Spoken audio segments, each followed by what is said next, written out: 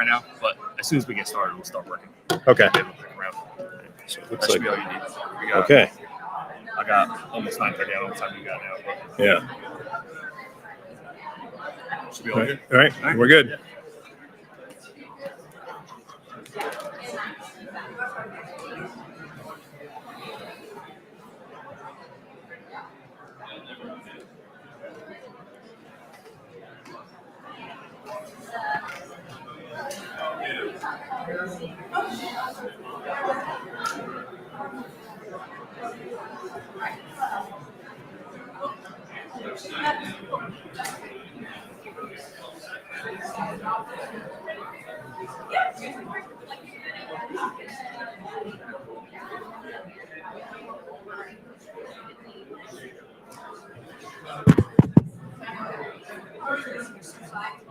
Welcome, everyone.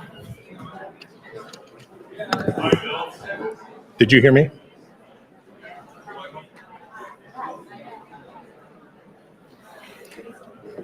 Welcome, everyone. Let's go ahead and get seated so we can get started. We have a lot to cover today.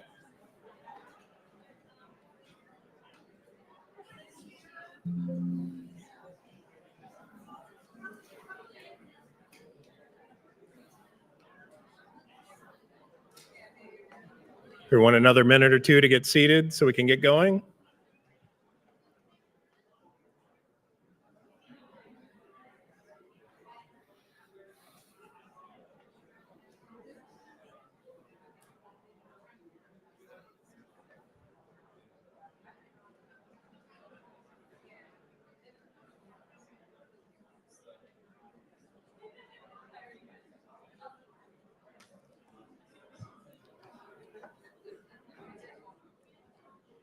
All right, everyone, welcome to FedGeoDay 2025. There we go. That's what we're looking for. This year's theme is open resilience, using open ecosystems to predict, prepare, and respond. So we put a lot of work into getting today's program together, and we're excited to get going. Whoop. Apparently, one press gets you 3 slides. My name is Bill Dollins. I'm one of the conference co-chairs, along with Monica Mardell and Eddie Pickle.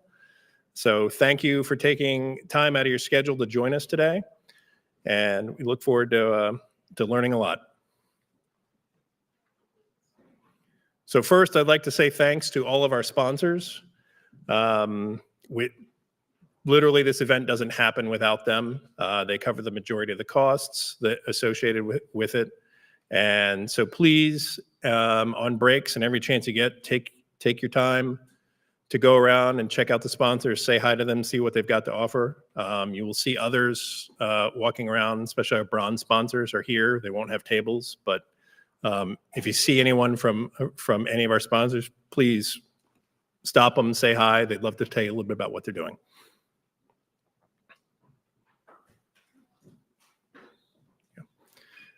This is the FedGeoDay 2025 Planning Committee. If any members of the Planning Committee are in the room, please stand.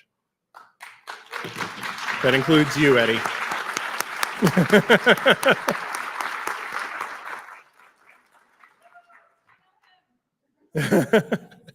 But this group has put a lot of work into this event, and I think you're going to see the fruits that it bears today. So let's keep it moving forward.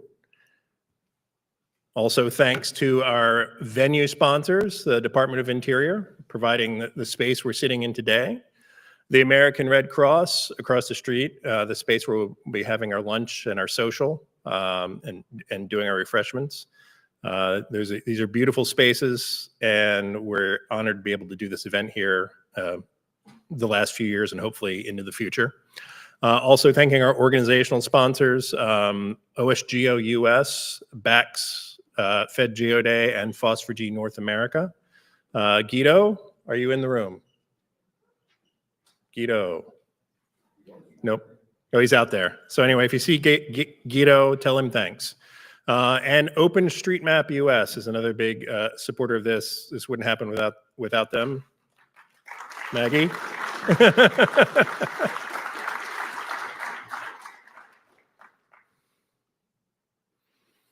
Yeah, we have a few resources for job seekers today. We obviously have the networking sessions with on the breaks, breakfast, lunch, and the evening social. So, if you find yourself in the job market, there's a lot of opportunities to talk to sponsors and others in the room during these events to, kind of make your availability known. So talk to the sponsors, talk to attendees. We have also professional portraits available. If you find yourself recently displaced, either as a contractor or federal employee, we have free professional portraits today if you feel like you need to update your online presence. Is that Project Geospatial that's doing that? Eddie? The portraits, is that Project Geospatial? Yes. Yes. Adam. Go see Adam and Project Geospatial if you're interested in a portrait. And then lastly, up on the table where you picked up your badges are ribbons that say job seeker. If you wish to self-identify yourself as someone who's in the job market, feel free to grab one of those ribbons and put it on your badge. If anyone has one, feel free to hold it up so we can see what they look like. But essentially, that's there for anyone who wants to use that. So moving on. Oop. I'm getting 3 for the price of 1 click today. So let's see, a few other logistics to cover. There is, I believe, a ladies' restroom in the back of the hall. There's restrooms out the door and to the right. You have to go through the turnstiles. The guards at the turnstiles know to look for our conference badges and know what they look like, so they can direct you to where they are.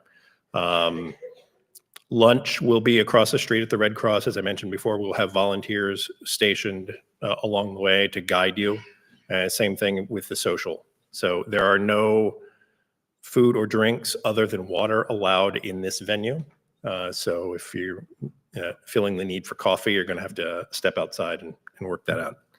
So moving on, let's get our morning sessions going. We're going to open with our first panel. So I'm going to bring up Ryan Burley to introduce his panelists.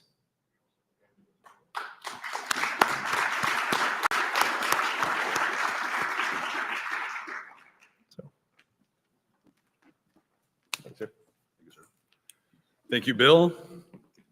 Thanks also to Eddie Pickle and Monica, the other co-chairs of FedGeoDay this year. And most importantly, thank you for being here. Hopefully everyone's coming off a nice Easter weekend. I know my daughter was the Easter bunny at our church, and that was a little bit disturbing, so hopefully I don't have any flashbacks and see her up there waving or something. But for those of you who are attending FedGeoDay for the first time, it goes by fast, right? There's a lot of content. You're going to learn a lot today. Don't miss anything, But if you do, fear not, because we have Project Geospatial here. Recording, they do a great job recording, producing, and preserving conference proceedings from FedGeoDay, Phos4G North America, and other events. So I highly encourage you to go check out Project Geospatial website. If you have an application that you'd like to showcase, built on open source or hybrid, also talk to Adam as well, because there are other ways that we can kind of showcase your application for awareness and get the word out for what you do. So with that, kind of shifting gears, let's dive right into it. The world can be kind of a scary, mean place sometimes, right? But it's the people in this room, the broader community, combined with open source, the technology, the general ethos of open source, right? Which provides the mindset and the tools and technology to adapt in support of climate resilience. So some common themes that you're going to hear today will be, cross-functional, cross-jurisdictional support and collaboration, democratization of data and analysis, and speed and timeliness of delivery, right? And all three of those advantages and more definitely shine through in the demonstrations and presentations from this first group of presenters, who I will now introduce. So I'll introduce everybody now. They'll present in the order they're introduced, and then We'll have time for some questions and answers after their presentations. All good? Cool. So first will be Karen Townsend. Karen is the president of Sea Island Software, a Richmond, Virginia-based company specializing in hurricane decision support. She oversees development, operations, and maintenance of HurrEvac, a widely adopted tool for U.S. government emergency managers in hurricane-prone communities. Her company also supports private sector needs related to real-time risk assessment through hurricane mapping and aggregated data service for tracking tropical cyclone threats worldwide. Thank you, Karen, for being here. Daniel DeFore. Daniel serves as the Director of Performance of Management and Open Data for the City of Chattanooga, Tennessee. Previously, he served in various roles in the public and nonprofit sector, including NASA, the White House, USDA, and Catholic Charities. He has a Bachelor of Arts in History from the University of California, Berkeley, and a Master of Arts in Conflict Resolution from Georgetown University. He is a creator and contributor to numerous open source projects, including GeoTIFF.io, Shapefile.io, and GeoBlaze. So welcome, Daniel. Henry Rodman. Henry is cloud engineer at Development Seed. He builds tools and services that make geospatial data more accessible to all users, shortening the path from raw data to meaningful information. Henry is based in Duluth, Minnesota, where he enjoys exploring the Great Northwoods with his family. Beautiful place. And last, certainly not least, is Zan Fredericks. Zan is the Emergency Response Coordinator for the USGS National Geospatial Program, overseeing emergency response activities in the Bureau's Geospatial Information Response Team. She collaborates with a variety of partners to aid discovery and coordination of geospatial data, as well as the delivery of actionable, science-based information to the Bureau, other agencies, and emergency responders. So thank you, Zan, for being here as well. And with that, Karen. All right. Thank you. Thank you, Ryan, for the introduction. And it's a pleasure to be here with you again this year. Last year, I was able to present on HurrEvac as well, but I focused on the long history of HurrEvac and how we transitioned to being an open system-based software product. So if you are interested in that aspect of HurrEvac, please look for the presentations from last year. Okay, get to my slides here. Do you know how I get to my slides? Go back. Go.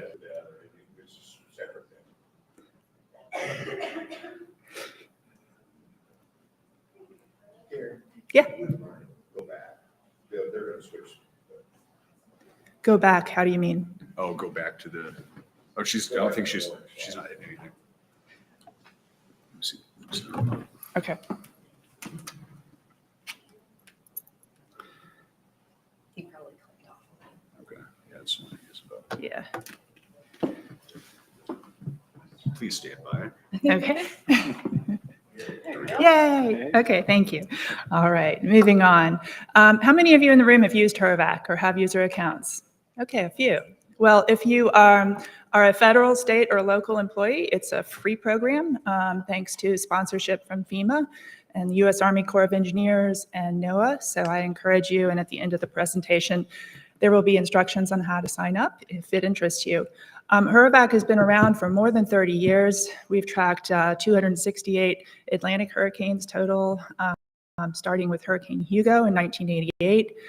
And we primarily support coastal communities from Texas and Maine, although it is a worldwide tracking program. So other users in other areas of the world as well, but all US government-based. This thing is sensitive. Okay, one thing I'll say is on the right edge, you'll note that these are the kind of the three basic types of data that HurrEvac combines to help the emergency manager make decisions when they're looking at the threat to their local community from a tropical system. So it combines forecast products primarily from the National Hurricane Center, storm surge modeling that's done independent of any one single storm for the coastal communities from Texas to Maine and Hawaii as well, and Puerto Rico. And then evacuation studies, which are conducted by the U.S. Army Corps of Engineers, that look at the vulnerable area, the traffic, the population in that area, the roadway system, and how long it would take to evacuate the population that needs to get out in advance of a storm. So my presentation today is going to focus on the 2024 season because it was a significant one. As you'll notice here, there were 5 total hurricane landfalls in 2024, but the season got a fairly slow start. It wasn't until late September with Helene and Milton that we really were feeling the pressure. Okay, there we go. So we're going to focus on Helene and Milton, and I believe some of the other presenters are also going to talk about how their applications and data also, worked in supporting you all in responding to these storms. So this is HurrEvac. It is at this point a web browser-based program, and this is how it looked just last week. When I took this screenshot, you'll see in the active storms section, there are 2 storms in the South Indian Ocean and the South Pacific that we're tracking. But if we look back to September of 2024, when Helene was active, you'll see how many more systems there were that HurrEvac was tracking. So 3 in the Atlantic alone, 1 in the East Pacific, and several in the West, 3 in the West Pacific as well. So HurrEvac, aggregates all this data.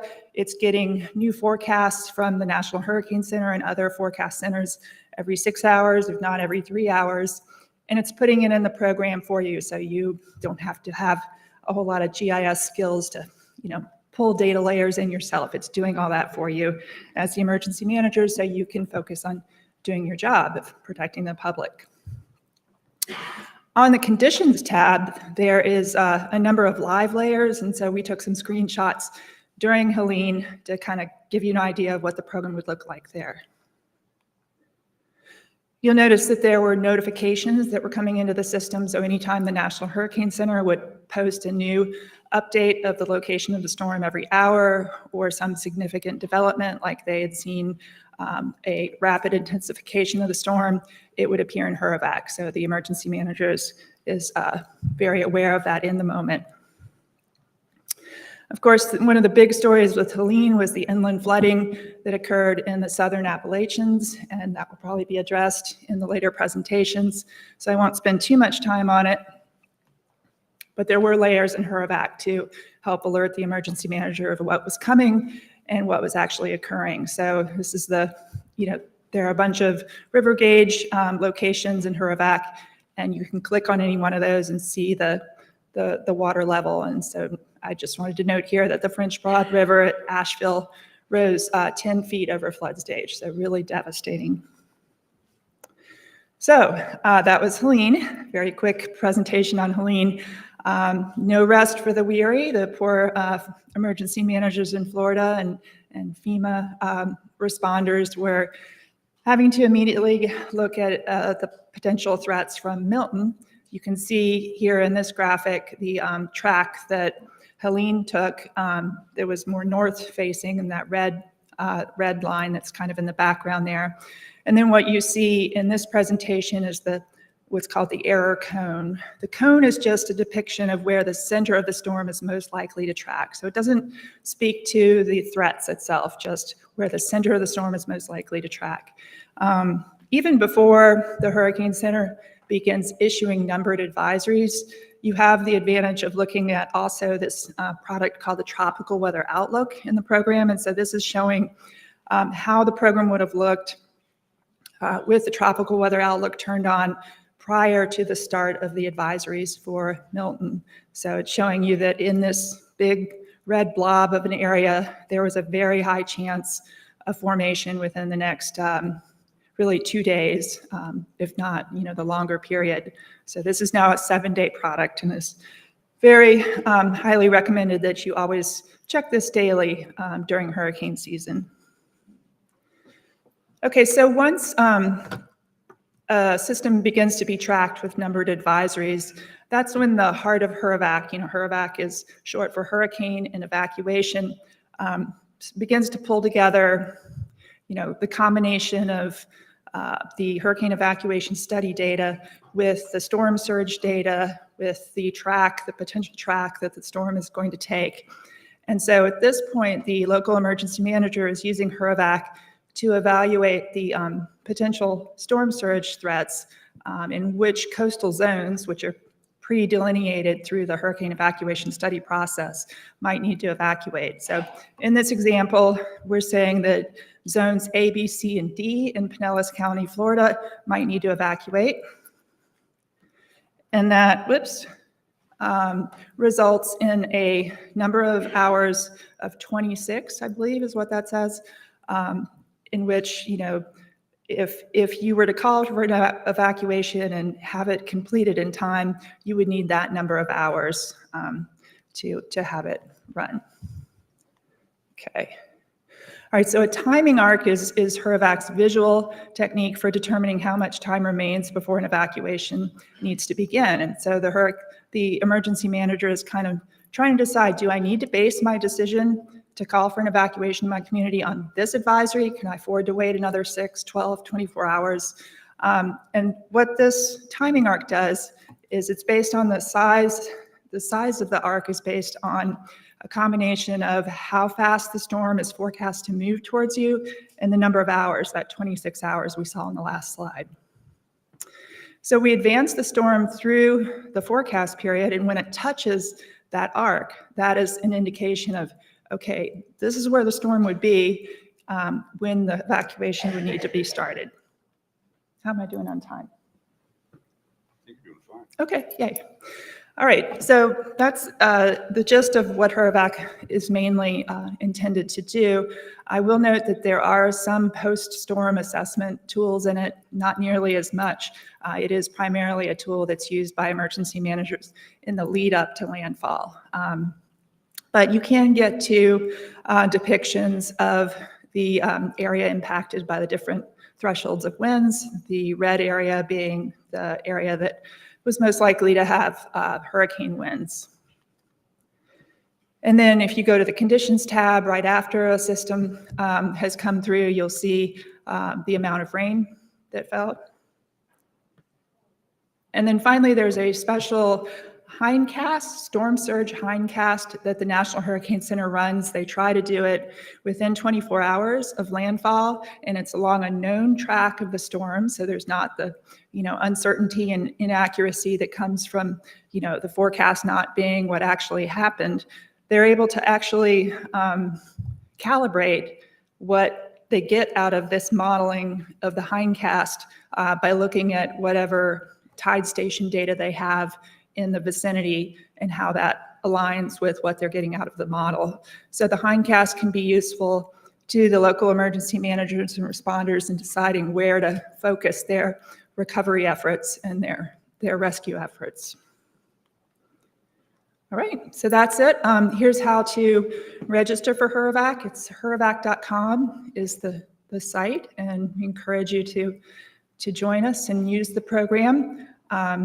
We have over 30,000 registered users and are able to, thanks to the system scaling in AWS Cloud, handle 5,000, 6,000 at once using the program.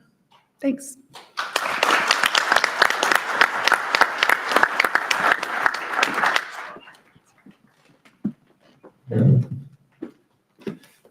Give me a second here. I gotta set an alarm for myself because there's no way I'm gonna stick to 10 minutes otherwise. Okay, yeah, that would be great. Well, thank you for inviting me to be a part of this panel. That was really awesome. Hopefully what you see next is at least half as awesome, maybe 3/4. Oh yeah. Nope, they're queuing it up. Oh, they are. Oh, okay.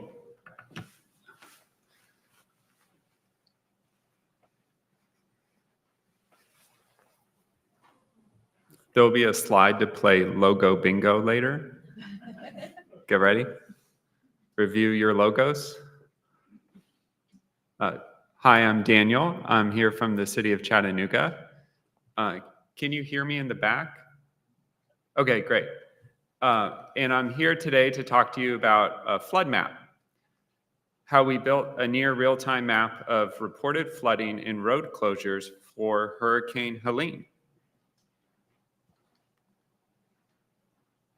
Simple agenda here, what we built, how we built it, and a lot of lessons learned. But it started with a question, what if?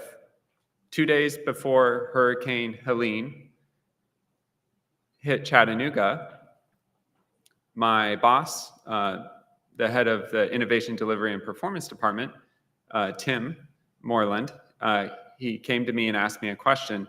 What if we could create a real-time map of flooding? And I said, I have no idea, but let's give it a go.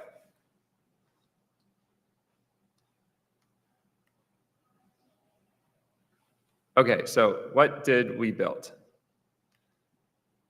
It's really quite a simple map, intentionally so. It was a map of where there's flooding and where there's road closures. So the circles on the map there, that is where there's reported flooding.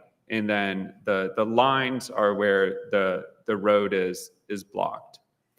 And I'm not a designer, so it could have definitely looked better, but love that blue.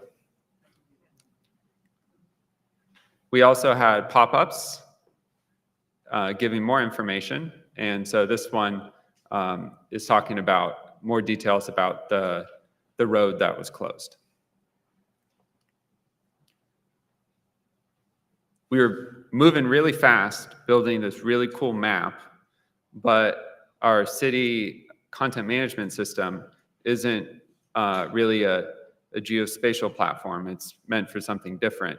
And so the way we kind of built that bridge connected to the citizens online was through just adding a simple link to the city website.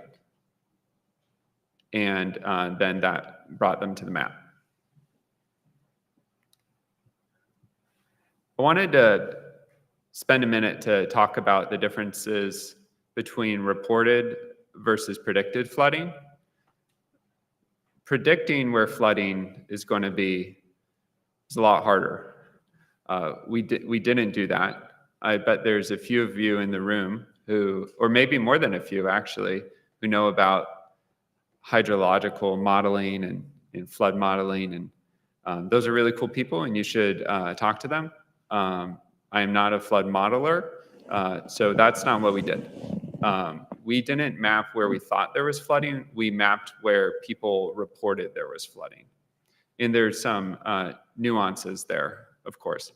From what I've heard from our folks at Stormwater, that sometimes flooding can happen even if the model doesn't predict it. At an intersection, maybe there is a lot of tree pollen, or there's just some mattress in the road or something, or a tree fell down. That can block the flow of water and lead to sort of short flooding in intersections, which are very important to cars, but it's not something that you can predict from a model. And so they both work hand in hand, but we're really just talking about reported flooding. So how did we build it? Humans and technology. They were both equally and both incredibly important to this. It wouldn't have worked without either of those. And here's a map of our data journey. Are y'all able to see that? Is that kind of, okay. We'll have the slides out later too. But in the middle there, in that big rectangle is the flood map. And data came from a bunch of different places. Oh. In green, those are all people. So data didn't get onto the map without people. It started with people.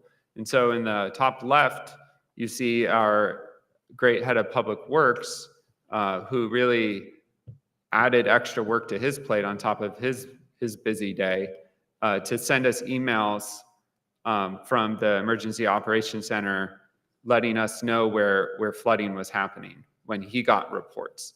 In the bottom left, you see a citizen who is contributing to their community in calling our 311 service center to report flooding at an intersection or in their neighborhood. And then at the far right, you have citizens who are calling 911 to report flooding. It all starts with people. GitHub Actions played a very critical role. And if you want to learn more about GitHub Actions, we have a workshop tomorrow. And if it is sold out, reach out to us. All the materials public, and we're happy to do an online workshop sometime too. Oh, and just wanted to give a shout out to GDAL. I say GDAL, and then OpenStreetMap. Great tools and data sources. Okay, logo bingo. Does anyone here think they can get all, what's that, 7? The highest, the record right now is 6. Does anyone in the room think they can get 6? 5? Raise your hand if you can. Who can get 5? Okay, over there.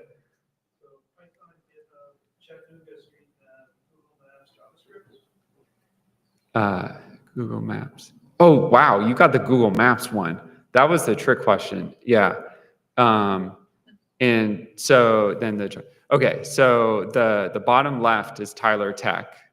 They're a proprietary company, and that's our data platform is our data warehouse is them. And then the top right is Map Libre. And the circle, I don't know if I said this, that's Safe FME Workbench. Are they here today? Someone from Safe, raise your hand. Okay, but they're really cool. So check their stuff out too. And the Google Maps one, no one gets that one. Okay.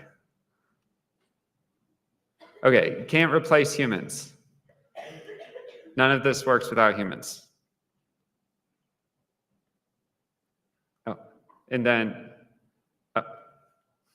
sorry.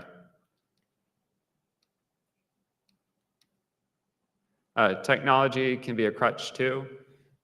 I spent years trying to use AI to scrape Twitter feeds to identify flooding, and it's really interesting work and can be complementary, but sometimes you just need someone to pick up the phone when a citizen calls. Just have someone there to take down information. It doesn't have to be AI. You just need to empower a service center of great employees. Oh, just kind of. How much time do I have left? 2 minutes. Okay, preparation is key. Start building those data pipes today. Culture matters. Risk-taking is important. This was all very risky for us, and we didn't know if it was going to work. But it did, and we were able to take that risk because we had psychological safety. And we also knew we weren't going to make it public unless it was working. Decision to delivery. It's really important, the timeline, how much time it takes from having a decision to do something to delivering it. For us, it was 2 days. But if we only needed 2 sign-offs to make it happen, for a lot of you in the room, decision and delivery is probably a longer road. So when you add more sign-offs, it slows things down. Capability perspective. Okay, so this is probably the most controversial one, and I might spend the most time on this one. We approach things in my office from a capability perspective. We are trying to basically build our data muscles and to build our abilities to do things as a city. That includes automating pulling from Google Maps and just general geospatial capabilities and data capabilities. When you have this perspective, what that means is that sometimes you do want to take longer to do something if you're going to learn from it. You don't necessarily, if you can take 4 days instead of 2 days to do something, but it unlocks a new ability. Sometimes if it's not an emergency, it's worth taking that time because then you can use that capability later. And so we had been building our capabilities for a while. And it did take a long time to figure out how to automate pulling from a Google map of road closures through GitHub Actions onto our open data platform. But we had unlocked that previously. Open data leads to faster delivery. You don't have to worry about passwords or authentication. That's really helpful. Open source leads to faster delivery. Has anyone ever in this room had to deal with ArcGIS licensing issues? All right, I'm not seeing any hands, but open source leads to faster delivery. But the big takeaway here is proprietary and open source can work together. It's not a all or nothing choice. We use proprietary, we use open source, and you can start your open source journey today. Thank you.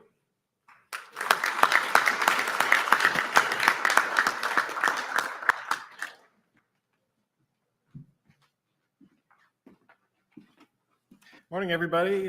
Can you hear me around the room? Yeah, okay, I see some thumbs, great. Awesome presentation so far. Thanks, Daniel and Karen. Really enjoying getting the full perspective on what you all are doing. So I hope you guys are enjoying the session. I'm here to talk about EO API. My name is Henry. I come from Development Seed. I'm based in Minnesota, but our office is actually just a couple blocks away from here, up on 9th Street. Okay, so here's Development Seed. We're freezing our tails off in an alley in DC in February. We're a team of engineers and designers, and we build geospatial software out in the open. That is our mission. We have partners all over federal government, NGOs around the world, and we just turned 22 years old on Monday, so happy birthday, DevSeed.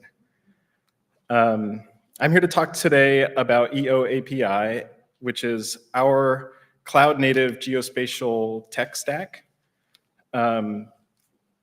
Many of you have probably heard the terms cloud-native geospatial. I'll get into some definitions, but the point is, it is available to everybody now, but it's hard to get started. So that's what DevSeed is trying to do with EO API, is provide an easy on-ramp into a cloud-native tech stack. So here's some terms to throw at you. The take-home is really just to make more data more accessible to more people more quickly. That's what cloud native is. We want rapid access to data as it comes in. We don't want to have, we want to minimize the number of complicated pipelines that a file has to go through before it can land in someone's web browser, someone who needs the information today.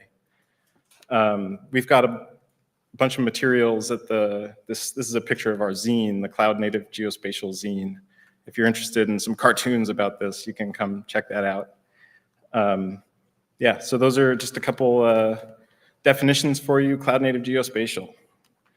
So why is it hard to get started with Cloud Native Geospatial? How many in the room are familiar with STAC, Spatio-Temporal Asset Catalog? Great, love that. STAC is awesome. It's been gaining a lot of momentum in the last couple of years, becoming the de facto standard for cataloging geospatial assets. The trouble is, it's pretty hard to get started. Before I was at DevSeed, I was at a small company, And I had been familiar with Stack, and I was using Stack in my own workflows, but I wanted to bring it into our own system so that we could use the same tools that were available. But it was really hard to get started. But thankfully, there is EO API, which is an easier to deploy, easy with an asterisk. Nothing is ever quite so simple, but EO API is a set of sensible defaults for someone who wants to, or an organization who wants to get up and running with this technology. You want to have your data cataloged in a stack, a spatiotemporal asset catalog, because it opens up possibilities for a ton of tools that are out there and built on the Stack standards. And I'll talk about a couple of those tools coming up. So the 4 main components of EO API are PG Stack, which is a Postgres extension for that adds Stack capability to a Postgres database. And once you have your data cataloged in the stack, in PG Stack, then these other tools become, they activate. It's like, oh, there's data in the stack. You can use Stack Fast API PG Stack to serve your data out to other users. And users out there know how to talk to a Stack API. So that's why Stack Fast API PG Stack is good. T-Tyler PG Stack is the visualization platform for viewing data, browsing data. Humans don't necessarily like to crawl through a data catalog in a JSON document in their web browser. They like to be able to look at it. Like, I want to look at satellite imagery, the most recent collections that I can. T-Tyler PG Stack makes that possible. Once the data land in a cloud storage bucket, there's something, a process that would happen that creates the stack metadata for that. If you have T-Tyler PG Stack sitting next to your PG Stack database, suddenly you can open the latest imagery in your browser, or anybody can. So that's the visualization platform. And then TPG is the vector side of things. So how to serve data into map clients in vector form. So it's a PostGIS extension that you run next to a Postgres database, and it has an OGC API, features API and tiles API. So that's the quick rundown on EO API. Yeah, the whole point is it's open. Anyone can use it. You could go home tonight and download it on your laptop and run it and play with it if you want. But you get all these OGC compliant services. T-Tyler PG Stack is a OGC tile server, and TPG is the vector server, and the Stack API is, yeah, there are a lot of tools out there for working with Stack APIs. So you get a lot for free once your data are cataloged in a stack.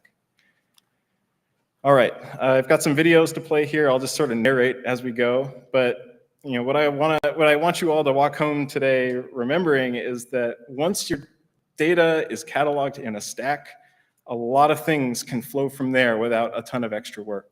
So we're looking at Stack Browser right now, which is a tool that can talk to a Stack API and produce this beautiful interface where a user can interact with the items that are cataloged in the Stack database. This is a view of the same data set available in the Veda platform, which is a NASA site where we've got the same thing we were looking at in Stack Browser, but this is in Veda, and Veda knows how to talk to a Stack API. We'll have another Veda example later. But yeah, that's the Stack advantage, the EO API advantage. I mentioned deployments. Like, you don't have to spend a lot of money to get started working on in this kind of ecosystem. We have deployable repositories out there that you could take home and use today. All right, 2 minutes to go. All right, so I'm gonna breeze through the next couple slides. Here's just a demo from Veda. I mentioned that earlier. The theme here is resilience and response. We want the data to be available as soon as possible. So we have some data from the wildfires in Los Angeles in January. And in this example, we can see I think I have wind gusts and some imagery. And when the data are in a Stack catalog, tools like this can make it very simple to layer them together. Totally disparate sources, but they can be layered together here. So we've got some imagery and then some wind gusts that are coming up behind it. So two totally different sources, I think a NOAA and a Maxar image here, but they're both in Stack. The planetary computer is built on EO API components. All the visualization is running on T-Tyler PG Stack. I think of this as the gold standard for a stack-based visualization platform. So if you haven't played around with it, definitely go check out the planetary computer. It's really awesome. This is just a view of the data catalog interface. It's all backed by a Stack API, and it's got a really beautiful visual interface for looking at imagery. So there it is. The tiles are coming. Yeah, and this is, as soon as the data lands in a storage bucket in Azure, then this becomes possible. They've got a processing workflow that once the data lands, it's available in the browser like this. Okay, next slide. Oh, it's not gonna let me go past. There we go.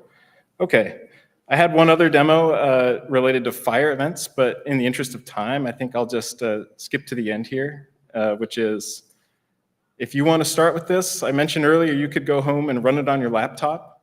And I'll make sure the links are available to everybody, but yeah, you can run it in a Docker Compose file on your laptop and play around with it. And we've got a workshop tomorrow. If you want to join us in the morning, we've got plenty of space, I think. So come on down to the American Red Cross. Talk to me if you want more info about that. And if you can't make it, all the materials will be available to you, and I'll find a way to distribute that. Yeah, so that's what I've got. Thanks a lot for your time. Appreciate it. And talk to me afterwards if you got any questions. Oh yeah, we got a table around the corner. Yeah, look for the flag, the DevSeed flag. All right, thank you.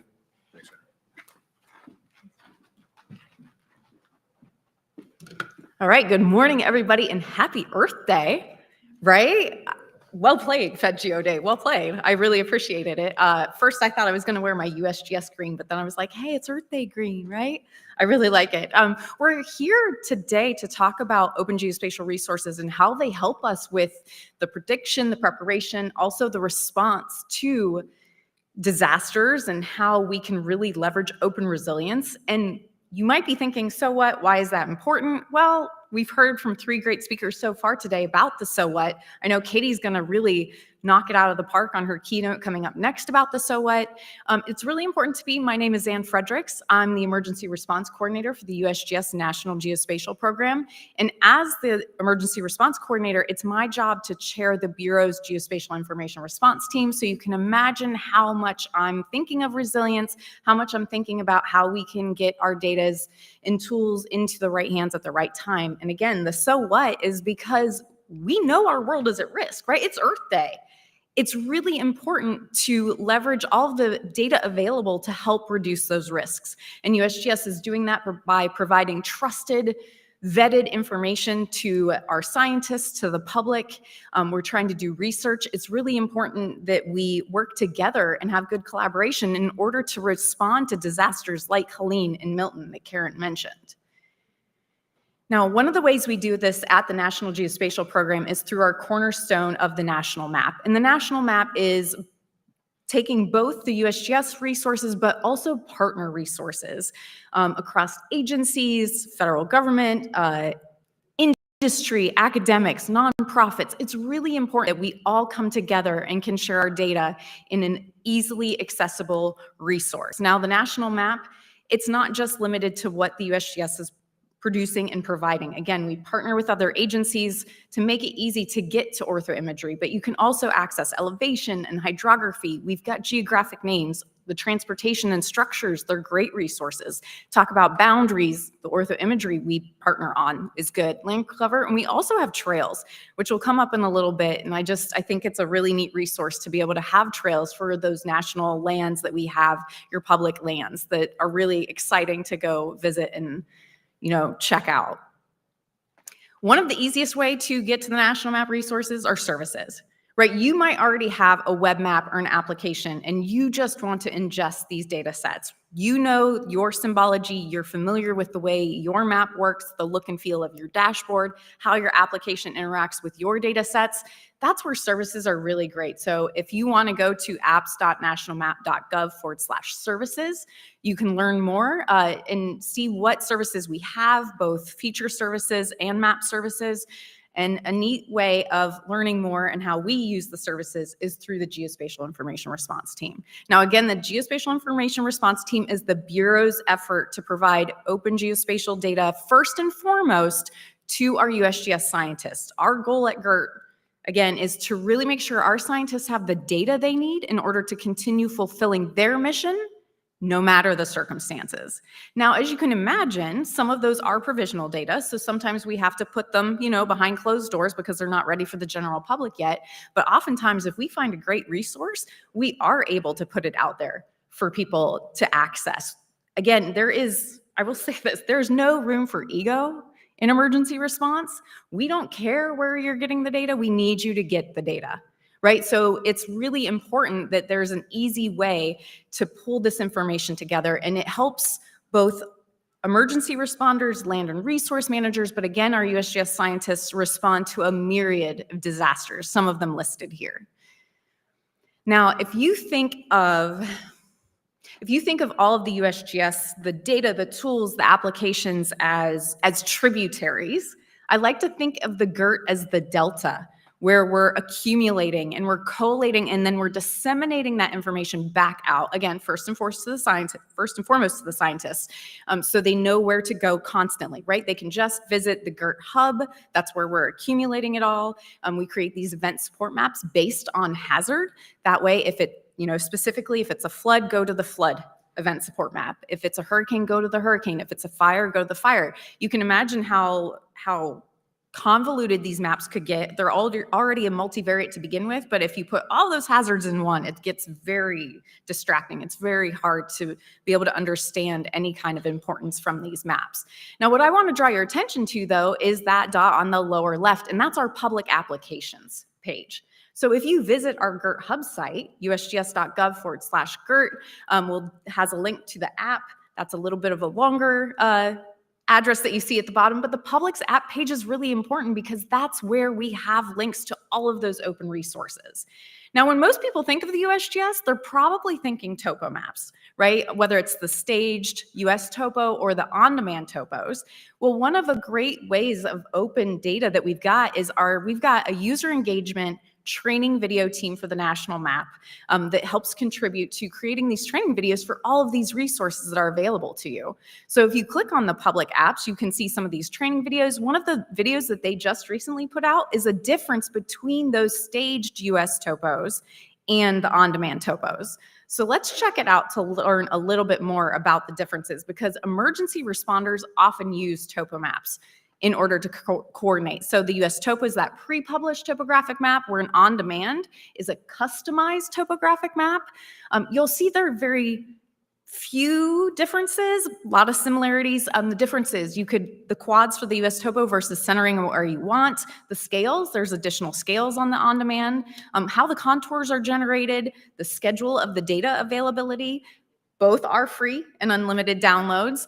But say you wanted to go on a hike at Horseshoe Bend in Colorado, and you're so accustomed to those staged US topos, you'd be at the corner of 4 quads, and that can get a little frustrating. So the on-demand lets you drop your center right over Horseshoe Bend, and you can get it at different scales delivered to you.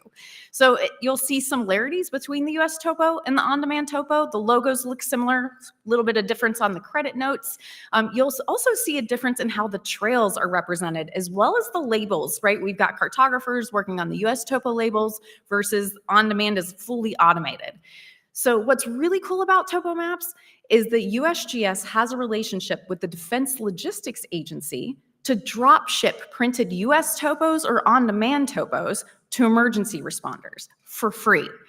So this is really important. Absolutely. Take advantage of it. And you might be thinking, these on-demand topos, how do I use it? Well, we have a topo builder application. So you can create your on-demand topo where you want it, multiple scales, using the best available data from the national map in 3 easy steps.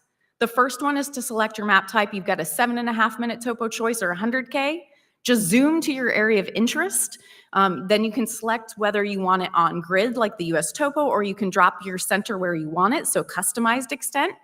Then you're gonna turn any layers off that you don't want delivered with your map. Maybe there's just too many and you're like, hey, I don't need these. You wanna go ahead and adjust how you want it delivered. Do you want a geospatial PDF or do you want a GeoTIFF? 2 different kinds of delivery, and you can adjust the contour smoothing to either really get fine contours or to not obscure an area. And then you just add it to your cart, you click checkout, you provide an email address, and then you get a message saying, hey, it was successful, and then check your inbox. It'll say, it's being processed, here's your confirmation number. And what's great is it actually provides a link to the delivered topo, so it's not taking up space in your inbox. And all you have to do is click on that link within 60 days, and make sure you take advantage of those delivered maps. Again, the US topo stage product right available immediately, the on-demand, using the best available data. You might have to wait a little bit, but it's not too long for that. Now, what's great about topo maps, Karen, you mentioned hindcasts, forecasts, right, is from a modeling perspective, these topo maps are the result of people doing this modeling, where you're seeing these contours, things like that. But in resilience, the 2 big M's, modeling, the second one is risk mitigation. So again, if we think modeling, forecast, hindcast, flood mapping, she mentioned the flood hindcast. If we are thinking risk mitigation, I like to think of it as how are you preparing so you have a reduction of risk when a disaster strikes, say a hurricane. I lived in Florida for 20 years, so I often was trying to make sure I was prepared, whether that's a power bank or fuel or food or water. These 2 M's are really important in the USGS. The National Geospatial Program is providing tools like the topo maps, like the resources, the data, the sets, and everything to help the models, but also to help people with the mitigation. But there is a 3rd M that a lot of people forget about, and that's morale, right? We heard today, Doug, you said, right? It starts with humans, right? The human element is so very important. When we are in the middle of a disaster, whether it's the morale of the people it's specifically impacting geographically, or it's the morale of the emergency responders, could you imagine hour after hour, day after day, looking at this devastation, whether you're in person, whether you're looking at it from a satellite image? The morale can really make your stomach drop, but not in a good way, like you're on a roller coaster, right? Well, that's where preparation comes in. It's really important. I think you said build your muscle, right? Build your data muscle. It's like any muscle in your body. It will atrophy if you don't use it. So if you build it once, that's not going to work. You've got to really flex that muscle, keep practicing to make it more, regular in your mind, more familiar, easier when the disaster is hitting you or impacting you or your team. If you don't know how to use these tools, it's kind of useless. So all these open geospatial data sets are out there, these tools and applications, and that's where our USGS National Geospatial Program User Engagement Office comes in. We've got 2 members, raise your hand, Joe and Geeta up front if you want to talk to them more. What's great about the User Engagement Office is they're here to help you learn how to use the tools available to you. They'll hop on a call and do a demo with you. They'll point you in the right direction. Hey, are there data available for this? Do you know if I could access this? Hey, could you point me to the service for this? It's really important that you feel that anticipatory feeling, like go up the roller coaster, right? Check out this roller coaster in the right at Daytona Beach. Did you know that you can go online without pulling any data to your local system and visualize what 3D elevation program LiDAR point clouds are available to you? Now, this view I grabbed and I colored by elevation. And one of the coolest parts about the 3D Eptium viewer, which is how I got this data, is you can then use a link and share this exact scene with anyone else. So if you use the QR code or you visit this link, it's going to open the 3D Eptium viewer on your phone or tablet or PC, and it's going to fly you right to this view that I captured. It's going to be colored a little differently because it's colored by elevation, but then you just use your finger if you're on your mobile device to pan, to zoom, to rotate. You can turn on and off different classifications. You can also, on your computer, just use your mouse like you would, flying through any other open resource or map. So why is this important? Because there are over 70 trillion 3-depth LiDAR data points available to you online free of charge. 70 trillion. If every single person in the United States were to get the same number of points, that's over 200,000 LiDAR data points per person. 200,000 each person. These data are out there and they're there for you to use. We too are leveraging Amazon S3 buckets, right? We've got cloud optimized GeoTIFFs. It's really important to have these OGC data sets that we can all, if they're not interoperable, again, there can't be any ego in emergency response. We have to create these data sets that anyone can grab from anywhere and that they play nicely with each other, because during a disaster is not time to find out the hard way that you have to reproject or you have to transform it into a different kind of file in order to use it. Again, I just listed a few of the data sets available to you. You want to learn more, please visit usgs.gov/GERT. You'll see that public app page. If any of those applications are of interest to you, please, we've got our user engagement office with liaisons all across the nation waiting to help out. Geeta's our federal liaison, so if you're coming from a federal agency and you're wondering, how can we collaborate? How can we learn more? This is a great way of doing it because we've got to do this together. That's the only way we're going to succeed, is if we all come together and understand that we've got our phone of friends, right? And we can pick up the phone and say, hey, do you have this? We cannot do this separately because otherwise we waste time and resources, and that is not what we're here to do. Because you waste time, you waste resources, you lose lives, potentially, and that's no good.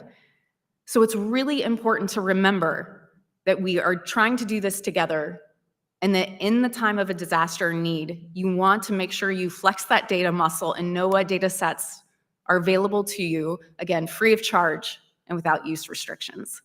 Thanks so much. Thanks.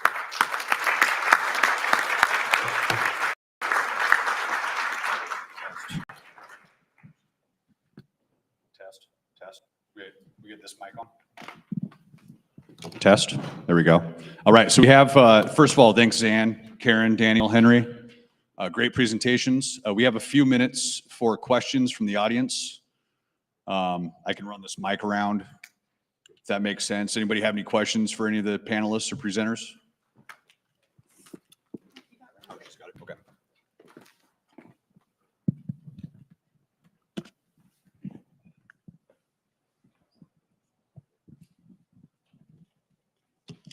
Hey, for Karen, how much effort is involved in pulling all of the different data sources together since you're going all along the coasts? Yeah, thank you. Yeah, it should be on. Thanks for the question. We're a 6-person team. It's the Island Software, and it's all hands on deck when Helene and Milton and all those extra storms that people are not paying as much attention to are going through the system, and we're having to make sure that everything is properly processed and in place. And it's taken years of development and knowledge of the data sources to get to that point. So it was something that didn't happen over even just a year or a few years. It's been a long-term development effort. Started with a DOS-based program way back in the 80s and went to Windows, and we've been able to still use some of our Windows-based ingest systems. Some of the data sources we parse are still text. The Weather Service's TCM, Tropical Cyclone marine product is still the primary place where we get the new forecast advisory to plot the storm on the map. And it's a kind of a technical lift to get it into the program. Unfortunately, it's not in the great stack type system that Henry was talking about yet. But we also use a lot of raster-based data sets too, not just the storm surge modeling, but a lot of GRIB2 data that gives us probabilistic wind timing, wind probabilities. And so we're always trying to keep pace with the National Hurricane Center and NOAA in whatever new format of data or a new product that they are developing. And there have been some really great developments in recent years trying to shift away from deterministic forecasting to probabilistic forecasting. It can be harder for an emergency manager to wrap, or the public to wrap their head around, but it's more accurate in the long term, especially as the storm is still distant from your area. You want to talk in probabilistic terms, not saying, yes, for sure, you're in or out of the risk area, but here's your chance of encountering impacts. Yeah. Right. Thanks again, Karen, Daniel, Zan, Henry. Great presentations. This is always a challenge at FedGeoDay, right? There's a lot of content. Keeping things on schedule is kind of tough. I wish we had time for more questions, but you'll see them tonight at the social. I think at least 3 of you. So catch up, ask questions, talk amongst yourselves. So thank you very much.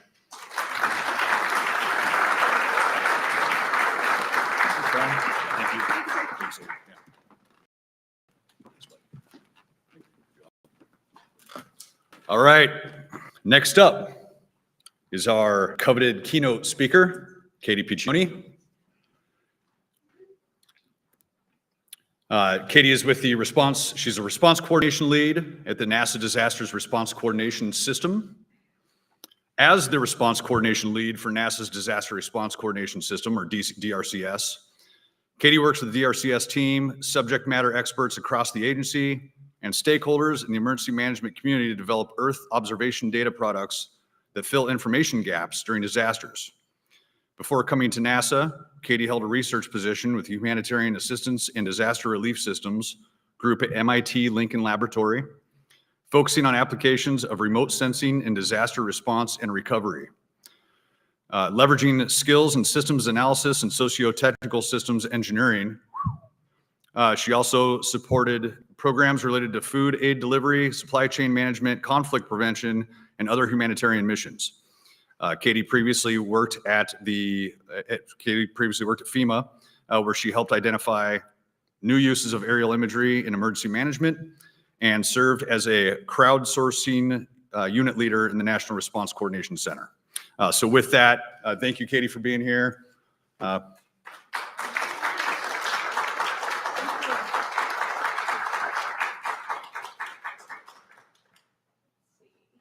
Is this mic on? Great.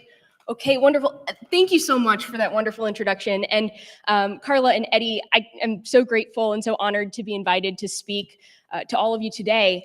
Yeah, I'm the response coordination lead for the NASA Disasters Response Coordination System, which is part of the NASA Disasters Program. I actually, at Zan's suggestion, I titled this talk, Expanding on the What, So What, and Now What? Applications of Earth observation data. And just to get a sense, how many people here work in emergency management? Okay, great. And how many people here work with satellite data specifically? A lot, okay. So for those who might not be familiar, emergency managers talk about the what, so what, and now what as part of the information collection and decision-making process. They want to know what happened, so what were the implications of those impacts, and now what? What are we going to do about it? And this is a framework that we find to be really useful when thinking about how to apply Earth observation data in disasters and to make those data not just interesting, but impactful. So I wanted to start, this is a picture of the Joint Field Office in Puerto Rico following Hurricane Maria. When significant disasters happen, FEMA works with the state and local jurisdictions to set up these offices in the field where coordination happens across a large number of stakeholders. And I wanted to start with a story. When I was with FEMA, I did visit the Joint Field Office in Puerto Rico once, but actually my first deployment with FEMA was for Hurricane Florence, which made landfall in North Carolina and caused extensive flooding there in 2018. And I'd been with FEMA for about a month, and then Florence happened, and they said, okay, you go down, support recovery. And at the time, I was pretty new to emergency management and was working with organizations that were doing aerial collection. So I was working in imagery. And as some of you might remember, shortly after Hurricane Florence, Hurricane Michael made landfall and impacted many of the same areas. We had someone on staff at the field office in North Carolina who had a house in Panama Beach. And right after Michael happened, he came up to me pretty much every day for a week or two because he just wanted to know if his house was still standing. And so for disaster survivors, that's the real impact that overhead imagery and satellite imagery can have, is knowing, do I have a house to go back to? What is the recovery going to look like for me? We saw this again most recently, I mean, with every disaster, but our team in particular saw this after the fires in Los Angeles a few months ago. The Jet Propulsion Lab, the NASA Jet Propulsion Lab is in Pasadena. The whole lab was evacuated. Several of my colleagues lost their homes. And people who work in Earth observation data, we're posting things on LinkedIn you might have seen, and just wanted to know why is it that we have all of these satellites and all of these assets and all of these capabilities, but the people who are most impacted by disasters and the people who are making decisions to direct response and recovery don't always have access to these resources. This is the $1 billion disaster data that NOAA publishes every year, or quarterly actually. The point here is that between the time FEMA was created and DHS was formed, we were experiencing about $4 billion disasters a year. Now we're experiencing about 2 per month. So just to emphasize, and there have been policy changes and other changes in expectations of the role the federal government should play, changes in economic activity and where we're building.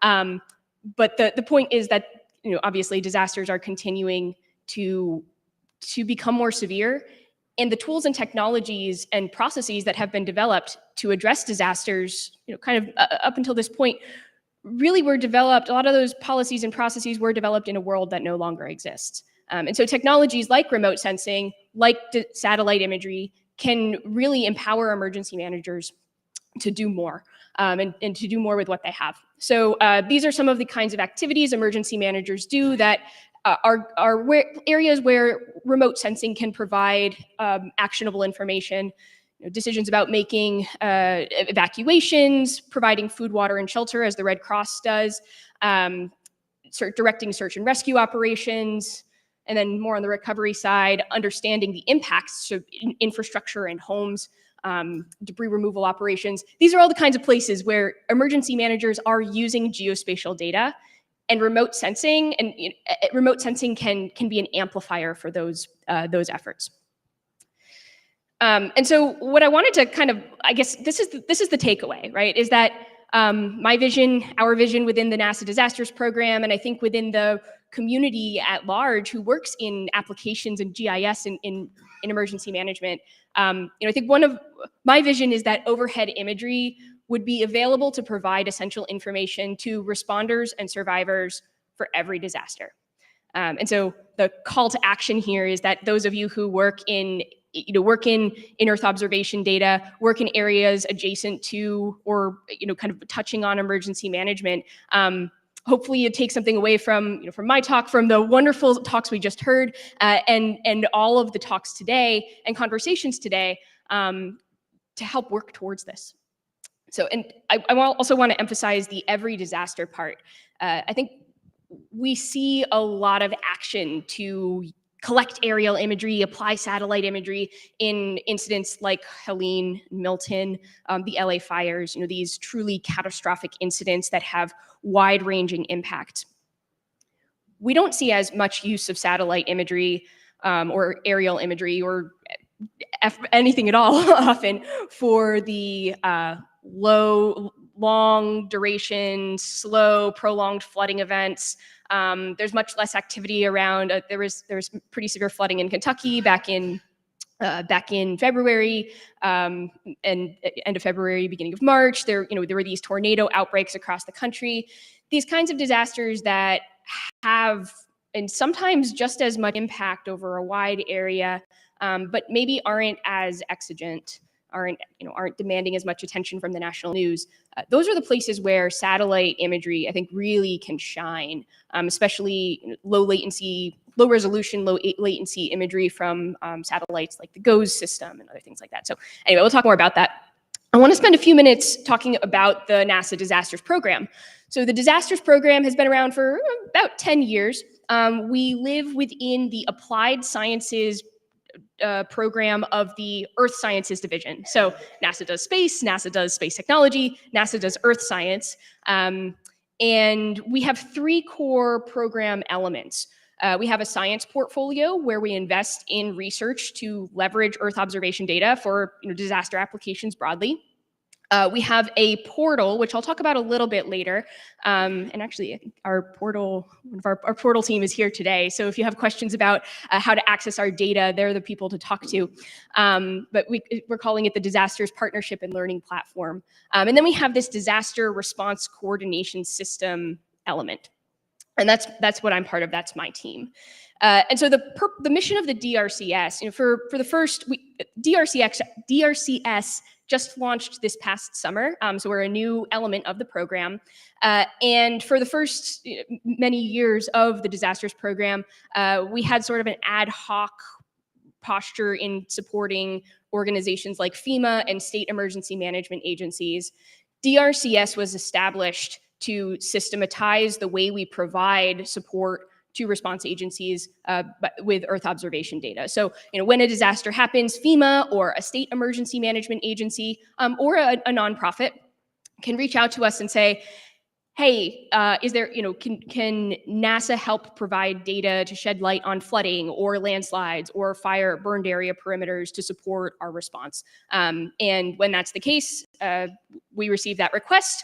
We work with our network of NASA centers. NASA has, I think, 10 centers, and 6 of them are part of the disasters program. We have coordinators at each center who respectively build relationships with the scientists and subject matter experts at each of those centers, so that when a disaster happens, we can reach out across the agency and leverage the science that's going on across the whole agency for any given response. So these are examples of some of the products that we develop frequently or have developed, in the past year. We do things like assessing power outages using nighttime lights data, detecting flooding or the extents of other hazards with optical and synthetic aperture radar data. We've got a couple different landslide analyses that we are doing and are prototyping. A lot of the work that we're able to tap into is experimental. And so, we're not, I would say, people often ask, how is NASA different from NOAA? And well, NOAA produces authoritative data products. We have all of these great scientists and engineers at our disposal who are doing new things every day and always doing new research. And so we can publish data that, might be sooner, but maybe have less confidence. And so anyway, we produce a lot of experimental data products as well. Last year, we responded to 24 disasters spanning 14 states, 7 countries, 7 hazard types, and 21 unique requesters.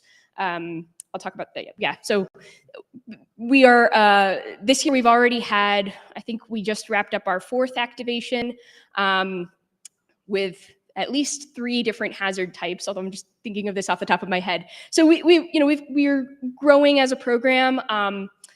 Last year, 24, that was more activations than we've had in any year prior. So just to give you a sense of how kind of the scope of the program. When we activate, we have a fairly structured activation process.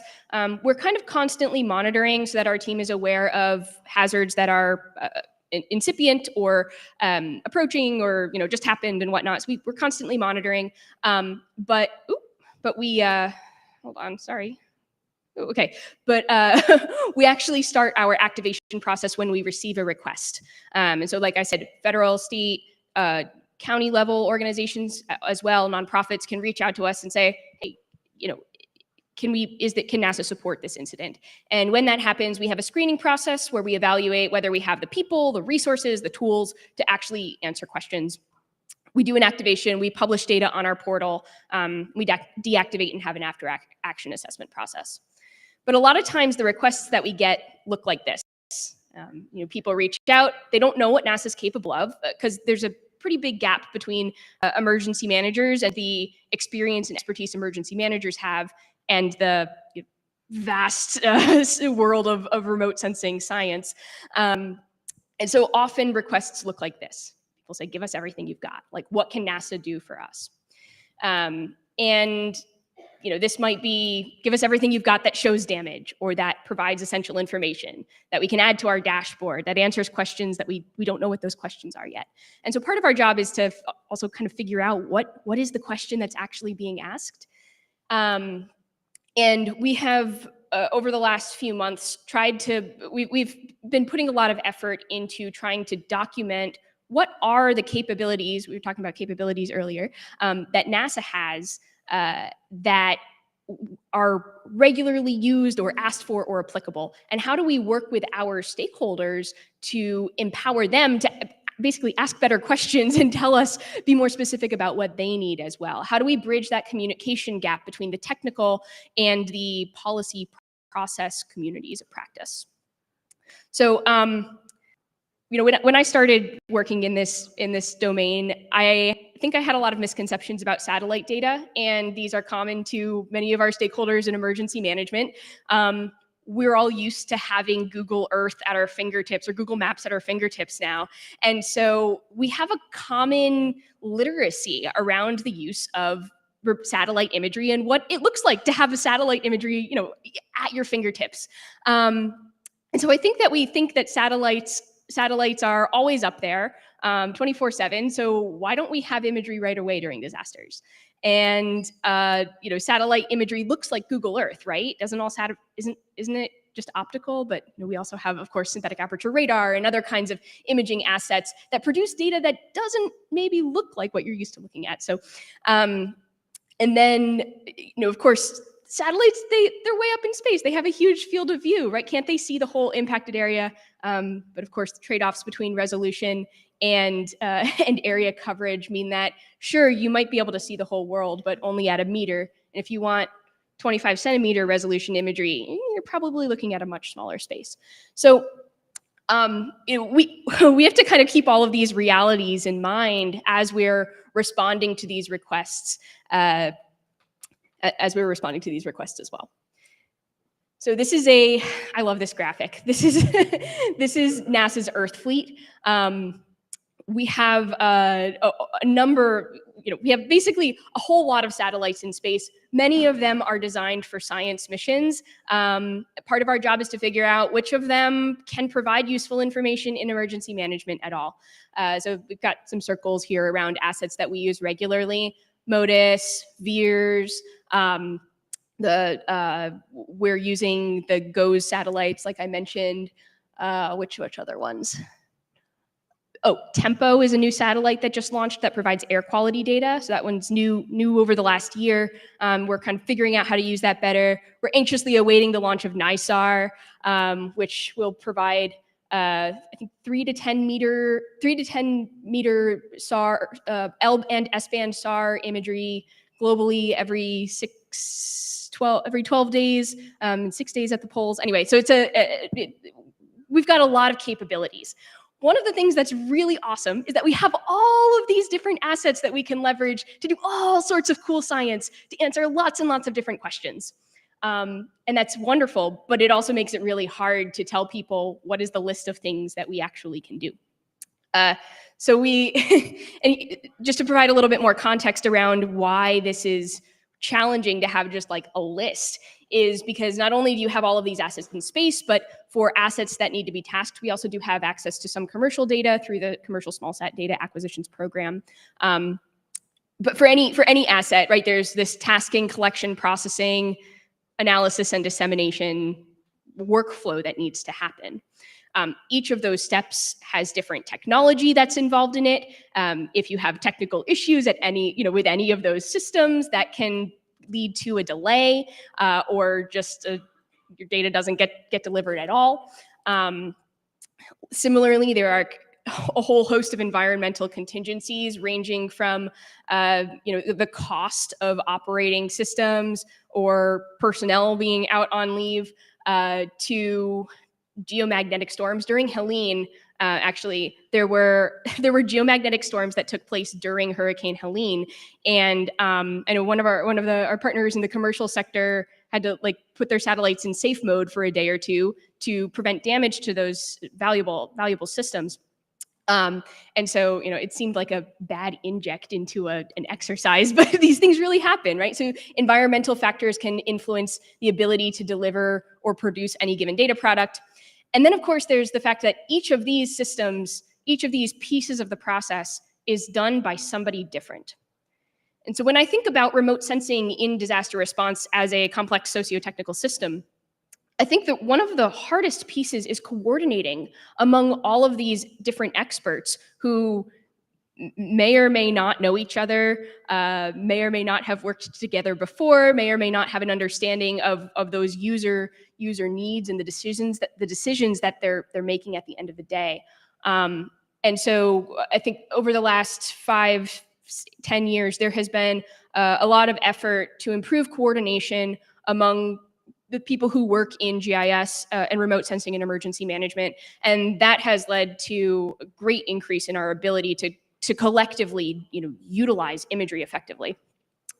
So we're working on a draft menu. I'm going to share a little bit about how we're taking all of these contingencies into effect to try to communicate more clearly what are the things that you can do, that NASA can do with Earth observation data, but also what are the things that you can do with Earth observation data?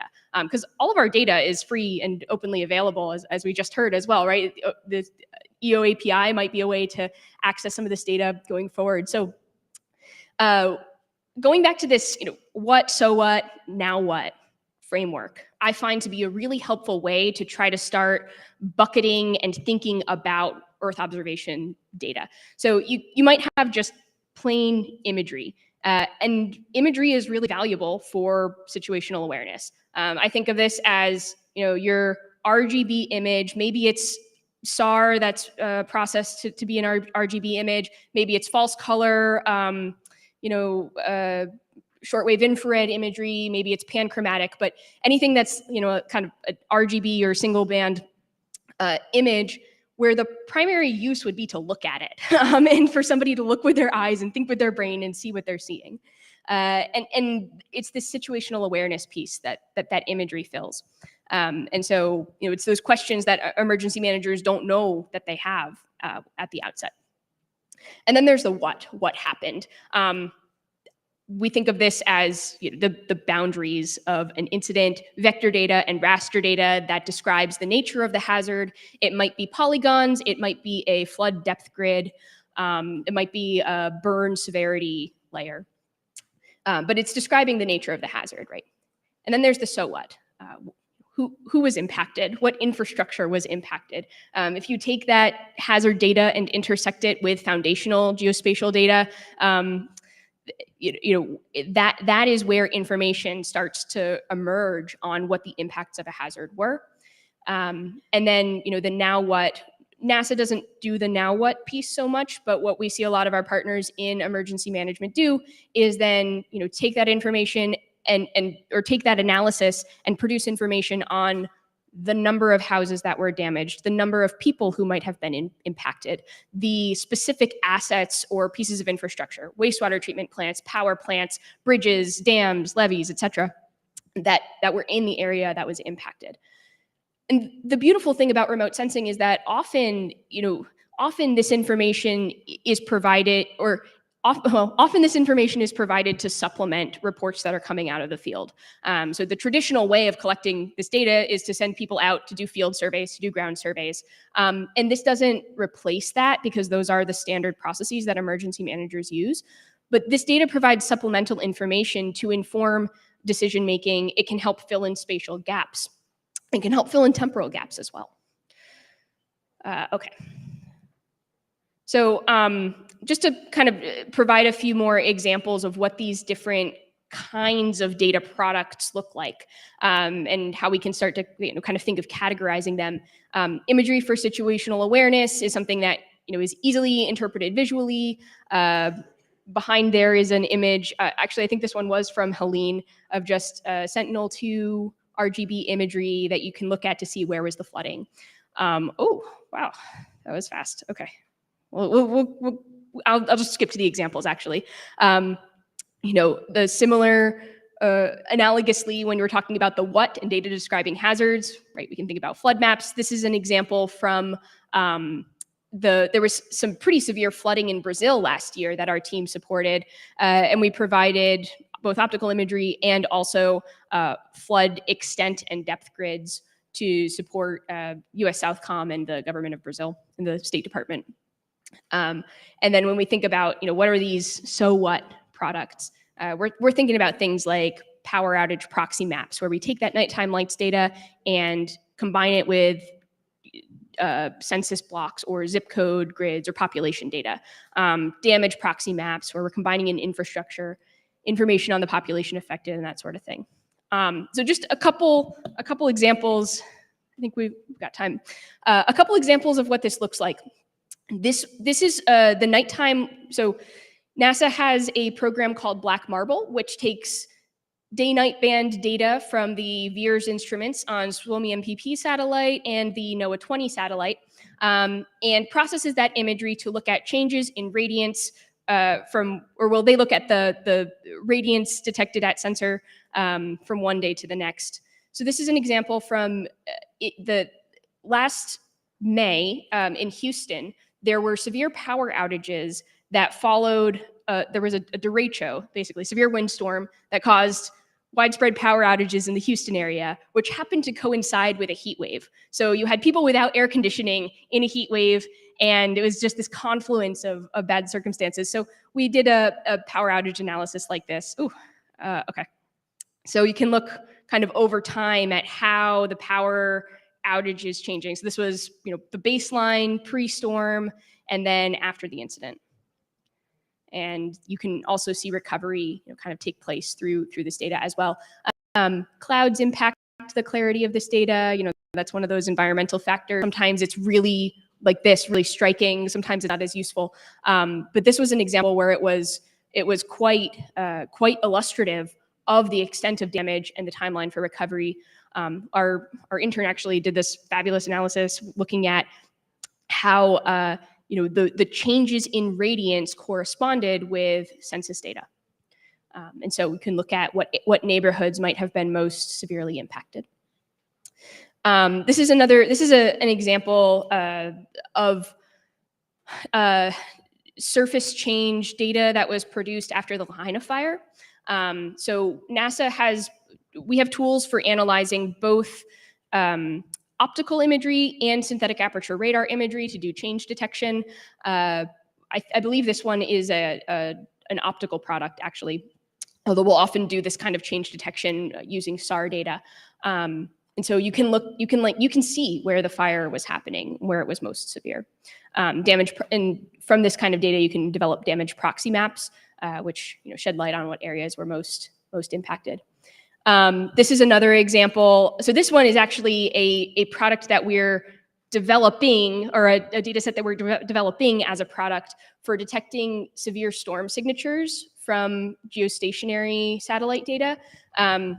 One of our team members is using GOES satellite data to basically detect cloud formations that indicate severe storms. So they're overtopping clouds and above Anvil, Sirius. Okay, never mind. I'm going to screw up the acronyms, but basically, he's looking at the kinds of storms that produce lightning, thunder, or lightning, hail, and tornadoes. And so we actually just ran this. This is from last month. We ran this product during the tornado outbreaks that were happening across the US. And we're looking at, so this is an example of an experimental product that we're working on developing and looking at how does this satellite data align with the actual ground observations. So we've got observations on the ground and observations from space. How do those data sets line up? And through this kind of analysis, we're building confidence in some of our more experimental products so that we can clearly communicate with emergency managers when it is and isn't appropriate to use tools like this. In this case, this data is available every 5 minutes in real time from space. So this can provide, real time, practically real time information on where impacts are occurring or may be occurring to provide that really low latency insight on on what communities might have been affected by these kinds of storms. So these are a few examples. These are a few examples that our team has produced. But what I really want to leave you all with is how do you access this data to do it yourselves? So there are four ways to access NASA data. There are ways that I think I probably don't know about, but the four that we talk about frequently are through apps that NASA publishes on our website. Worldview is one of them. Worldview is a platform where you can access the nighttime lights data, optical imagery, lots of other data sets that NASA makes available as a service. Oh, and actually before I go to firms, and it's really user-friendly. That's the key here. This is great if you want to get a quick look at what data is available. Another example is the firms website that we have. It's the fire incident response management system. And so firms is explicitly publishing data from Landsat, VIIRS, and GOES on hotspot detections. And they've actually got some experimental products that you can access through their website as well. And again, like these tools are really powerful when you want to get a quick look at what's going on. If you want to do your own analysis, the disasters program, so DRCS, when we activate, we publish all of our data through our portal, as we mentioned. We publish both ArcGIS REST services and WMS services for most of our products. So if you use Esri, that's great. If you use open source, that's great.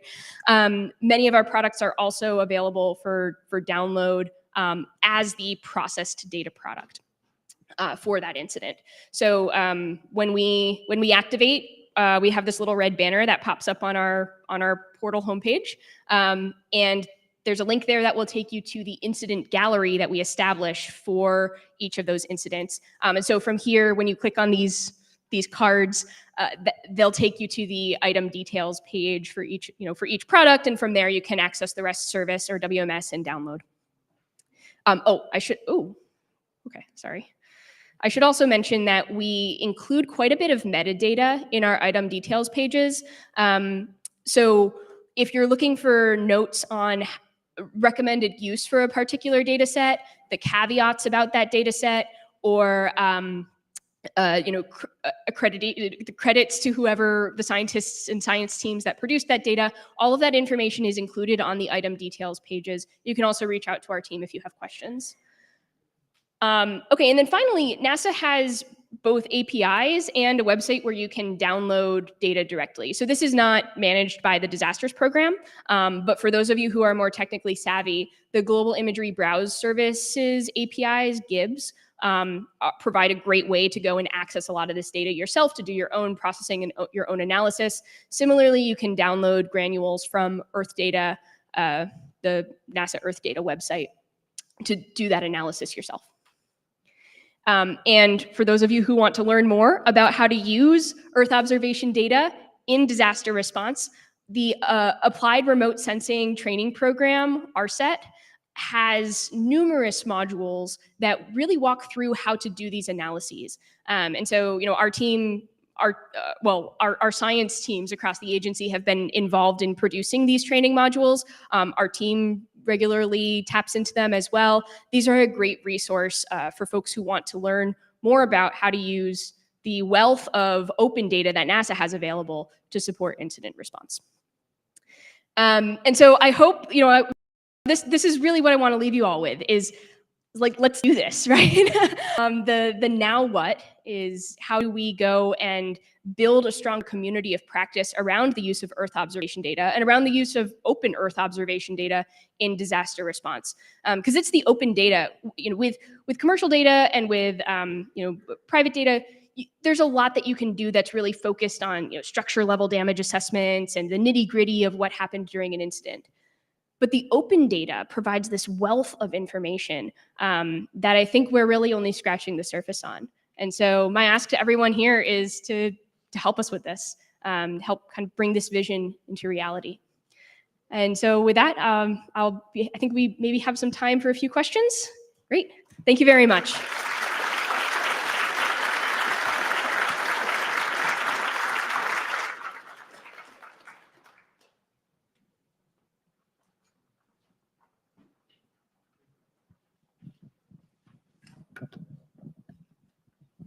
Hi, can you talk to me about how assets are allocated in emergency response and how that relationship works between FEMA, NASA, NOAA, and especially since FEMA doesn't have authoritative power to redirect assets? How does that relationship work? When you say assets, what kind of assets are you thinking of? So like when they request data on a specific emergency. So like they'll put in a request saying, hey, NASA, we need you to provide this imagery that you've been talking about. How does that relationship work? And how have you seen, does it work well? Does it need to get better? How can we improve that relationship? Or yeah, talk to me about how you've seen the response between FEMA and providing this information. Okay. Yes. So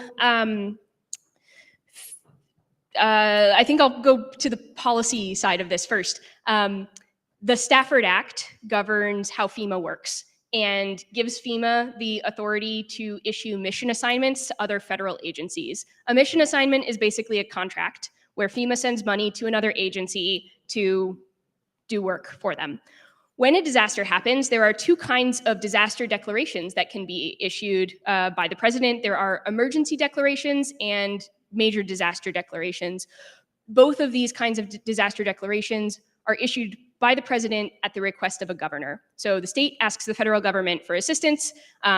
If that assistance is approved, a disaster declaration is authorized, and that declaration basically opens up a funding pathway for FEMA to request other agencies to do stuff. That goes for search and rescue. That goes for the provision of goods and services. It goes for debris removal and highway maintenance and repairs, and it goes for data and information support as well. And so when we think about the way FEMA works with NOAA and USGS, there are things that NOAA and USGS do that are statutorily authorized to those agencies to do all the time. And so that includes, hazardous weather monitoring activities, earthquake monitoring and detection and reporting, right? There are sets of activities that those agencies do all the time because Congress says they have to. And then there are other programs that FEMA will issue a mission assignment for. The USGS high water marks program is one that comes to mind. USGS will go out, they'll send teams into the field to go look at where flooding actually occurred and document that and produce the authoritative data. NASA, the NASA disasters program isn't part of that system. We operate independently. When FEMA or anyone else asks us for support, we make the decision whether to activate or not. Our funding comes through NASA. NASA's an independent agency, and so our funding comes through the Earth Sciences Division because NASA thinks it's important to do this, and so that gives us a little bit of flexibility to support state level requests without a federal disaster declaration, for example. And however, it also means, right, that the data that we're producing is experimental. It's not authoritative.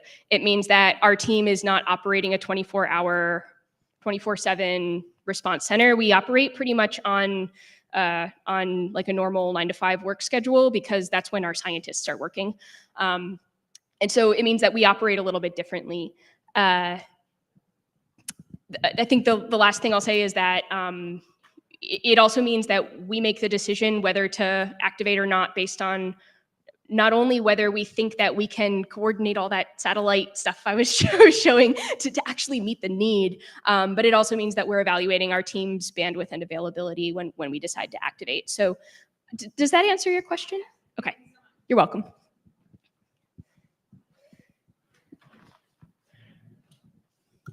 Hi, thank you for that. How do you relate with like the International Charter on Space and Major Disasters or other remote sensing activities that try to do sort of similar things on the global sense? Yeah, great question. There are 3 organizations that I think operate or do similar kinds of things to what NASA does. There's the International Disasters Charter, which is an international consortium of government agencies and data providers to do this, right? To provide satellite data to emergency managers. There's the European Space Agency Copernicus Emergency Response Program, which in many ways operates very similar to what NASA does, but is Europe focused. And then there's UNOSAT, which is a UN program operated, I believe it's under the under UNOCHA, which is their humanitarian assistant. Oh, it's UNITAR. Sorry. Okay, thank you. So that, and UNOSAT, generally their activations tend to focus more on developing countries. Quite frankly, NASA, or the US does not request assistance through the international charter very often, and states cannot make requests through the international charter. I don't believe so. I think that has to go through USGS. I could be wrong, but as far as I know, we don't typically activate the charter because we have lots of resources at home. And so I would say we're right now, because DRCS is so new, that's an area we're still exploring, is how do we operate on the international stage more appropriately and collaborate with these other organizations. I will say there is one really awesome asset, which I didn't talk about at all, which is the International Space Station. I think one of the coolest, but I don't know, the data sometimes is useful, sometimes not so much, but we can ask the astronauts on the International Space Station to take pictures for us. And so that is actually one mission that is coordinated with the International Disasters Charter as well. So the ISS is a data provider for the IDC. The rest of the disasters program, again, because we're still in this process of formalizing what even are the data products that we reliably and regularly can provide, and because we're, like I said, not an operational unit, we don't have any formal way that we're working with the charter at this time. But it is something that we talk about frequently. Thank you. Yeah.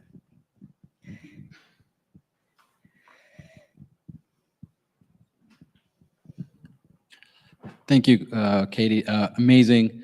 I love the focus in on the what now, right? That's really where we need to be going forward, and encourage everybody to think about that. You mentioned earlier about the aerial imagery assets. Can you talk a little bit about that? Because that was something that's become even more important in our work in emergency response, and where NASA is in that, whether you have your own planes or get activation requests for that. Absolutely. In the last year, we have had 2 aerial missions that supported disasters.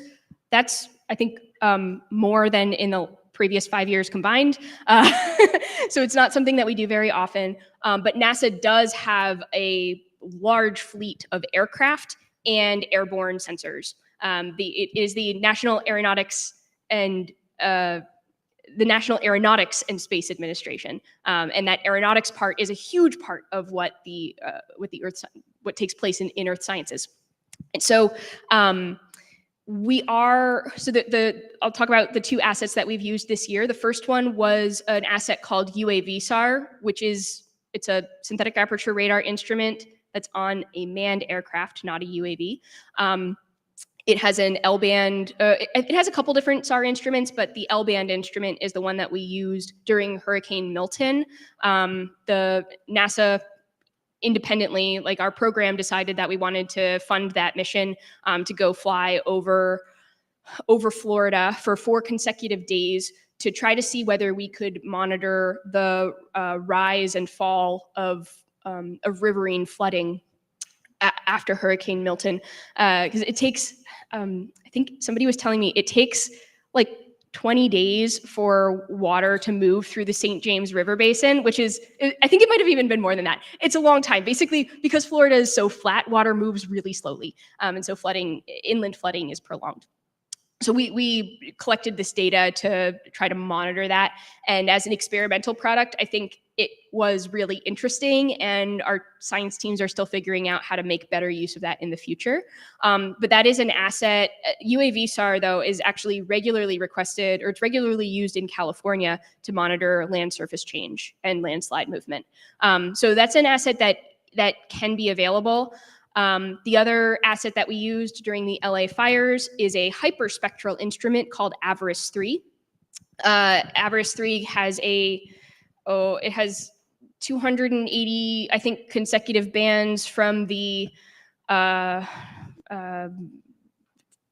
near through optical or through visible light spectra. And so it's quite high spectral resolution, and it collects about 2 to 3 meter spatial resolution data depending on altitude.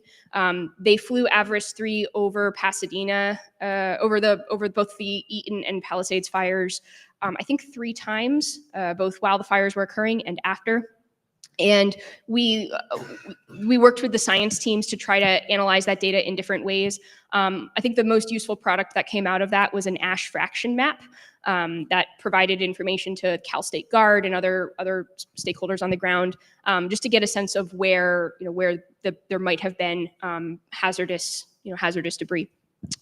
Both of those, what I'll say is that for both of those assets and all of our aerial assets, it's not like they're just sitting on a shelf. They are often deployed for science missions all over the world. And so we're thinking right now, we're in our work to try to come up with a product menu. We're thinking about those assets as serendipitous, perhaps, assets that might be available, but might not always be available, or might not always be available in the time frame requested. They also typically have a cost associated with them, unless they just happen to be flying for another mission and collect in that area. But NASA has, we're working on inventorying what actually all the capabilities are, but most of our airborne remote sensing assets are hyperspectral of some nature or other, either for sensing atmospheric constituents or sensing on the ground, or a lot of them collect in situ measurements. So they're measuring airspeed, temperature, precipitation, that kind of thing. And so we are working to kind of catalog those as well. Did that answer your question? Okay, great. Is that it? Okay, thank you so much.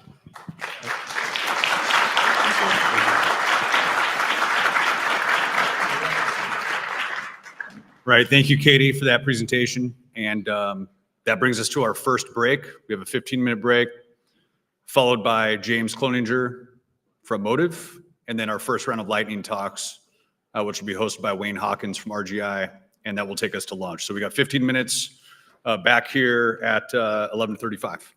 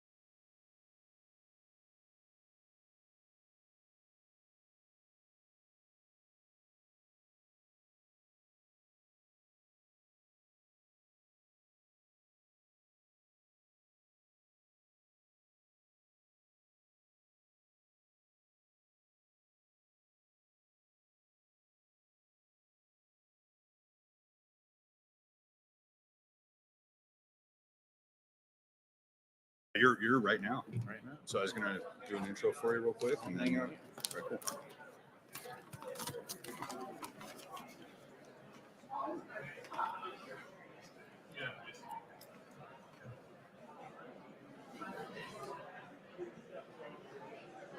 All right. Again, the next session will start with James Cloninger from Motive, and that will roll right into our first round of lightning talks, hosted by Wayne Hawkins and RGI.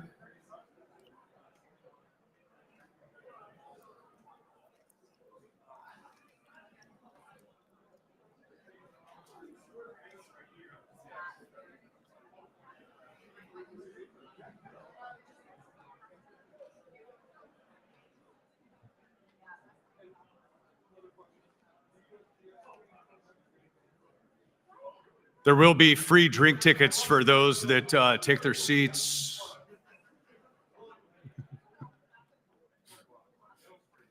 Cyrus gets one.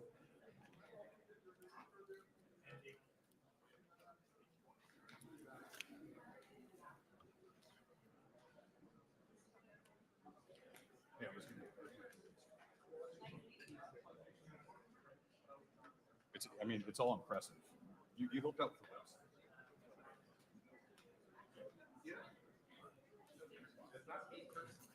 The Motive team, yeah.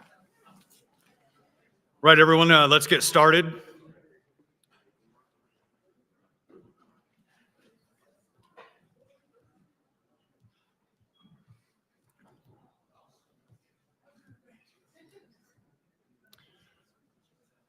So our next presentation is Geospatial and Federal Report 2025, being presented by James Cloninger of Motive. James is a visionary leader and the CEO of Motive Corporation, where he's been at the helm since April of 2016. With an impressive career spanning over 2 decades, James has cultivated a reputation for fostering innovation, empathy, and trust within dynamic global teams. James has successfully led projects for a diverse clientele, including multinational corporations, Fortune 50 companies, startups, nonprofits, and government agencies across various sectors. And for FedGeoDay, James and the Motive team has supported FedGeoDay. The very bio and introduction I'm reading off the website, ironically, was supported and built by James and the Motive team. So thanks for your support for FedGeoDay, James, and welcome to the stage.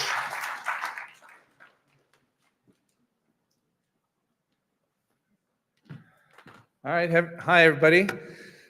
This presentation comes from, talking to leaders across federal government agencies and realizing that there's some things that everybody kind of shares, and then there are other things that are a little bit different.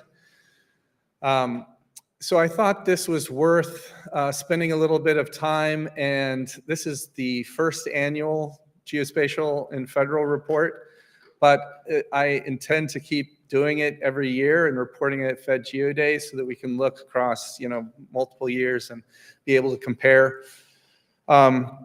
When we first started talking about this, I don't think we knew what the zeitgeist in the federal government was going to be like when we were actually doing the survey. So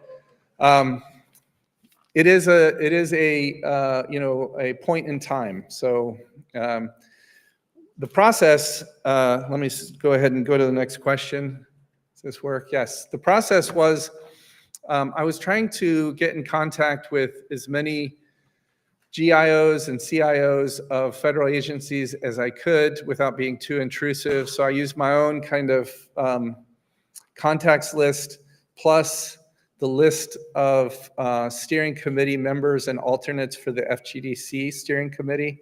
And I sent it to all those people, which ended up being 34 people. And then we also sent it through the OpenStreetMap newsletter and asked, anybody that fits that criteria to fill it out. And we had 11 respondents out of 34 known that I contacted, and we really didn't have any respondents from the OpenStreetMap newsletter. So people must have read it and said, oh, that doesn't fit me. In the future, I do intend to try to do a better effort because I heard from some people that they weren't able to access the survey through the browser. And so we'll have to figure out that in the next years. But I'm just going to go through the questions and answers, and you know, they're kind of fun. So the first one here, over the last 5 years, how has the role of geospatial technology in your agency changed? Expanded. There's nothing, no agency has contracted, so I guess that's a good news. And nobody's staying the same. Some of these are fun. Some of these are meant to be a little bit more fun. So this was the first kind of fun one. What's your go-to reaction when you see a really bad map? And we've got fix it and cringe. Luckily, nobody's ignoring or laughing at those other things. So this one was kind of open. So which of the following trends will have the most impact on federal agencies in the next 3 to 5 years? I guess not surprisingly, AI was the first. This was, you could enter your own field here. So these are all kind of from the just write in. AI, cloud, and then open data initiatives. Well, I went the wrong way. Oops.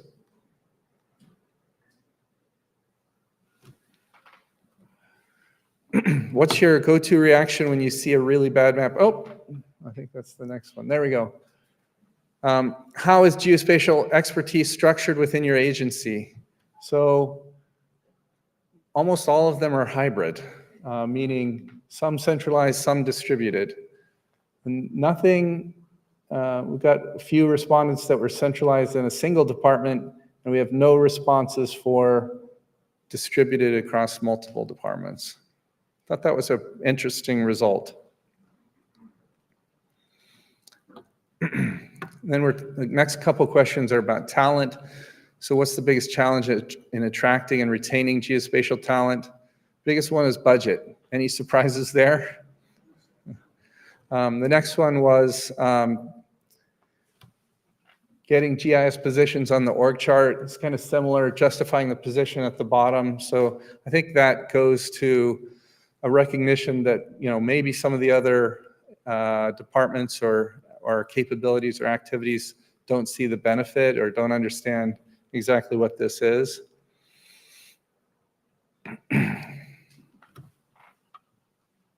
I think my slide got messed up on that one because this question was supposed to be about how modern is your geospatial infrastructure, and it's right in the middle, not very modern, not very retro.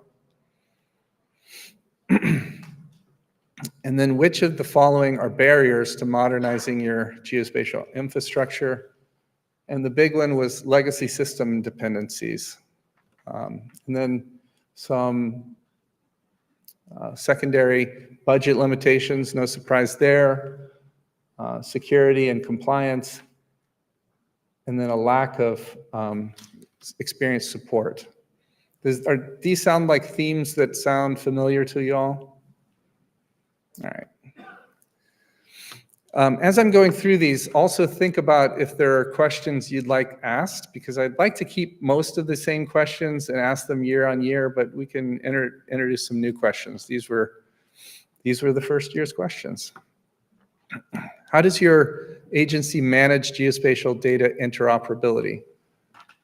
So this one, you know, prevailing answer was limited integration, mostly siloed. I was disappointed to see that, but maybe not surprised.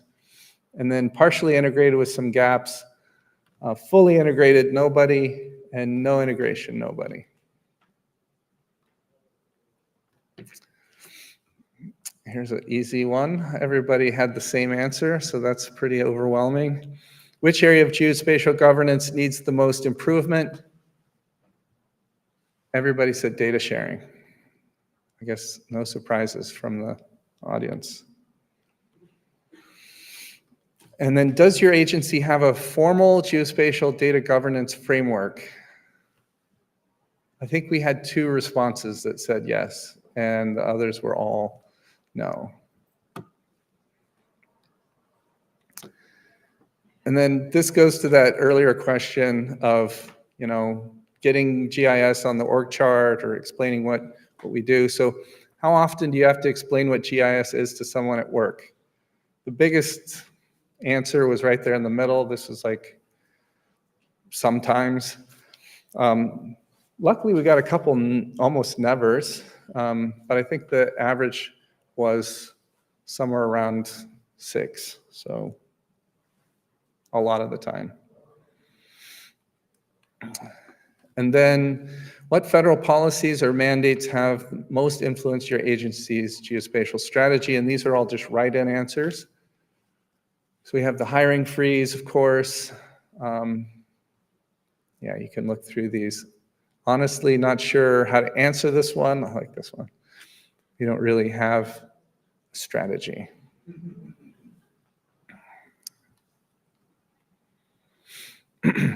And then how adequate is current federal funding for geospatial programs in your agency? Nobody said very adequate. I think this reflects that other question. But the majority were right in the middle, saying, somewhat adequate. How does your agency prioritize geospatial spending? Workforce development, number 1. I was surprised by that, actually. The second one is data acquisition, then infrastructure and modernization, and so on. In this year, I had other as a category, but it didn't require somebody to fill it in, and so nobody ever filled in the other, but I got a lot of others. So improvements for next time.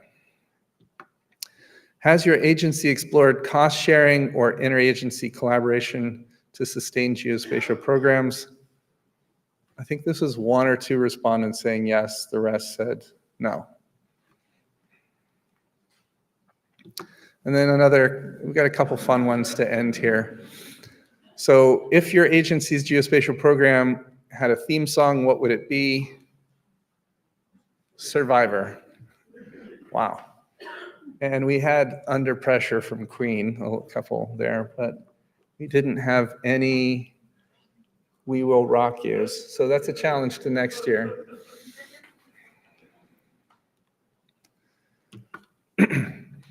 How well does your agency engage with external partners for geospatial collaboration? Surprisingly, I think to me, most of them were in the middle here, so there was some collaboration. And then which partnerships have been most valuable? And those were private industry partnerships, and that was tied with state and local and a few other federal government partnerships. No academic partnerships, which I thought was a little bit surprising. And then this one was equally distributed across the whole thing. How important is open source geospatial software in your agency's operations? This is like, I think there were 10-point scale, and it was like 3, 4, 5, 6, and 7, and ties across the board. And then another one where it was just a free form write-in. So how can federal agencies better collaborate with industry, academia, and other partners to advance geospatial innovation? First one, I think there was 2 very similar to this. Let us actually work with them. There's definitely some walls preventing collaboration, depending on where you work. I'll leave these up. And then the last one, which fictional character best represents your role in the organization?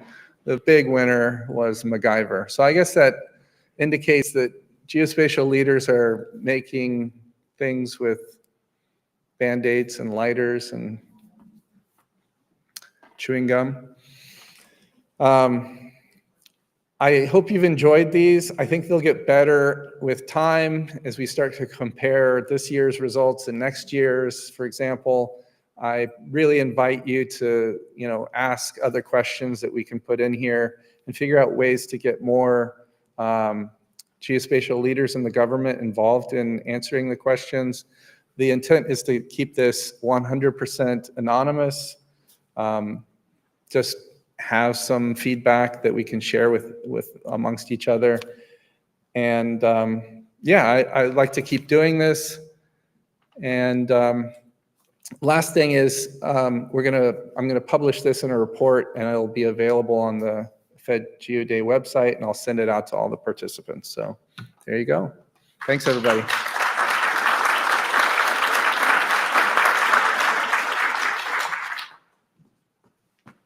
All right, thanks again, James, and thanks again to the Motive team for your support of FedGeoDay.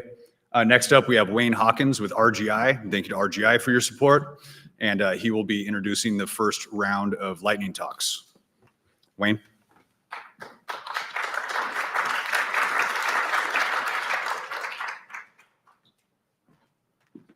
All right, hello everyone, friends, colleagues who are soon to be friends after we have a beer at the reception later. Really appreciate all of you being here. Such a great event already, and we still have more to go this afternoon. And if you weren't aware, as you may have heard some of the speakers talk about this morning, we do have some workshops tomorrow, so feel free to sign up for those. But as Ryan said, I'm Wayne Hawkins with RGI, and we're very excited to be one of the sponsors here today. In fact, I think we're coming up on year 3 or 4 sponsoring this event. And whenever I go to the CEO to ask him for money to sponsor this, it's always an easy conversation because we want to sort of enable all of the conversation and discovery and collaboration that's going on in this room. So that's always an easy decision to make. And there's been a lot of great talks this morning, super important topic when we just talk about, open resilience and resilience at scale, leveraging open source software and open source data writ large. I mean, how many times have we used the word hurricanes this morning? There's a lot of folks in this room who are doing a lot of important work, and we appreciate all of you for doing that. And we appreciate all of you for taking time out of your busy schedule to be here today.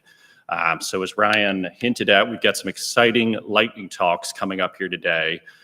Talk a little bit about logistics. We're going to do 3 this morning. Then we're going to break for lunch. As you may have heard, that's right up the street at the Red Cross. Just follow the group there. It's 2 blocks away, easy to find. The food was really good last year, so I'm looking forward to that again this year, Eddie. I'm willing to die on this hill. The food was good. And for our lightning talk folks, Sean Brennan from RGI, Clay Hicks from Signal, and Galen Scott from NOAA. If you folks can just make your way over here to my right, so we'll be prepared to get you all on stage. Again, they're lightning talks. These things are going quick. We've only got 5 minutes up here, so we're not going to have time for Q&A, but these people are around all day. And if you can't find them, I'll be here all day. Find me. If nothing else, I can get you synced up with them over email if you want to dive into some of the material that they've been talking about. So again, exciting group of lightning talks here. After these 3, we'll break for lunch, and then we'll return to this room for the rest of them. And then for my lightning talk speakers, just as another reminder, we've only got 5 minutes, and Mr. Eddie Pickle, this dapper gentleman in the front row, will keep you on schedule. He'll keep you honest. So with that, Sean Brennan from RGI, let me welcome you to the stage.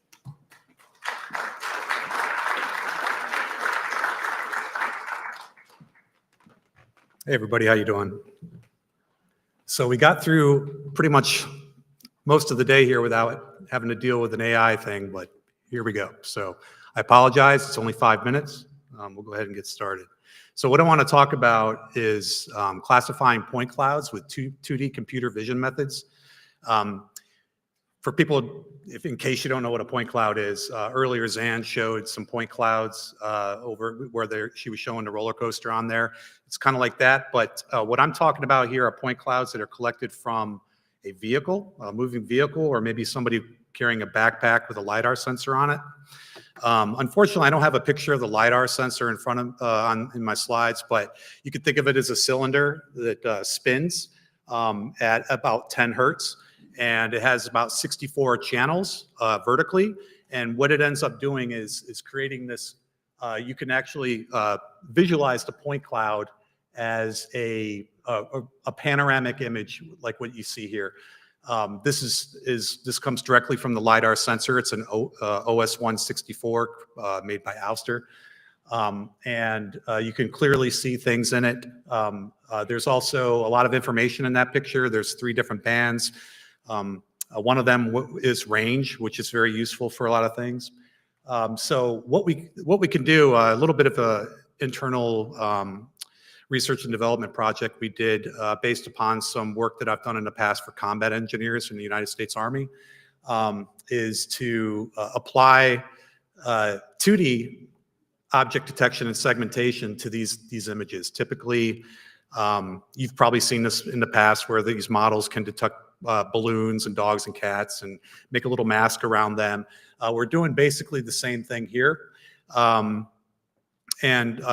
What's interesting is this image can be reprojected back into points based upon that range value and some angular measurements that are maintained. It could be reprojected back into the point cloud. So when you do some pixel segmentation on this, where you're detecting all the pixels that make up a person or a car or the street or what have you, that could be propagated back to the point cloud very quickly.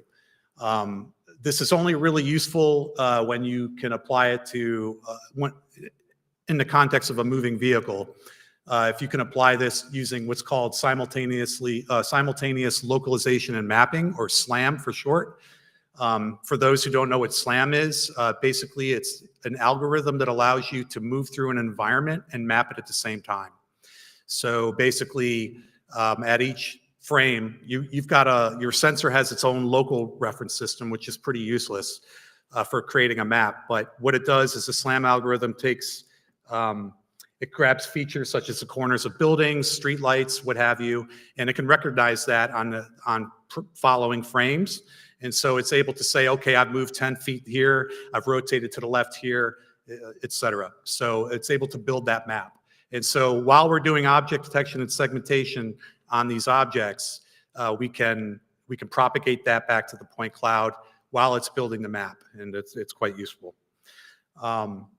Typically, when we point clouds typically there's architectures out there like PointNet and PointNet++, which can take an entire point cloud and do detection on that and classify the point cloud that way using its own deep learning architecture. But the problem with that is it requires labeled point clouds as training data, which is extremely difficult to produce. This is much easier to produce.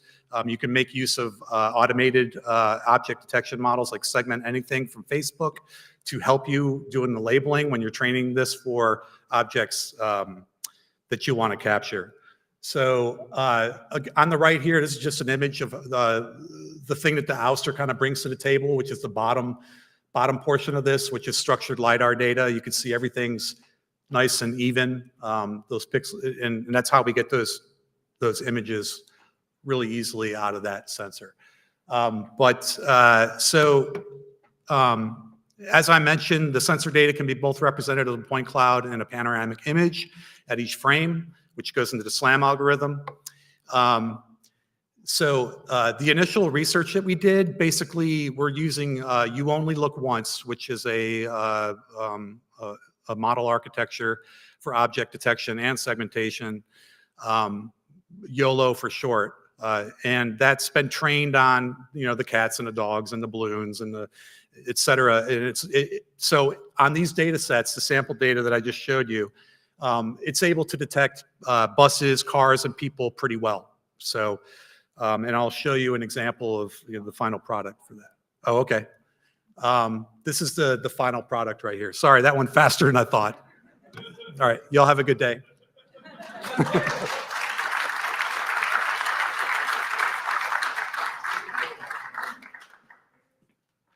Thank you, Sean. I'm just excited we're talking about LiDAR more than once in the same day. That's great. So with that, Mr. Clay Hicks from Signal Labs.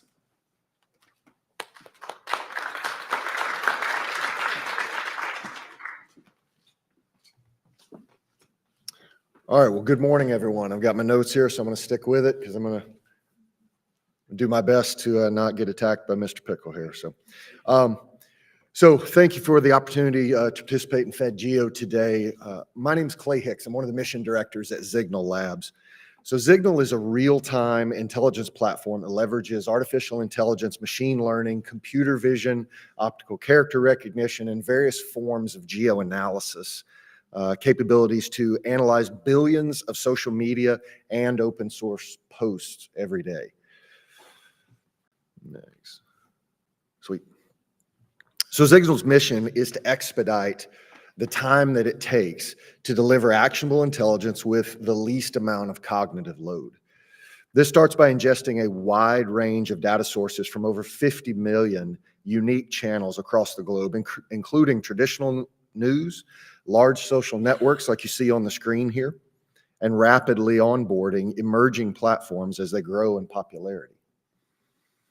Signal applies AI-driven enrichments to each data point ingested into the platform, allowing for the analysis and extraction of unique objects, embedded text, logos, emojis, and location markers across all sources. Now, in the example above, a text-based post containing a video of a cartel-affiliated plane landing in a jungle can be tracked not only using customized models to identify any PAI that contains that specific tail number, but location markers and geolocation metadata also provide clues into where the clandestine airstrip itself is located. So this technology, along with the breadth of data sources, led Signal to become the sole PAI provider for Project Maven, if you're familiar with it. Maven was where advanced data visualization of geospatial posts really became critical for DoD. Now, in addition to DoD or law enforcement type examples and use cases, we've spoken much about crisis response and emergency response. And so one of the things that we're about to enter into a partnership with our next gentleman's organization, NOAA, is utilizing this type of data to add context to overhead imagery, right? And that's generally what overhead imagery lacks sometimes is context, right? And we as humans process the world here, not from the bird's eye view. All right. So Signal employs multiple techniques to uncover the location of actionable PAI. So a relevant use case where this three-pronged approach is critical is the effort to disrupt a global network of narcotics smuggling. In tracking of shipments and vessels used to smuggle narcotics, Signal can geolocate posts by extracting the geolocation metadata from behind a post when it's available from the data provider. As you'll see on the left-hand side of the screen, which shows a photo of a ship coming from the port of China. On sources like Russian VK, even the lat-long coordinates are available. We can also georeference location using clues within the post text. In the example in the middle, the location is referenced from text clues that describe the port the ship is departing from.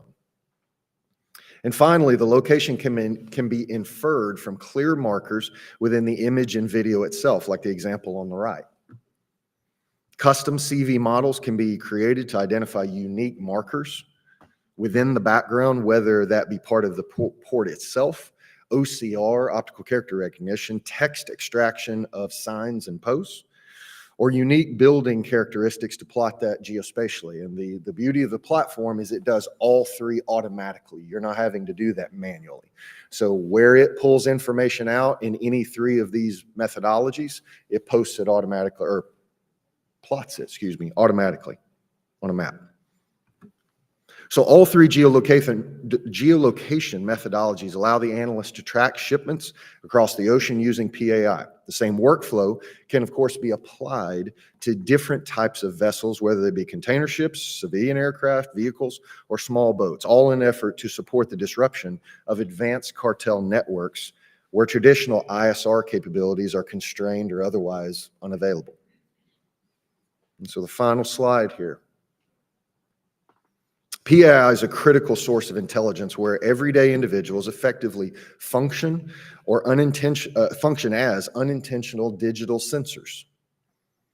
And this allows for visibility into denied or degraded environments, such as crisis response or areas where there's been large-scale meteorological damage. Now, this is not just mentioned to the case I described today, obviously. Whether this is used for battle damage assessment, force protection, crisis response of various types, information operations, or even very specific tactical workflows. The open source data can also be visualized and delivered however and wherever it's needed. Signal is designed for interoperability with an API that can be ported into any common operating picture, such as many that you see here, or any UI listed on the screen, as well as delivered directly to operators on the ground through various means such as ATAC, Signal, WhatsApp, Teams, whatever it is that you may want. To conclude, maintaining comprehensive situational awareness of the information environment through targeted data collection, analysis, and alerting will continue to be critical to achieving early warning and indications of any areas of potential escalation across the globe, whether it be human escalation or meteorological escalation of any kind. Signal's unconventional ISR platform, and that's essentially what it is, an unconventional ISR platform, which provides a strategic and tactical lens across the entire information environment, works to make that process as efficient as possible. Thank you for your time.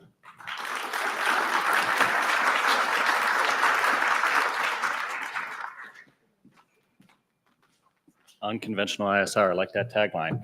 With that, Mr. Galen Scott from NOAA. All right. Good morning. I'm standing between you and lunch, so I'm going to make this fast.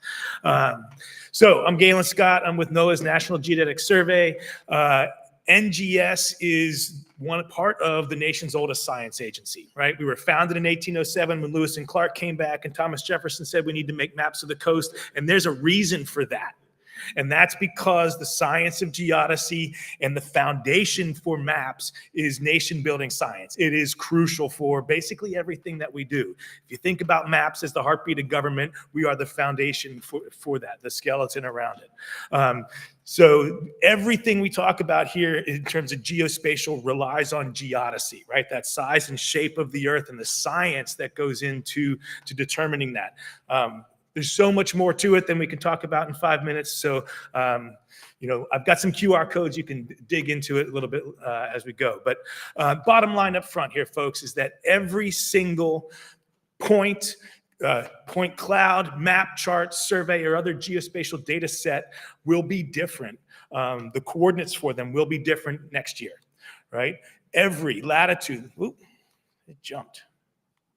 All right, every latitude, longitude, and height, ellipsoid height will be different from their current values by plus or minus 2 meters up to 4 meters in some places, right? Every orthometric or sea level height will change by 2 meters or more. And in some places where the earth has been changing and we haven't been really monitoring it, we don't know how much that's going to change because we haven't been measuring it, but it's a lot. Right? So the entire underpinning of all of these geospatial data sets that we've been talking about today, the geodetic control is what is, everything is referenced to. That geodetic control is going to move, right? So all of your data sets are going to have to move to line up with the new system. There's a whole bunch of reasons why we're doing this, right? But a lot of it is because our society and economy are becoming more spatially enabled. You're all here because of that, right? The modernized National Spatial Reference System will help to make this a reality. It is the underlying technology that's going to really enable all of these different data sets to be used interoperably, much more accurately than they ever have before, right? The current systems that we use, the current datums that we use are the best technology we could do at the time, but they're now over 40 years old. They're based on 100-year-old data. We can do better. We need to do better in order to be able to support things like autonomous vehicles and smarts and digital twins, put those together to make smart cities, right? All of this stuff, in order to be referenced together, needs to be moved to this new system that can support this, geospatially enabled society. Right? So I'm not going to get into what it actually is. We can talk about that later, another time over beer maybe. But there's many options for transitioning, right? These are going to go from the most expensive, but also the most accurate, to the least accurate, but the least expensive, right? So getting out there with your GPS receiver and resurveying the data that you need to collect is going to be the best way to get out there and get your data into the new system, right? That's not, wow, I've been watching y'all struggle with this thing. Okay, the second way to get out there to do it, to get your data into the new system, is to take your original observations and reprocess them. Reprocess them through our software, through the vendor software that's going to support this, the new system. But use the new models, the new tools to get your data into the new system. You may then have to regenerate some of your products after that, but in order to get into the new system, you'll need to reprocess it. Or you can transform it, right? We will have transformation tools that'll take you to the new datums. That is the least expensive and the least, but it's also the least accurate. So it really depends on what your accuracy requirements are for your data in order to get into the new system. You can start preparing now. We're talking about rolling beta systems out for testing this year, starting in a couple months. Those beta products will go onto the website soon. Next year, we are hoping to get them approved by the Federal Geographic Data Committee to become official authoritative data, right? The first thing you can do is inventory all of your existing geospatial data and your metadata to understand what your requirements are based on your accuracy requirements. Determine which of the products and which of your projects need to be migrated and how you should do that, either by resurveying, readjusting, or transforming.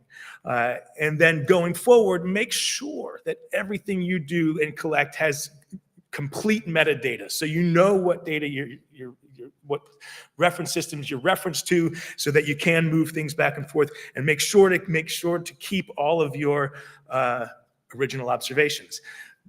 You can go down the rabbit hole with the QR code here. I know I'm out of time, so I will say that's not my slide. Hello. Signal. All right. Another. I do have one last thing. Okay. Stop. Wow, look at that. There it is. All right, we're in this together, okay? We are looking for partners as force multipliers. We've got the National Society of Professional Surveyors making stuff for surveyors. We've got ASPRS, Photogrammetry and Remote Sensing, putting out articles. They've put together a modernization working group. Ready, Set, Modernize is a great article about remote sensing data and getting into the new system. And then Esri is working there to put out information about coordinate systems and transformations and such. We can't do this alone. It takes the geospatial community to move us forward into the geospatial future. So that's why I'm here. Thank you.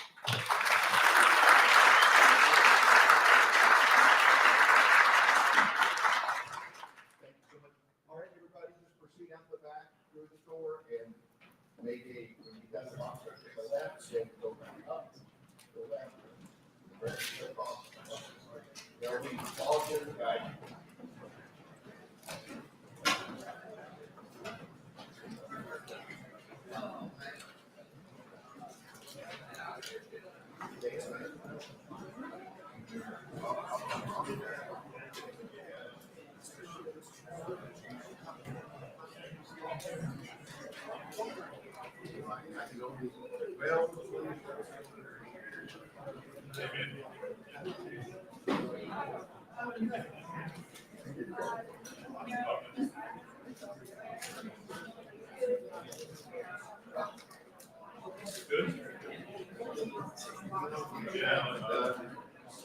Somebody's got to.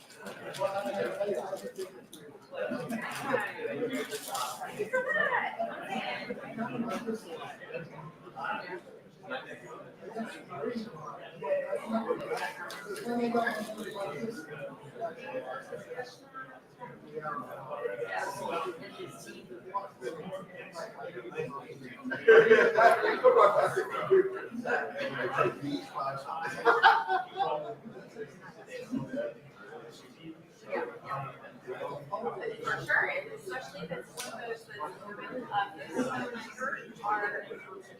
transparent, our budget is actually our fleet, but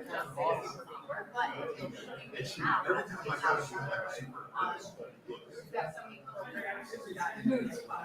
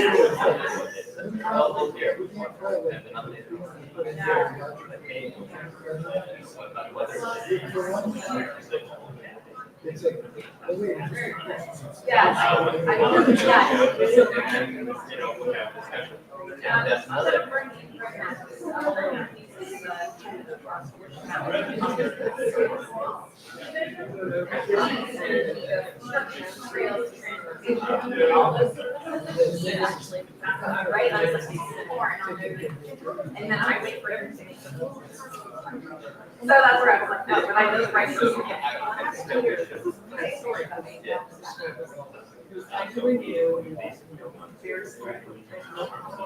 No. And they, yeah.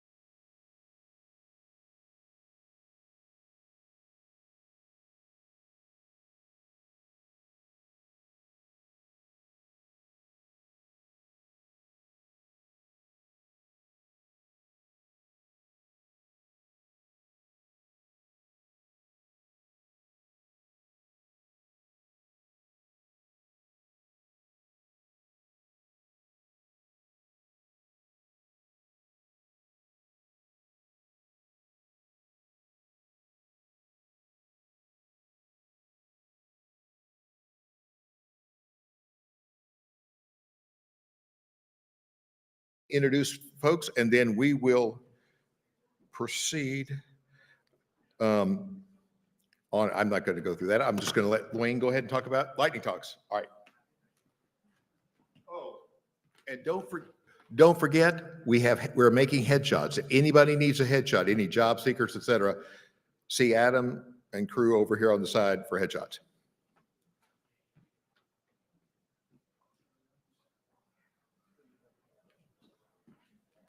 Thanks, Eddie. Welcome back, everyone. Hope you enjoyed lunch. As Eddie said, we've got quite a few lightning talks to get through this afternoon, so appreciate everyone paying attention. Another shout out to our friends over here at Project Geospatial. They're recording all of this, so in the coming days, you will be able to see all of these sessions online. But without further ado, let me introduce Mr. Adam Tim from Crunchy Data.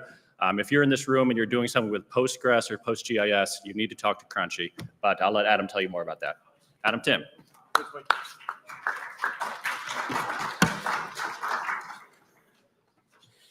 All right, and having watched everybody struggle with this clicker, we'll see how I do. All right, good afternoon, everyone. Thanks for taking a little bit of time to listen to me today. As Wayne said, my name's Adam Tim. I'm the field CTO for the U.S. Public Sector at Crunchy Data. I'm going to talk very briefly about how you can bring Iceberg and Parquet into Postgres with a new product from Crunchy Data. All right, so I do want to spend a little bit of time just kind of posing some thought questions for everyone to kind of set the stage for what we feel the problem that this really solves for both small development teams as well as large enterprises. So now I'm sure nobody in this room has had this happen to you, but I've heard it's a thing where, you know, you've got your local data scientist, your local engineer that spent a lot of time building up an exquisite data set. Suddenly something trips off, and now everybody's rushing to get the data that's sitting on that person's enterprise on desktop, and it's become your de facto enterprise data warehouse, right? Again, I'm sure nobody in here has had that happen to them, but again, I hear that's a thing. So what if we could get developers started on a data platform that can scale very easily on demand when the need arises? What if you could query or integrate OpenStreetMaps or Overture Maps directly from your database without a whole bunch of extra complicated steps, right? Wouldn't that be nice? Again, this being an open source crowd, I'm sure most of you are familiar with Postgres and all the great capabilities that Postgres brings to the table.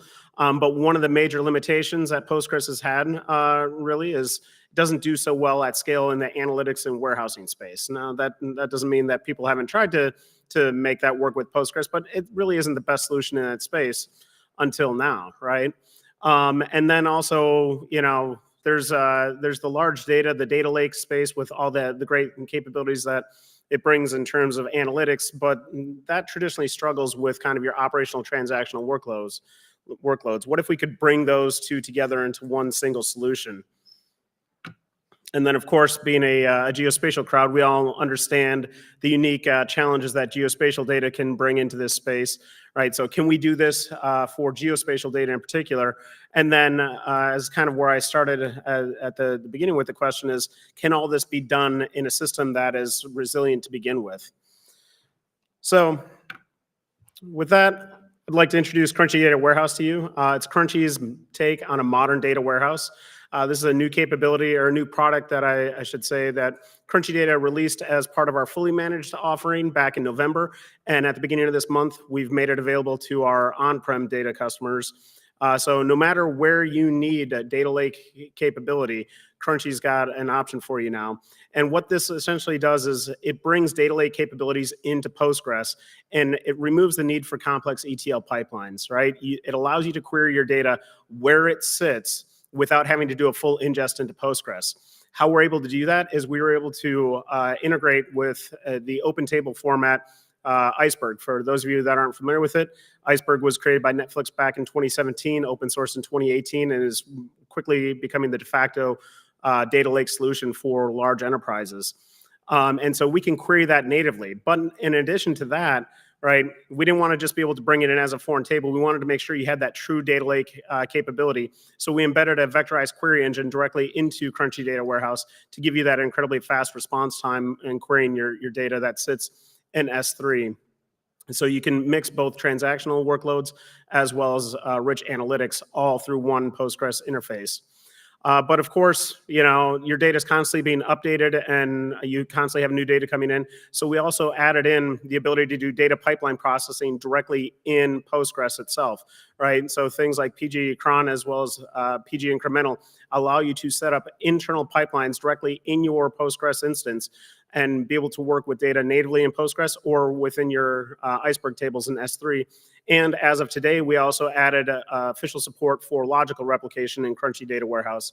So what that means is if you got Postgres instances spread out no matter where, you can create logical replication slots in those Postgres instances and have them replicate to Crunchy Data Warehouse. And Crunchy Data Warehouse will do all the management of Iceberg in your Parquet files natively for you using all the great features and functions of Postgres without you having to do anything extra. And we can do all of this because we chose not to fork Postgres.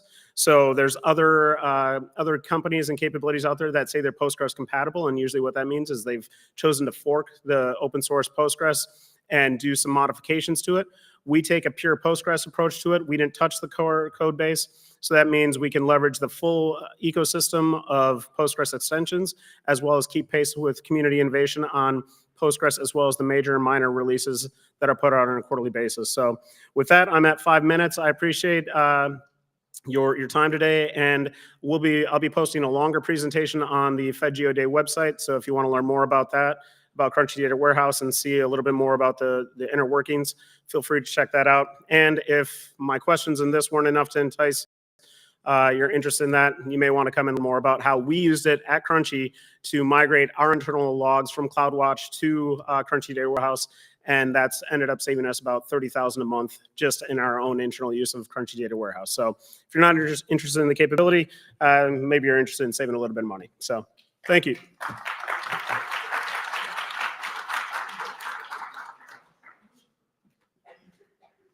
Thank you, Adam.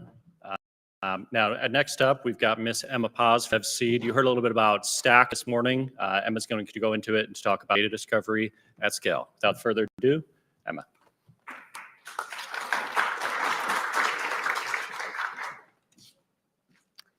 All right. Good afternoon, everyone. Emma with Development Seed, and I'm happy to be here. Thanks for the invite. First time at FedGeo, and it's a good crowd so far. So see how you treat me. So my talk on data aggregation and at large is through the lens of the commercial satellite data acquisition program, of which I'm currently serving as tech lead.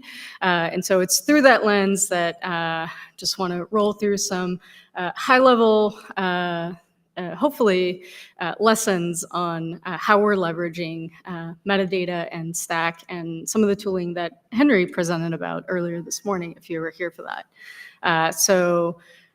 Really it starts with satellites, right? Now, Katie, shout out to Katie for giving a shout out to CSDA earlier too.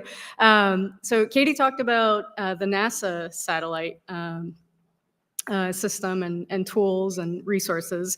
And she mentioned that there's a commercial side of things, right? And so that's CSDA.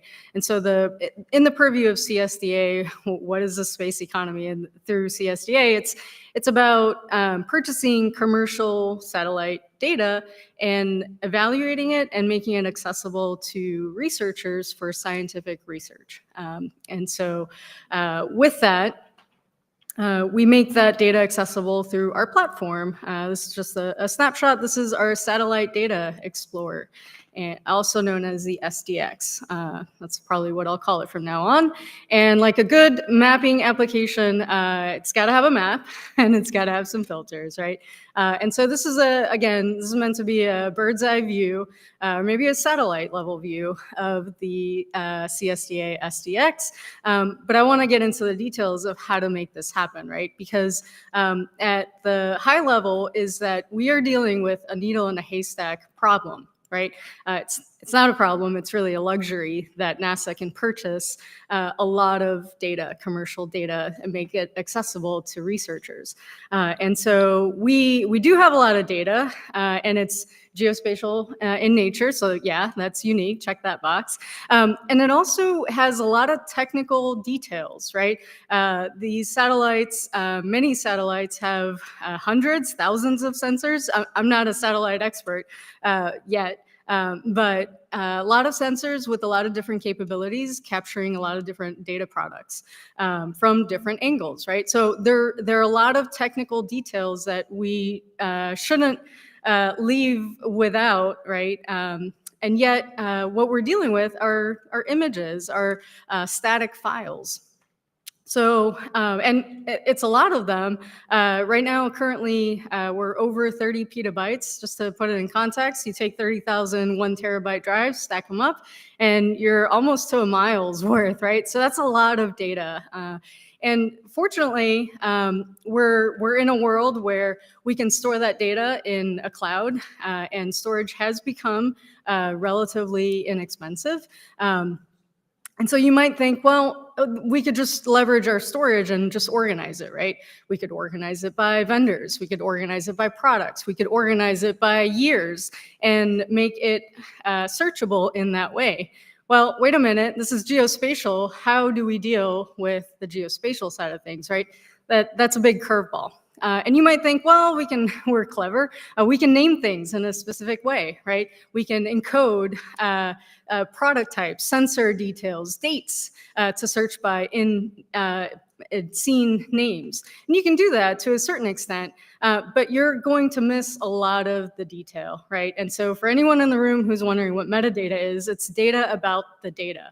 And to collect that, you gotta run it through the process. The one gear doesn't cover it. There are many pipelines that take care of introducing all the different vendor product types that we collect through CSDA. But this is a sample of all of the data associated with one scene, right? So there's a lot of data that can be searched on and leveraged in order to enable data discovery, right? To solve that needle in a haystack sort of problem. And so that's where we are. I'm going to point out that Henry talked about the stack spec. That's what we use. So that dictates what the metadata should look like. We put it in a PG stack flavor Postgres that scales up to host 100 million stack records. And then we expose it through a StackFast API that our CSDA SDX can communicate. And at the end of it, we also get to aggregate data, right? So once the metadata is in a Postgres database, we can do cool things like summarize it. And essentially, that's what powers our SDX view. It's what powers our histograms and our filtering. So with that, there is a world in the future where we'll be using things like DuckDB to make this more dynamic, but that's kind of where we are for now. So thanks for your time.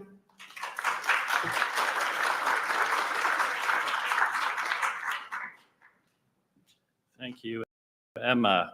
And we appreciate Seed providing all this great content today. In fact, they're hosting a workshop tomorrow going further into depth on the EO API that you heard about this morning. And speaking of workshops, our next speaker, Mr. Quincy Morgan from OpenStreetMap, is conducting one tomorrow on OpenStreetMap 101. So if you're still in the area, I encourage you to check that one out as well. Quincy?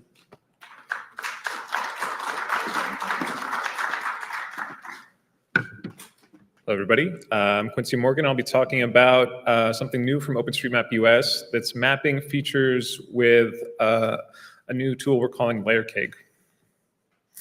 I love talking to a crowd like this because most of you know what OpenStreetMap is, but if you're not sure, it's the world's largest repository of free vector data that anybody can edit. And certainly the most active project. And because anyone can edit it and anybody can use that data, it's really a collaboration between people all over the world and the people who make the map, edit the map, and the data itself. And that's where OpenStreetMap US, as our US-based nonprofit, sits between those two things, trying to support the map and support the mappers and everyone who uses the data.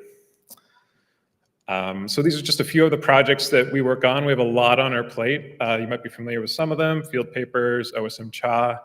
We have a cool new tool called Slice OSM, which lets you just select an area of the map and just download immediately all the data in that area. So it's another way to access the data.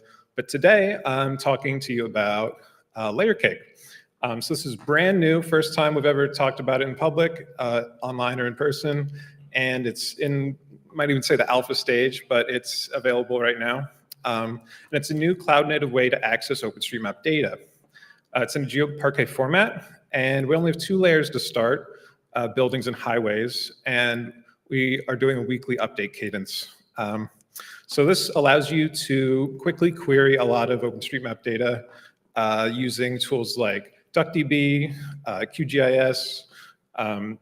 You can use a Lawnboard in a Jupyter Notebook, shout out to DevSeed, Pandas, even ArcGIS, analytics, to quickly do certain queries in the data. So it just plugs OpenStreetMap data directly into all these tools.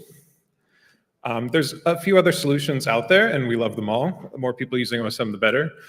Layer Cake's a little different from these solutions. First off, significantly more tag data is exposed. We're not doing transforms on the data to try to filter out all of the strange values people might add in OpenStreetMap. So if you're just trying to work with the data directly, get new tag values as they're mapped, then this is a solution that gets you much closer to the bare metal OpenStreetMap. We also don't add any third-party data. So if you want to look at the data and know that it's coming only from OpenStreetMap, this is a solution for you.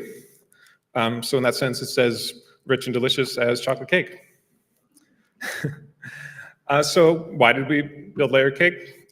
We really believe that cloud native access will help support OSM adoption, OSM usage, and that in turn supports digital democracy when anyone can participate very easily in the data that thousands of companies use and orgs, and is seen by millions of people every day to build that data themselves.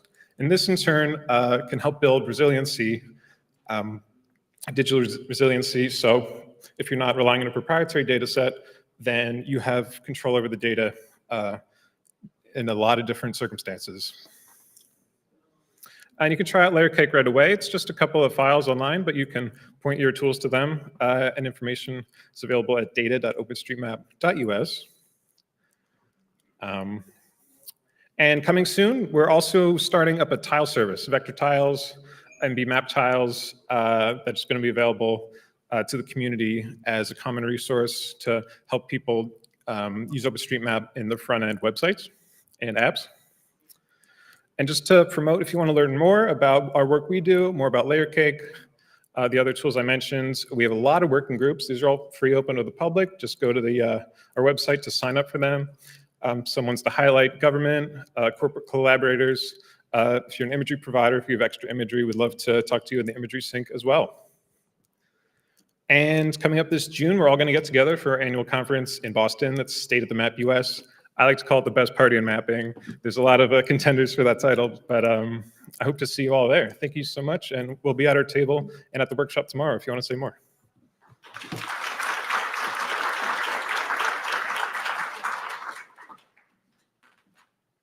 Thank you, Quincy, and thank you, Maggie, and the entire OSM team for all the important work you're doing, particularly to all the folks in this room.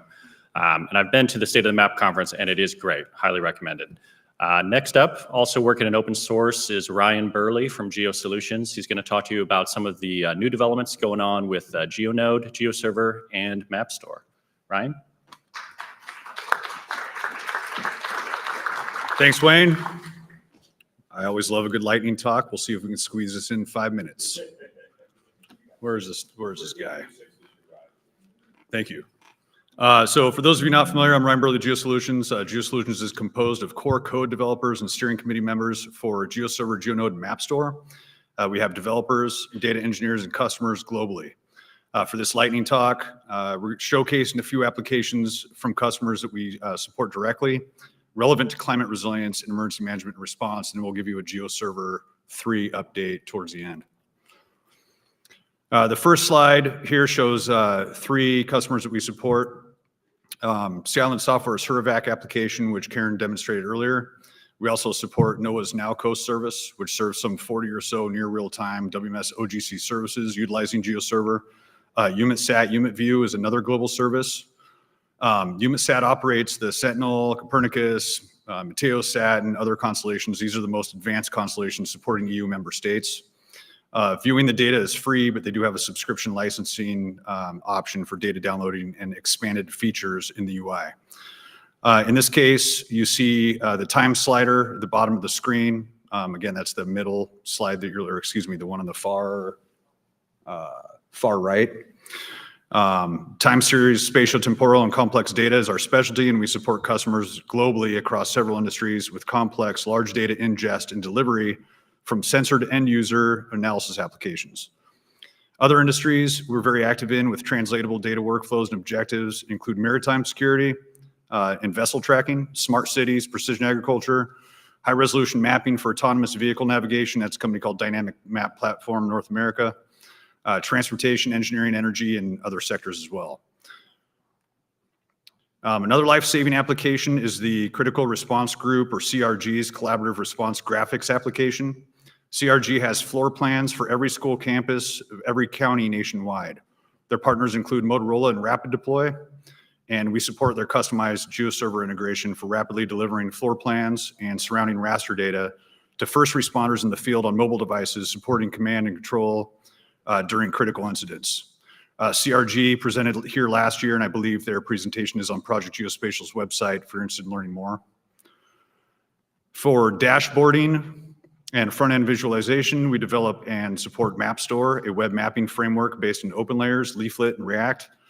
The slide here shows Cleveland Metro Parks, who also presented here last year, and City of Genoa, both of which are very heavy and happy, I hope, MapStore users and have contributed much to its development.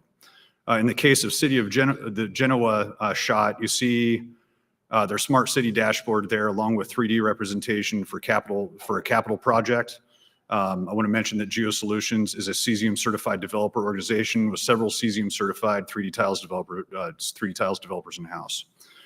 Shifting gears just a little bit into GeoServer. Oh, I missed that one. I'm sorry. Oh, there we go. There was just 2 slides.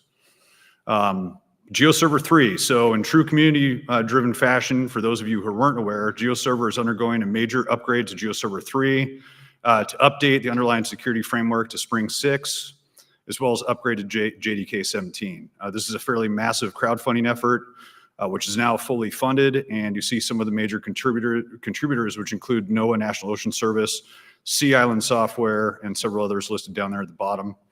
Many thanks to all these supporters. GeoServer 3 is expected out late in 2025, and there's a full development roadmap available on the geoserver.org website. Finally, whoa, there we go. I listed several additional resources for learning more.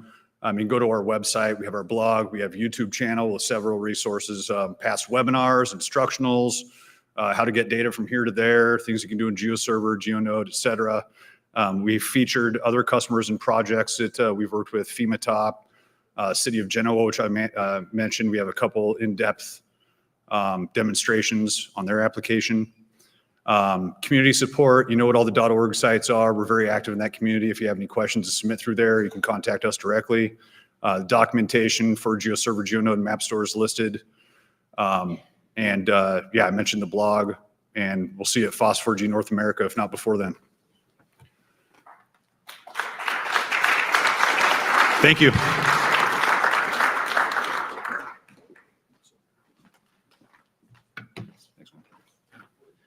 Thanks, Ryan. Yeah, I'm sure we all remember when we first learned about GeoNode and GeoServer, and it's just, no licensing. You can deploy the software. Pretty incredible stuff.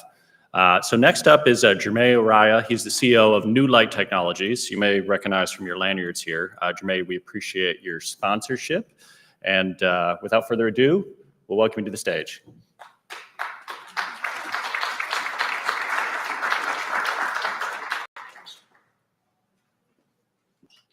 Perhaps with further ado. G, are you in the building? All good. We'll skip ahead. We do also have Mr. Jason Gilman here from Element 84. He's the AI ML applications lead at Element and is going to give a talk today on reliability in geospatial AI. All right, thank you. All right, let's try not to skip too many slides ahead. All right, I'm going to talk about reliability in geospatial AI. So we're excited at Element 84 about the potential for combining LLMs and AI and geospatial data to build systems that let users ask natural language questions and be able to get answers back. The power here is that users can be precise in terms of finding exactly what they want, and it's also really flexible in terms of that. And we're not cutting out traditional UI elements. This would be in conjunction with all of the standard tools that you'd use. This is a slide from a talk that I gave at AGU where I was talking about change detection, and using AI models, we can let a user drive the kind of change that they're interested in finding, and so that they can be identifying exactly what kind of changes they're looking for, and all of this can be found quickly using just a database query. But we're taking technology like LLMs, which are non-deterministic, right? You ask them a question multiple times, you might get different answers each time. And they have the capacity to make things up as well. And we're trying to build systems that are reliable. So we've been thinking about, as we're doing this, how do we integrate reliability into the design and measure reliability as well? I only have 5 minutes to talk, so I'm going to focus on just one part of this. So natural language geocoding is a technique that we came up with for letting a user express an area on the Earth and being able to determine exact polygon for that. If we're going to let people ask questions about geospatial data, they need to be able to indicate where, and that's going to be using phrasing like within 10 kilometers of the coast of the Iberian Peninsula. The way that it works is we use an LLM to understand what the user's saying and convert that into a graph or a tree of basically steps that we need to perform in order to get the area that they want. So it works like this. We would execute this in reverse order, first looking up that place. Then we can use some spatial operations and find the coastline, and then add in the buffer that the user had. And then we've got basically the polygon that the user was asking for. So it's essentially a two-step process. We're using an LLM at the front end to understand what the user wants, and then we're performing this database lookups and spatial operations. And what we've done through the design is take the part of this, which has potential for reliability issues, the LLM, and keep that as just one part of the system. Everything to the right of that tree representation in JSON is deterministic, and that can be tested using regular mechanisms. The idea of representing things as graphs is really powerful.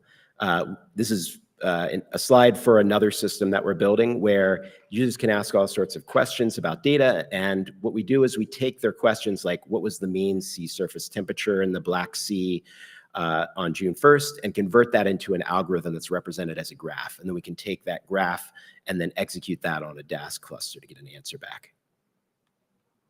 So how do we measure accuracy?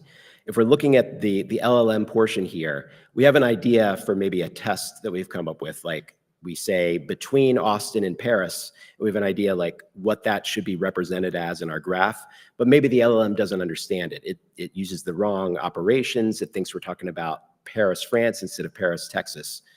We need a way to measure accuracy. We need more than just, is this right or wrong? And there's a metric that we can use called graph edit distance or tree edit distance. And this is basically what's the number of operations that we have to do to the resulting graph to make it look like what we want. In this case, the edit distance is 3. So larger distances mean we're farther off. A distance of 0 means we've got it exactly right. And we can take that approach and build up an entire test suite. We can come up with a whole bunch of different ways users can phrase things. And then now we've got a way to metric, basically our system in terms of just that LLM understanding. And then we've got a point that we can measure from. And the results of the evaluation suite, I've taken those and used those with an LLM to say, why was this misinterpreted? Why was this generated? What should I do to make this better? Actually, like, how should I change my prompt? And so we can build from there and iterate back to make something better. There's a whole lot more that I could say about, reliability in AI, and I'd love to talk to you about it. So please reach out and contact us. Thank you.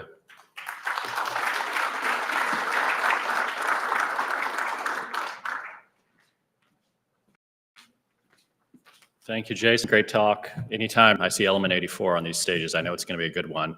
Again, I know these are lightning talks. We're going through a ton of information. These things are packed, but these sessions are all recorded. These folks are still here if you have Q&A for them, or as I said earlier, if you can't find a lightning talk person, you want to get in hold of them, just track me down. Wayne Hawkins with RGI, I'll put you in touch with them. Jermaine, are we ready to come to stage now? Okay, Jermaine, we're talking about some of the work they're doing in disaster response.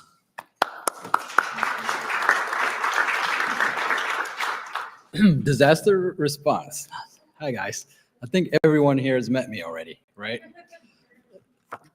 Phos4G North America is coming to DC in Reston. Can I get a round of, all right. Adam Simmons and I are co-chairing this year and backfilling and supporting Eddie, and the whole group agreed on everyone. We're excited. Please, the website is up and running. I'm going to be talking address data. I think all of us know our addresses. Am I right? Yeah. And you used it to navigate here today. Let's go to the next slide. Really wanted to highlight a few takeaways. I'm sorry. I have the clicker. My bad. There we go. Who does not know an address? But did you know that there's no single entity in the United States or globally that's responsible for addresses to validate them and so on? That is a critical infrastructure, and the way I think of it as being a spatial data infrastructure component. And so I think I might have skipped the slide, but these are the key takeaways that I wanted to highlight. And I put my glasses on just for this, actually. Got caught off a little bit here. Addresses are a core component to our spatial data infrastructure. All of us use it to navigate here today. Most likely, if you, like me, even a few blocks away, I'll navigate using some kind of address.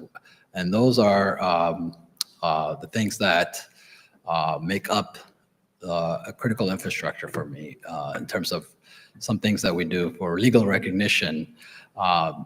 You need to have an address to be legally recognized by your state and local jurisdiction for any kind of services. For disaster planning, how many people live where, and are those real addresses, and so on. Property management and tax management for federal, state, and local. So there's a critical use case. And what I wanted to advocate, without going through all those slides, because they'll be in the video, is that there's no single authoritative national address database, and they're all being aggregated from state and local address points at the city and or permitting office for new buildings and so on. And that to advocate for open national authoritative address database, collecting them out of the various jurisdictions. So with that, I'm going to leave you the rest of the 5 minutes and just, here's what we all know: addresses, and very important. What they matter for emergency services, law enforcement, shipments. We all wait for our packages, and hopefully they got the right address.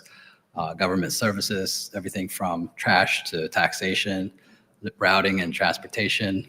Let's see if this is, in terms of how it fits into what we're talking about with FedGeoDay. I think contributing and ensuring that the US DOT's national address database is hopefully going to be fully implemented. Is in progress. We actually have some projects that fall within that currently where I work, but FGDC being adopted and being used by everyone starts to build the ecosystem for a spatial data infrastructure that's rich even at the level of individuals.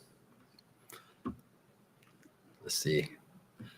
I think these are cursory for the video that's going to come out for the general consumption. I think most people are pretty comfortable with what addresses are, but I wanted to highlight that there are several agencies like Census, US DOT, USPS, and so on that have addresses, but there's no single authoritative address platform, and that's what I wanted to advocate today. And feel free to talk to me about it later. Thank you.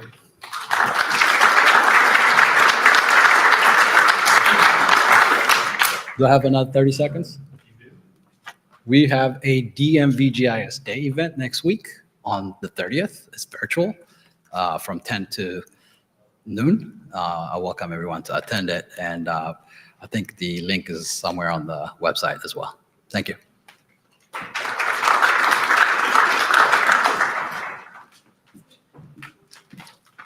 Thank you, Jermaine. And I do expect to see many of you at Phosphor GNA coming up here in November in Reston. So with that, let me welcome Eddie Pickle back to the stage here. He will introduce his panelists on open data for resilience. Eddie? Thank you, Wayne. Wayne, if you, John, could you just get the panel to come on in here? This is great. Thank you all very much for your participation today. I really want to thank Daryl Dudley, who's here from the U.S. Department of Transportation, for helping organize and put together our questions and everything. So just go on down and I'll sit here at the end. This is a real highlight of the conference. I'm very excited to have these panelists, and we've got a couple of extra minutes. So I'm going to use the time. Well, let me just stand here while I do the introductions. Starting at the end, many of you already know Maggie Colley, who's the Executive Director for OpenStreetMap US. She joined there in 2019. It's very well known in this community. Certainly, we want to sync up with Maggie about the upcoming State of the Map conference, which Quincy mentioned. It's one of the most important events in the open data industry. Maggie is also the co-chair of the National Geospatial Advisory Council and is really key to a lot of the great open data efforts working with federal agencies. Next to Maggie is John Crowley, who I can't even remember when I first met. It must have been when you were at working with the World Bank, but John has been working for 15 years in humanitarian technology. He wrote the field guide for the World Bank's Open Data for Resilience team. I think I have that somewhere on my shelf. He's also well known in this community as the person who curated the field experiments at Camp Roberts with National Defense University for years, and where U.S. federal agencies built MapGive, which is another great contribution of this community to overall disaster response, et cetera. He was also key in starting the humanitarian OpenStreetMap team. Next to John is Angelina Calderon, who we're very grateful to have from Meta. She has been there. She's been working with the OSM since 2016, and she serves on the OpenStreetMap Foundation Advisory Board. But she helped at Meta. Her work at Meta includes helping found the Overture Maps Foundation, and it's really great to have their presence here and to talk with us about how that can help our community. And then finally, we've got Jed Sunwall, who many of you know. Jed, for many years, was at AWS at the Open Data Program, which has probably been abused by people around here more than anybody else. But in any case, he's now the executive director at Radiant Earth, which is supporting community-led initiatives to make data easier to access and use. He's been very instrumental in making data available through the cloud for data sharing, and I would just say in the resilience community overall. So, and he's also a technical fellow now with a tailored geospatial engine. So I'm going to now shift gears and moderate, and I'm just going to start out with a general question. Let's see. Can you guys? Yeah, this works.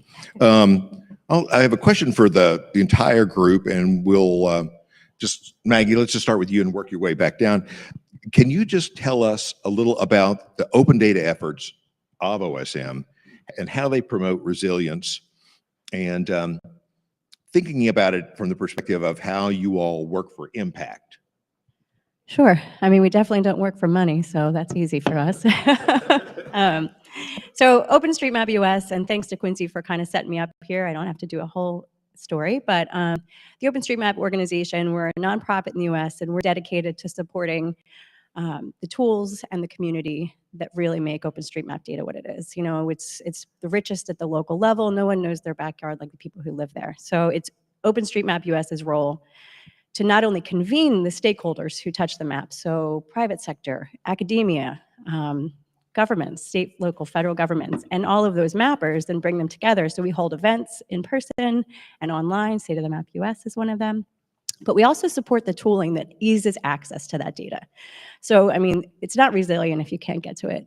So building the community is one thing, but so is making it easier and lowering barriers to entry, to contributing data, to extracting the data, and to using that data. So we are working on a number of projects. We support map roulette and OSM chat and field papers. We have a Teach OSM tasking manager that we work with educators to integrate into their classrooms. So supporting that next generation of mappers to keep the map data coming, but also keep people thinking about geospatial. So it's a number of fronts. I don't think there's any one approach that we take because we see it as a really like three-prong approach between the tooling, the community, and the education. So I'll stop there. I'm John Crowley with Map Action. Map Action is a disaster response GIS organization. We deploy GIS analysts around the world to support the UN disaster assessment and coordination teams. These are the folks that are the first in the UN agencies, when generally we're working with the urban search and rescue teams. So we joke that we're kind of the wallpaper makers for the operations center. We build all of the maps, we work with the government, we create mechanisms for data fusion and tracking what has been done, who needs what where. So we do a lot of intense work on that side. We also do a lot of work with the national disaster management agencies around the world where we train them in how to use GIS. And this could be as basic as how do you set up QGIS and set up your data workflows, or it could be as advanced as working on disaster risk models where we're trying to help them understand where are your risks, who's at risk, how do we get that onto a map that you can communicate to policymakers about what actions and steps you can take. Open data for us is just part of our ecosystem. We have to have data sets that we get from remote sensing, from national mapping agencies, from UN agencies. So we're a huge ingester of open data, and oftentimes with our countries, some of our countries that we're working with will take several hours to pull all of the API data, process it into the formats that we need, and then send it back out in a team on their deployment kits. So we're sort of like for us, open data is just, it's part of the bloodstream of what we do. Is this on? Okay, sweet. Hey, I'm Angelina. I work at Meta. We use a lot of open data in our maps, and we contribute a lot of open data back to the community as well. So basically, you think like, hey, Meta, like you're not really a maps company in the traditional sense. Well, actually, we do have a lot of geospatial experiences and surfaces over, hundreds of places in our ecosystem. So it's everywhere from like, tagging a business on Instagram, posting an event up on Facebook, marking yourself safe if there's a disaster in wherever you live in your community. That's like a number of like hundreds and hundreds of places. And so what we found over the years is that kind of started with our work in OpenStreetMap, probably over a decade ago at this point, supporting a lot of different editors, including Rapid, which uses machine learning, to more recently some kind of moving and merging some of our more like data QA and scaled ML efforts over from, has anybody here heard of Daylight, by the way? Okay, nobody. Oh, one person, amazing. But they're two people I know, so it doesn't really count. Yeah, so merging some kind of early stage QA projects towards Overture, which is something that we're also supporting to kind of foster growth and scale in open data, especially using applied like machine learning and other scaled technologies. Thank you. So at Radiant, I think we're continuing to do something that I started doing at AWS with the open data program there. I'm a motto guy. We always have like tons of mottos to like sort of define what we do. One of them was our job is to make free data cheaper. And that is to say, like there's a lot of data out there, but it's oftentimes too hard to get. It might be in a format that's inaccessible. I could go on and on. There's a lot of work to be done to improve what you could call the ergonomics of working with data, and make it much easier for people to be able to get their hands on it, to start interrogating it, and just and lower the cost of interrogating it. And this question about impact has sort of been like the bane of my existence, because we've always operated sort of far upstream from the impact. We don't really know what the impact of what people do with that analysis. But what we do want to do is enable many, many more people to do that analysis. and in particular, we're sort of betting on the internet continuing to be a thing, and connectivity to continue to expand around the world. And we think that if by focusing on file formats and methods of working with data that are, we'd say sometimes born in the cloud or web friendly, we can make data accessible to people who previously have never been able to access this sort of data. It wasn't that long ago that the only people could really access a lot of Earth observation data or large, climate data. You had to be at a place with a supercomputer or, with its own infrastructure. And we're trying to figure out how do we put petabytes of data on the web in a way that anyone, anywhere in the world can access it. So I'll stop there. There's a lot of great efforts going on and represent that. Let's go back the other way. Jed, we've talked some in our group about some of the important open data for resilient efforts that are going on now. You started to allude to some of those that are starting up now, and they are either. Can you talk about what you think are the most important ones that our audience ought to be thinking of or trying to join into, whether they're organizational or technological? All right, here I go. So I've been involved, I'll choose my words carefully here. It was around 2016, got involved in some similar sort of data rescue operations and conversations around how to save data that was at risk. And here we are again. And I'll get it spicy right away. I'm in the mood. Like, there's a lot of LARPing going on. A lot of people are like, oh, like we're gonna go save the data. And I'm like, I've seen this happen before. I've been directly involved in a lot of these efforts. You can make copies of data that are out there that might go down. And that's great. I don't want to discourage anybody from doing it, but it's barely half the problem. The truth is that we don't have great institutions set up to share data. There are some that are pretty good at it, but we've gone through a period, we can call it 10, 15 years of enthusiasm. I've been a very strong advocate and enthusiast for open data and for the government to produce more data and to share it more openly. But one thing that we failed to do is understand whether or not the data is valuable. I think there's been sort of a grand illusion that like all data is valuable. It's not all valuable. It's expensive to produce, it's expensive to distribute, it's expensive to store, and eventually someone's gonna have to figure out how to pay for it. So there's efforts going on right now to figure out, how do we make this more durable? The first thing that comes to my mind of like important efforts that are going on right now are things like OpenStreetMap and Overture Maps that have done a very good job of aligning incentives of different and overlapping and complementary communities to create global data products with, again, I mean, they don't work for money. We still have to figure out business models for this sort of stuff, but I think these have proven to be organizations. I mean, OMF is still quite new, Overture Maps is still quite new, but these are the attempts that I think we need to be making, or figuring out how do we create institutions that can be durable, that can align incentives of a lot of people who need access to that data and get them to participate in sustaining those communities. That's what we need to be focusing on, rather than just making copies of data that might go away. Angelina, can you pick up there or talk about, I mean, obviously Overture is an effort in this. I think of it organizationally, but there's a lot of technology that's going on there. Talk about how that is working to be a resilient asset for this and other efforts. Yeah, no, it's a great question. So basically, and I want to frame a couple of things around Overture. By the way, ask me if you want to find me at the happy hour. I'll tell you about the time we got a zillion lawyers together from Meta, Microsoft, Amazon to even figure out the organizational structure of this thing. But no, so basically, like when I think of data resilience and the projects such as Overture, it's about not only like, is the data available? Is it interoperable? Is it complementary to other community efforts or other crowdsourcing efforts? But also, is it usable? Is it impactful?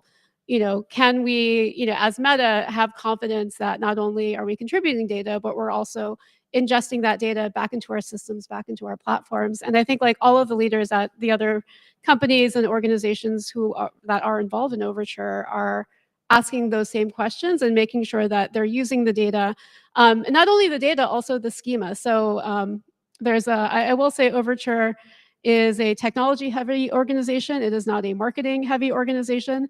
But I think kind of the sort of secret sauce, and it's not secret because it's all open, it's under Linux Foundation, so it has to be open, which is, I think, great, is this thing called GERS. I was thinking kind of after the talk on the NSRS. Is that correct? Okay.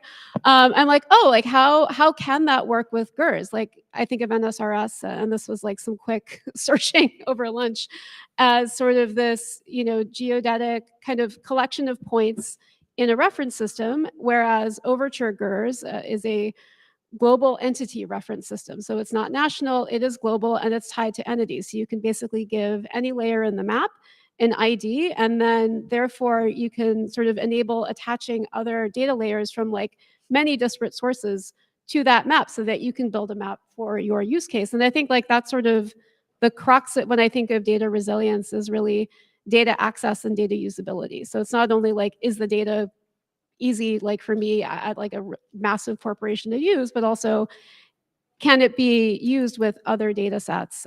Say like at Meta, we have a bunch of open data that we use to make our maps, but there's also like some proprietary sources that we want to make sure are like working together depending on the experience or depending on whatever services. I don't know, was that helpful, Eddie? Yeah, definitely. We will keep revisiting this issue, but I would like to hear the whole panel on this. John, you worked with the international organizations for many years. What do you think of this, the key organizational or technological trends that could help build this ecosystem of resilient data? This is a really long story. Okay. I'll keep it short. The challenge that we've had since the time I started, I'm a Katrina baby. I started with the response after the hurricane. We, in the response to the Haiti earthquake in 2010, realized that there had to be a place where data that we had so fragmented needed to come together into some format that we could all access in a common way.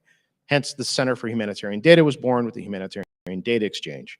This is probably the key resource internationally for what we do. It's where we find our foundational operational data sets, our common operational data sets.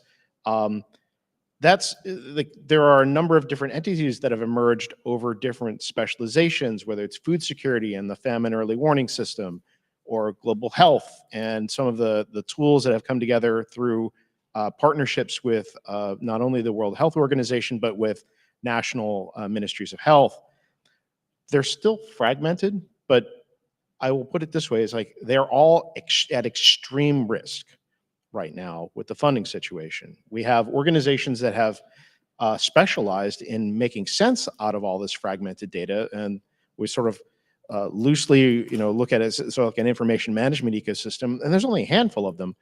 Most were funded by USAID at some percentage, one at 90% percentage. So we're seeing organizations that exist to make sense out of this open data ecosystem and to make it applicable being at risk. And that brings me to like the key point I want to bring up here is it's not the data, it's the people that curate the data. And we're losing sight of that. And it's something that as we look at NOAA, as we look at NASA, we look at other agencies that are at risk, and like the whole FuseNet team, we've lost sight, or we're losing the curators. And losing the curators means that while we'll be able to save this open data, it's frozen in time. And that for us, the humanitarians, if we have a city that's growing at 5% a year, that's an extremely fast growth rate. And we can't continue to use old data to make sense out of something that's changing that fast. And that dynamicism is something that we really require people to keep up with. That's perfect segue. Thank you. So building on that, thanks, John, for setting me up, is, who's going to maintain this data over time? So one of the main things OpenStreetMap US has been thinking about is, building this stronger local communities. One, I mean, the crowd is amazing, but the crowd isn't everything. So there are also so many third parties and organizations utilizing OpenStreetMap data in their workflows and improving it downstream. So what I've been thinking a lot about is that feedback loop. I'll give you an example. Has anyone ever used a recreation app to go hiking? Have you ever marked something wrong or seen something that was off? So right now, those edits are only staying in those third-party apps. So one of the things we've been discussing through our Trails Stewardship Initiative is how do we get some of those edits back? How do we get those improvements back in all of these things? Through the telemetry data in Lyft or through the Trails data in All Trails or Onyx. How do we start building a broader crowd? You know, let's not rely completely on the volunteers, but on the people benefiting from this data at the end of the day. So making it easier to fill that feedback loop and build the technology necessary that really no one has any excuse to not contribute that data back so that we all benefit from it in the end. So that's one thing OSMUS would love to spend more time on is building those systems that support that kind of feedback loop. A couple of things that you all remind me. I mean, I met all of you. Well, I just meeting you, Angelina, I guess, but you know, the through the kind of collaborative efforts, the one thing that's present here in the FedGeoDay community, which I want to just point out, is the OSGeo and OSM community. So let's just talk about OSGeo for a second. Guido Stein, who's here, is our leader for the OSGeo community. It runs the Phosphor-G North America event. It's all about a kind of infrastructure, a technology for building resilience, either in code, but then underpinning a lot of the data efforts that we've got, but it's about free open source software for geospatial applications. So there's a community thing, and I would urge as many of you as can try to get involved in those efforts because they are both important in their own right for, like Ryan Burley was showing, for, you know, enabling us to share data, enabling us to display data, enabling us to analyze data. Adam Tim talked about enabling us to access databases and use those at scale more effectively, et cetera. But then, you know, open source software underpins so much of what OpenStreetMap is actually doing in the collection. And then, you know, I've been lucky enough to go to a couple of OpenStreetMap OSM events. The work that you all have done in the FedGeoDay community is, again, exhibited people like Daryl that are actively involved with federal agencies trying to work with OpenStreetMap to actually extend their reach, extend the things that it's doing. Maggie, you were talking about that. So I guess I would like to segue and go from there into, and I'll go back to you, Maggie.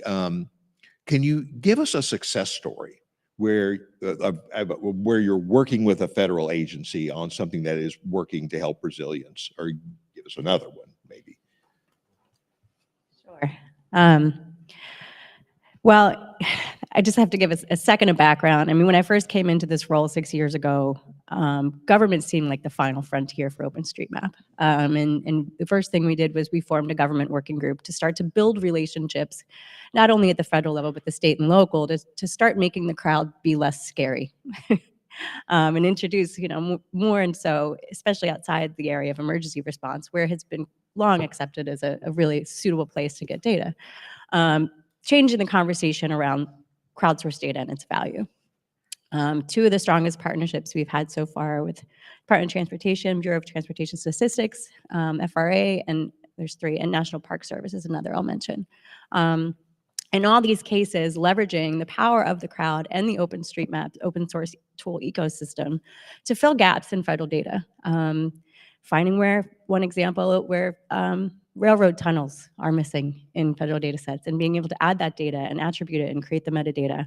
With trails, finding parts of national parks that have lines work but maybe don't have any metadata, and engaging with folks in those areas to collect the data needed for the National Park Service to better serve the public, keep people safe, reduce search and rescue efforts, and even, you know, help fight wildfires on those trails. And with BTS, you know, we're looking at, you know, how can we really start to help fill the gaps in the really micro dating, like railroad crossings, sidewalk crossings. So folks on the federal side have even started getting involved in our working groups. So our trails working group and our pedestrian working group, to help come together on schemas and ways to communicate, you know, all of these things in different languages. How do we speak OSMEs to NPSEs? It's not really languages, as you know, but you get what I'm saying. So, there's a lot of complexity to this, but I think those success stories and those conversations and every working group to me is a success story of being able to share, finally share a common language and kind of start working towards those goals. Does that help, Cloudy?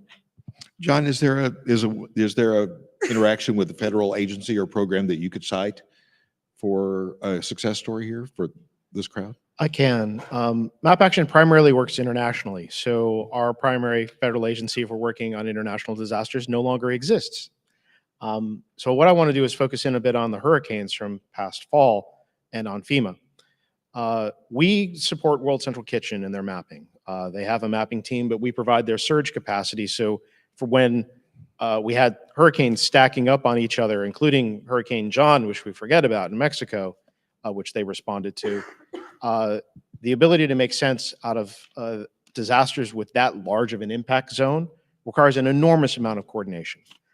I will say the geospatial resource team at FEMA has been critical for our work because the ability to reach across the federal government, federal agencies, pull together the GIS officers from the region and then the GIS officers at the state level, particularly those that are working in specific agencies like the Department of Transportation, so that we can map what roads are open so that World Central Kitchen can deliver meals.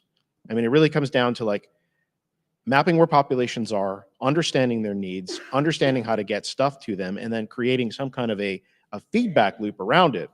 While we didn't contribute to the work that FEMA was doing in terms of giving them lots of new data that they could then provide to others, that resource and that coordination element is a critical capacity for states as they begin to confront what's likely to be a very different disaster response architecture going forward. That's really a critical resource, and I just want to put a plug in for that. Okay, Angelina, Overture is not that old, but I know that you've been working pretty, extensively with the federal government. Can you talk to us about some of your efforts there? Yeah, so I would say government involvement in Overture is only just beginning. So there's a couple small, like local transit agencies, like somebody from Nebraska. I think Daniel Dufour is in the audience somewhere. I think maybe there's some conversation started there. But I do know that government data is being used in Overture. So for example, Overture has a couple different data layers if you've, checked out the downloads link.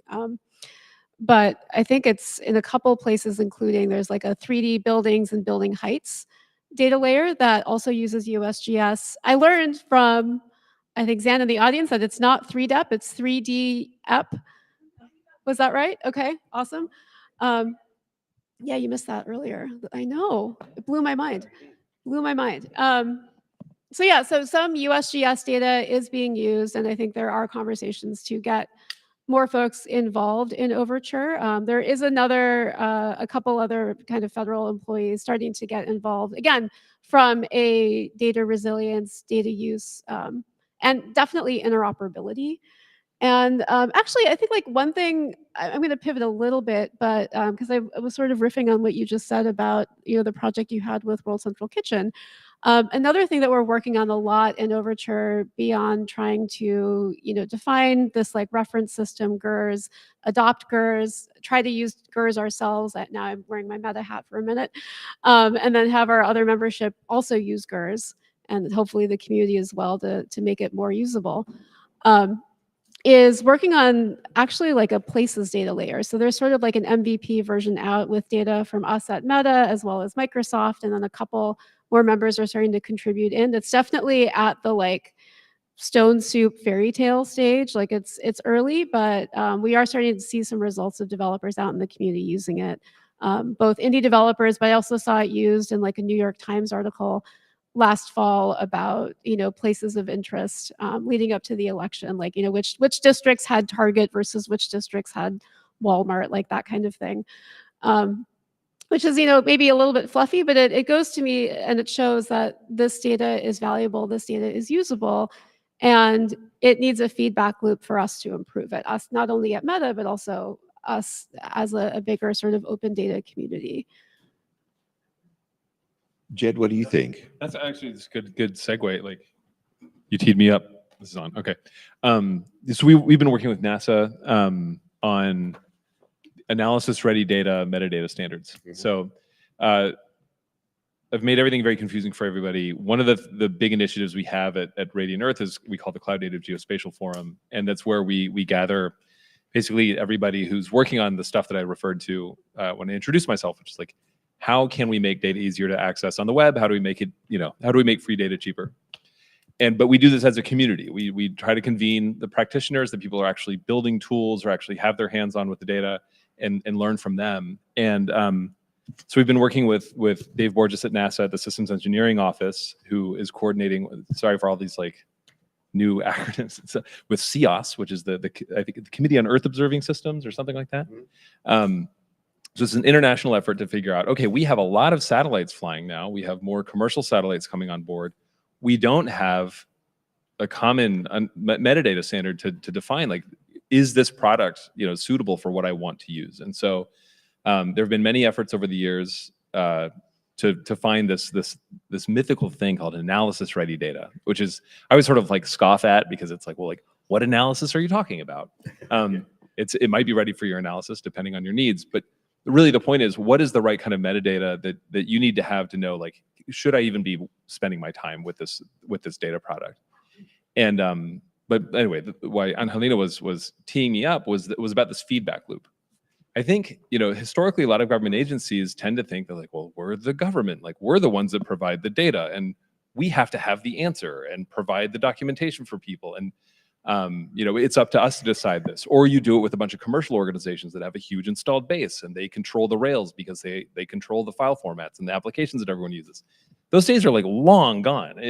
Just FYI, the web has upended that entirely. It is so cheap. I mean, especially now with large language models making it easier to code, the cost of producing software is just like fallen through the floor. And no, software providers don't control formats anymore. That's been eroding for a very long time. And I think NASA, thankfully, they understand. They're like, yeah, it's not our job necessarily to tell people what the metadata standards should be. So they've been working with us, and we've been working with members of the community and people globally to figure out, okay, what is the metadata that we need? What should it look like? The spoiler alert is it's probably going to be a stack extension. So it's a very community-led, very lightweight thing. And I'm very encouraged by that. I think it's great that NASA recognizes that they can benefit so much more by creating a feedback loop and interacting more directly with the community of data users, rather than taking it all upon themselves to come up with the answers. I have a lot more questions to ask this panel, but I would like to turn it over to the audience here, and I'm going to ask one more question at least. But I would urge you to start thinking of questions for the panel, because then I really want to open it up to the audience, because this is such a diverse and a distinguished group here. I want you all to be able to query them. I would be remiss, though, if I've been asked many times, if Maggie and Angelina, if you could talk a little bit about the differences and similarities between what you all are doing in OSM and at the other overture efforts, and thinking about it from the perspective of creating data for resilience. So Yeah, I'll go first, and then I'll tee it over to Maggie. Maggie and I have talked a lot about this over the years. For those a little bit newer to Overture and the concept, so it was founded at the end of 2022, like November 2022. So a little over 2 years old now, into year 3, monthly releases, schema, GERS, IDs, all of that, up and running, over 35 members, maybe 37 now, maybe even more. But yeah, like at Meta, we support both. And what we tell all of, our partners or other people who come to me and say, like, hey, I'm really interested in Overture. I want to start using the data. And I'm like, great. Also, Overture works really closely with OpenStreetMap. It's actually now an OpenStreetMap sponsor as well. And get involved with them. And so to me, and this is like my personal opinion, Overture and OSM US certainly are very complementary projects. So basically, like at Meta, like we support OpenStreetMap because like it's literally the ethos of our maps foundations, right? Like we started supporting it 10 years ago. We really believe strongly in the power of community, connecting people. That's literally the job of a map. OpenStreetMap does a great job at engaging the community and making the map better and more resilient. The reason we got involved in Overture and really putting that together as well was that we were seeing that there was an opportunity for more, again, data quality, data usability, and applying like scaled technological approaches to that data that honestly at the time were not necessarily welcome in the OSM community. OSM Global is a very complicated space, generally friendly, but has its complexities as any large organization. But I would say that they are complementary and we do support both. And I view, personally OSM as something that I'm invested in to support the community. And then I do work in Overture to make sure that not only is the data supported, but also the technologies to build data for scale and usability for more scaled use cases, especially in the commercial sector, are supported as well. I don't know, Maggie, you're going to have a much better phrasing than I just said. So I'm go not for sure it. about that, but I'll give it a shot. Eddie, always glad to answer this question. I think from the OpenStreetMap US perspective, things look a little bit different, but at the end of the day, OpenStreetMap is a project to build the best map of the world to support any needs, including overtures. So we're thrilled that a group like this is relying on the OpenStreetMap community. I think it's great that OpenStreetMap data finds its way into all of these different places. I think that the thing that gets confusing now is one thing that has happened that concerns the OpenStreetMap community is that when large companies that are well funded, no matter who they are, take some space that you're normally in. I'm trying to say this in a nice way. So resources get diverted. So many of our former sponsors are now part of Overture, and a lot of those resources are no longer going to support the OpenStreetMap community. Another case, Ezra used to call its OpenStreetMap layer OpenStreetMap, and now it calls it OpenMap. So what that does is it just takes a little bit of attention off of supporting the core OpenStreetMap data and community that is relying in a lot of these workflows, and it makes it harder for small organizations to continue to find those resources and get people interested in mapping and being like, hey, you're at Map Edits, you're making their way over here, because that workflow and that pipeline is less visible. So it's wonderful to see the data being used, but I would say, at least from where I sit, that's the one big problem that we see potentially hurting everyone. Well, coming from the open source software community, where I'm familiar with, things relying on maybe very scant resources and some very important projects, that is a very good point. So I know in the audience, looking out in the audience, I know so many of you, and there are people here from the government, there are people from academics, there are people from academia, there are people from private companies, all of you working in some way with resilience, either as a as an institution or with customers who are doing it, or as research projects. What questions do you all have for this panel? I have others, but we'd love to hear from you. Okay.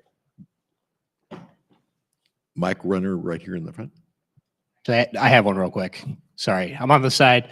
I would actually like to see follow up to Maggie's response, because I think that's really important there. I don't understand why Overture Maps or the companies and organizations that formulated it didn't just invest a ton more money into OSM to build that up more. Yeah, that's a great question. Without getting a little too into detail, there is a lot of bureaucracy when it comes to, I guess, resource allocation in really, really big organizations. And when we put Overture together, we were finding that it was just better and easier to move faster as our kind of own consortium and stand it up under LF. But to your previous point, as I said before, Overture doesn't have a lot of marketing efforts right now, save for event stuff from LF, and they're amazing. But I think there is more that we can be doing together to foster that OSM community and make sure that, especially OSM US, come on, these guys are great. Let's figure out that to get you the resources that you need. Not being the exec director of Overture, but it's something we can definitely talk about. Can I chime? I'll tell a war story from Amazon. When I was building the open data program at AWS, was like, we need to be working more with the OSM community. Amazon should probably be using OSM. And I had this conversation with a guy who will be unnamed, and he's just like, hang on, like this ODBL license was a serious problem for corporate lawyers. They're like, this is a very weird license. We're very afraid of this. And also, who would sue us? Or who would we sue? Like the understanding of like what OpenStreetMap was as an entity was just like completely foreign to the corporate entity of Amazon. Made it very hard for them to engage with them in a way that, in good faith, in a way that they felt was like legal or appropriate, and that tripped them up. And this is my theory, so you all can debate me on I this. feel like ODBL needs its own panel. Yeah, exactly. Another time. I'm taking a note on that. Yes, I think OMF made sense for these organizations because this will be a lot easier for us to just create our own thing than figure out how to fight with this organization that seems to fight a lot, And so that's OSM globally. I'm not picking on OSM US. Eddie, if I could put in one thing. Sure. When we were putting together MapGive, which was the effort to enable the tracing effort that happened after Haiti as a durable, repeatable function, we basically framed the problem as, how do we take the next few license and enable a US government agency to release commercial pixels to an unincorporated entity? If you want to see a lawyer flinch, use that last phrase, unincorporated entity. We had to use HOT, and HOT, I was the secretary at HOT at the time, we had to incorporate HOT. And we had a lot of- Humanitarian OpenStreetMap team. Yeah, the Open Humanitarian OpenStreetMap team. Without that incorporation, without the ability for an entity to be the interface between the US government and OpenStreetMap, we would never have gotten those pixels traced. One, and I completely agree that it is kind of one of those ecosystems you walk into with OpenStreetMap and go, where do I even begin? Like, who's in charge here? What do we do? And when I stepped into this role 6 years ago, I was the first executive director for a chapter like OpenStreetMap US. So, we are slower to grow, but I mean, that's what's part of the success over the last 21 years of the community, is that we're pretty resilient. And I think that Overture and OpenStreetMap definitely can coexist and support each other more. And I'm really glad for your comment. So. One thing I would opine, I know we have a question here, which I'm going to get to, is that this conference is about a variety of things related to open source software and open data that federal programs use. This year we are choosing the theme of resilience. It's interesting because when we started out, we were a little worried about let's just say the climate that we live in might be antithetical to us talking about certain concepts and that sort of thing. So we used resilience and didn't use word like the one I just used. But I would note that one of the great things about OSM is that it is uniquely hard to stamp out. That it is, and going back to the point that John was making earlier about how great swaths of resilient data or the curation of it or whatever could be somehow less resilient than they were a few months ago. One of the things I would urge us all is we just need to think about the benefits that these have. Now, granted, there are the cons, and those were very well articulated. So I'll just say that. So you have a question. Thanks. Yeah, I mean, having worked in in resilience and emergency management in a lot of different agencies, it seems like there's a lack of ownership of the whole mission, right? It's pigeonholed across, and that's not unusual for a large organization. But usually there's cross-cutting agencies and things that in a normal sort of rational organization would try to fix those things. Where and maybe it's the FGDC or something here. Where is the U.S. government sort of lacking in this? I mean, is there? I'll just leave it at that. So, do you have any perspectives on who should be stepping up more? And there's these agencies are out there, but we're not really hearing from them.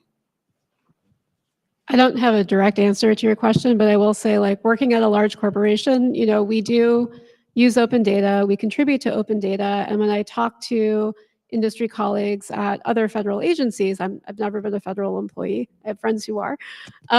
The first question I get, wearing my Meta hat is like, oh, that's great, you're using our data. How are you using the data? And so I think, as a steward of that data, or as maybe as a developer user of that data, I think it's also on us to talk about the data, talk about the value we get of the data, and make sure that the folks who are trying to get funding to go out and like create more data or refresh that data or make that data more accessible and sustainable are having those stories told. Nate, this is an enormous problem because if I visualize it internationally, it's actually a very different architecture than it is domestically. The US retraction from international involvement makes me loath to like dive into the Bretton Woods issues as to why things are divided between different agencies and why different parts of the system are fragmented. That's something you and I can talk about in the bar. The domestic side with the federal, state, local division is a vertical one as opposed to a horizontal one. And it's one that's currently up for a reimagining. I'll be kind, a reimagining. And that process of finding a mechanism so that states' GIS capacity and the ability to make sense out of all of this is set up in a fundamentally different way than it currently is. Most states are one GIS analyst deep in emergency management.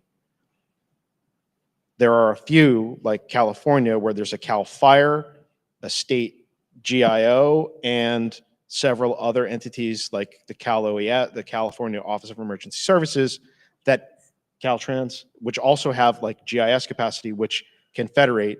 And oddly, Rhode Island, which has like a system for ability to essentially delegate GIS analysts across different agencies, one of the smallest states with potentially one of the more resilient structures. Like that capability is one where, in order to bring it across the whole disaster risk management cycle, we're going to need to like completely rethink about how do we respond to each hazard: flood, hurricane, earthquake. We don't have systems. We have like fragmentation. Like there's CREW for the Cascadia Region Early Warning System for earthquakes, and like that capacity to begin building out entities like that. But we've now, while they're not defunded, they're not receiving money that as they do their work and they're contractually obligated to deliver. Like that type of system is not going to lead to a resilient data structure. There's like, Nate, you've hit something, but like we have to like take this apart. I'll answer with my NGAC. Well, I'm not officially on NGAC right now. I'm in NGAC vacation. But I would say even the intention, in my previous term, we wrote a paper on the intention of the Geospatial Data Act. Don't yawn, it was interesting. But what the intent of this GDA was to start to unite agencies, at least as we understand it, to partner different agency leads on the different themes for our national spatial data. The intention was not the reality. It turned into a lot of reporting for the folks. But I think with the recent strategic plan that the FGDC put out, the NSDI and the National Spatial Data Infrastructure, the intention was also to start reimagining governance for this data. And OpenStreetMap US is looking to participate in a pilot, but potentially that would look at the way that the OpenStreetMap community governs itself and integrates and has these different stakeholders from all these sectors as potentially a model for certain sectors of data or different data types that could support more national spatial data infrastructure in a more seamless way. So, I mean, that was the hope. We'll see what the next year brings, but. I'll chime in as well. I mean, yeah, I think if we just focus on the United States, I can echo a lot of like what was just said. We just have lots of different agencies that are in charge of their own data. And I'm thinking about like what John was saying about how we're losing the people who pay attention to things. This is what the public sector is for, is to pay attention to things and to gather data that capital markets or corporations just won't pay attention to. They have no incentive to. The thing we need to get over is like, I did this experiment. I looked at 3, maybe 5 counties in Washington State. I live in Seattle, just to see how they refer to parcel IDs in their data portals, and they all use Esri. So they've got great open data portals and everything like that. And you see parcel_ID PID or something like that. Who knows what? There are 5 counties, 5 different column names. And it's stuff like that like there's no incentive for everybody to get on the same page to do this sort of stuff. That's why I think things like OSM and Overture and GERS, yeah, we said it at the same time. Yeah, GERS. Like this is the kind of the future, is to get people to align around identifiers, and just, you should be using GeoParquet in the future. There's a very strong trend towards shared formats and identifiers, and I think that will help solve these things. I think that in the interest of getting to our next panel, which is our next prior talk, I just want to have each of our panelists here just make a quick statement about I've got like 3 pages of questions to ask here. So just Maggie, if you and John and Angelina and Jed, if you would just give us a real quick, what did we miss, or what do you want to say in summary? No pressure, just that last really piece of wisdom nugget. I think the thing that's been on my mind a lot lately is what we're seeing is not only a breakdown in certain systems, but potential breakdown in communication and relationships that we've all been building for a really long time. So I'd say as we move ahead, I think partnerships and collaboration and staying in touch and keeping each other going is going to be more important than ever. I mean, not to sound cheesy, but I really think community is right now where we need to dive in. I invite all of you to join one of our working groups, come to State of the Map US, and just dial in. You're going to meet a map nerd that you like, so I guarantee that. But really think about those partnerships and different ways of thinking. Have you partnered with a nonprofit before? Maybe not. Try it out, see if it sticks. Throw some spaghetti against the wall. So that's my nugget. Over the years, I've worked with a lot of folks in different federal agencies, and what I found is that some of them really are the best at what they do, and they really love that thing they curate. We're losing a lot of that, and the thing that I just want to put out is, how do we engage those minds, that passion in the solving national problems in a new way? And that, like the community side of this, different structures for this, how do we begin to make sure that we continue this curation for however long we need to, until there's another structure that comes along? But that for me is like the heart of the matter. It's not about the data, it's about the people and the curators of that data. Yeah, maps are people. People are hard, maps are hard. What we can do as a community is we can work together, we can reach out to each other. We can not only collaborate in ongoing working groups within OSM or task forces or working groups within Overture, but also there's a whole organization called OGC. There's a massive standards org. Connect to them. They've got amazing leadership. I think Overture and OSM are now involved with them as well. So there's a big conversation happening, not only around open data, but also standards and usability. And I will say, it's not a fast conversation. It takes work, but this is the room of people to do it, and this is the room of people to connect with. So that's what I'm looking forward to. Yeah, and I'll echo Maggie quite a bit. I mean, I think as I walk down here, and as we can just look around this room, DC has been built with this sort of neoclassical architecture. Gives us the impression that it's been here forever, and the truth, it was built by Americans. It was built by people. It was hard to build all these institutions that I was just born into and inherited and benefited from. And Americans are, I think, uniquely trusting and optimistic and dynamic. And I can't help but be optimistic right now. I mean, I have no choice, but I feel like there are a lot of things to be concerned about. But I'm also, we've never had more tools at our disposal to be able to build institutions to share data, and I'm very excited about what we're going to build. This is a huge opportunity.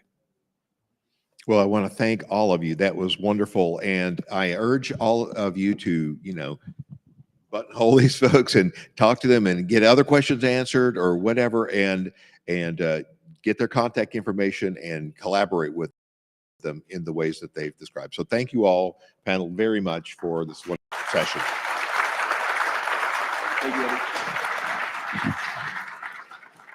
Now we're going to switch format and have a more intimate fireside chat here, and I'll let Ashley come on up here.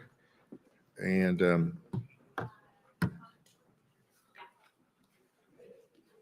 yeah, come on.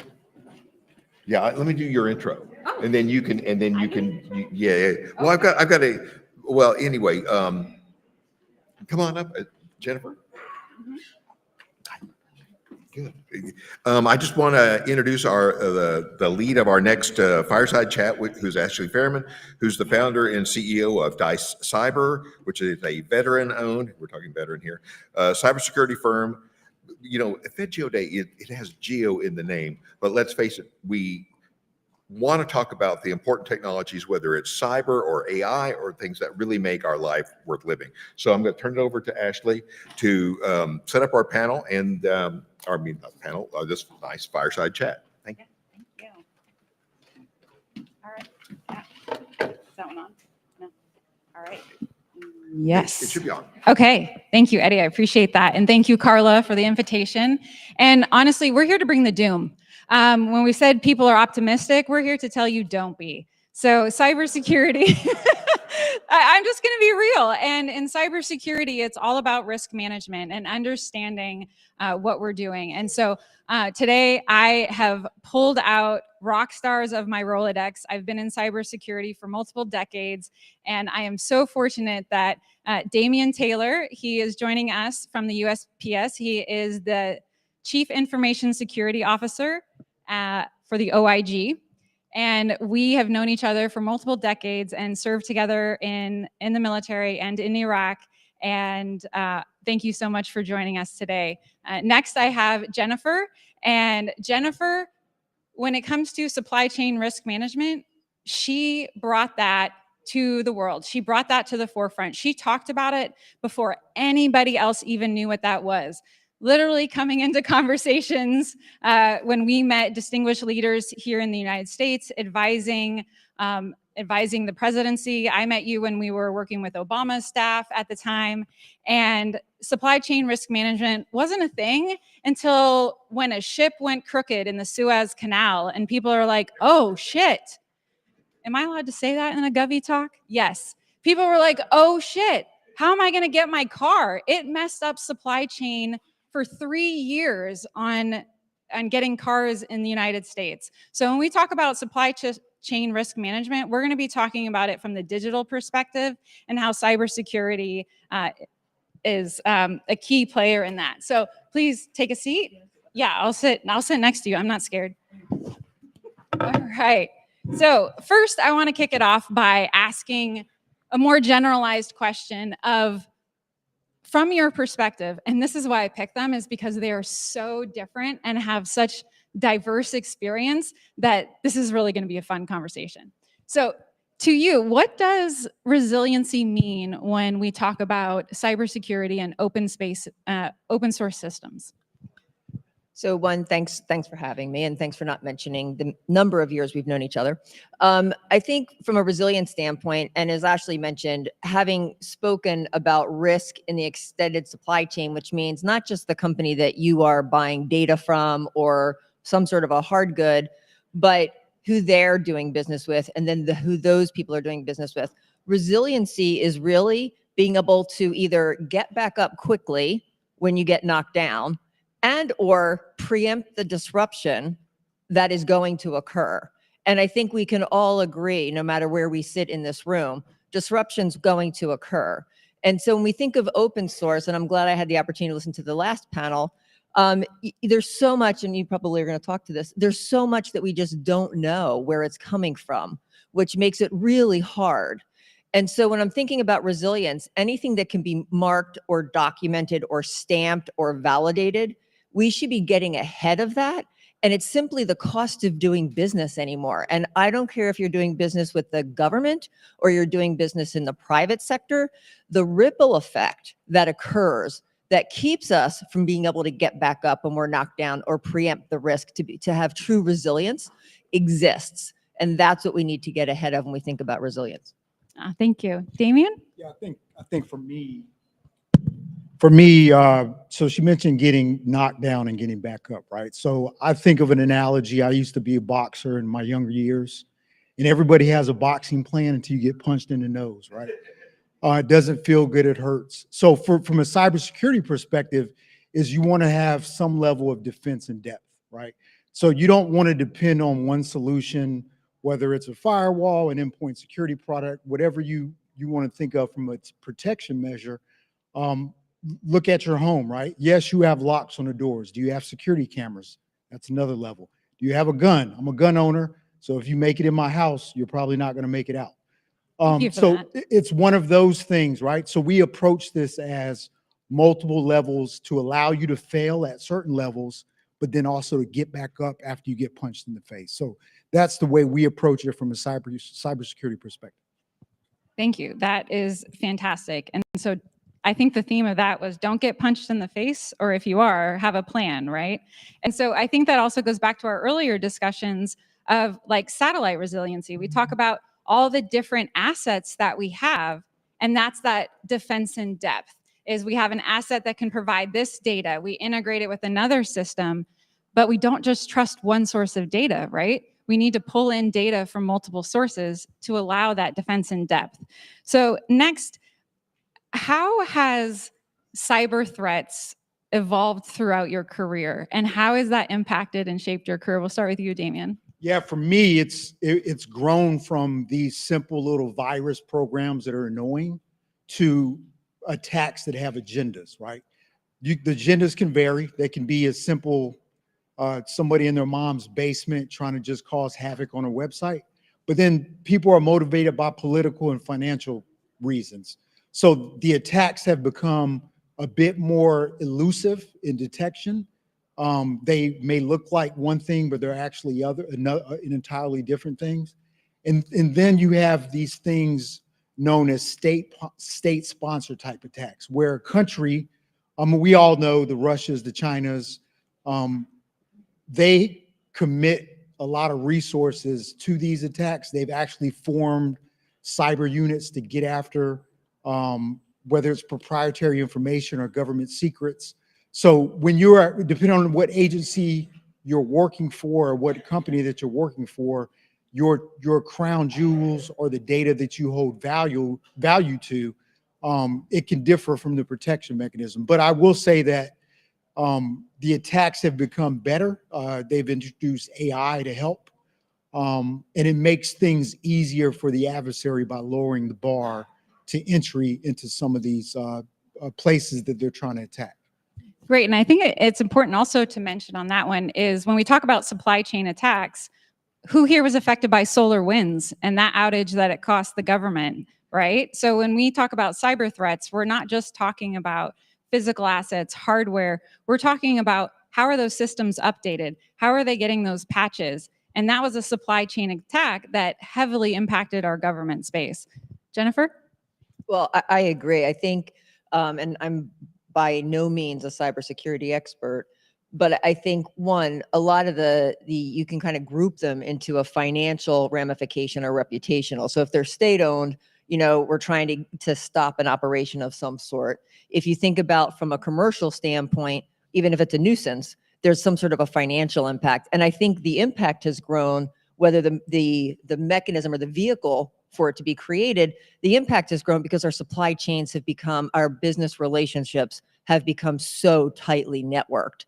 And so if you think about what happened at the beginning of COVID, where we started having all of these conversations about reshoring and nearshoring and onshoring, and all they're talking about is untangling the supply chain of who you're doing business with. And I think, you know, as you're talking about the impact and how the evolution of the cyber impacts have occurred, I go back to the fact, the reason that the ramifications and the dollar amounts have become, and the impact opportunity has been hidden so well, is because there's so many layers of business relationships that we have globally. And we can thank Amazon for all the good that's happened there.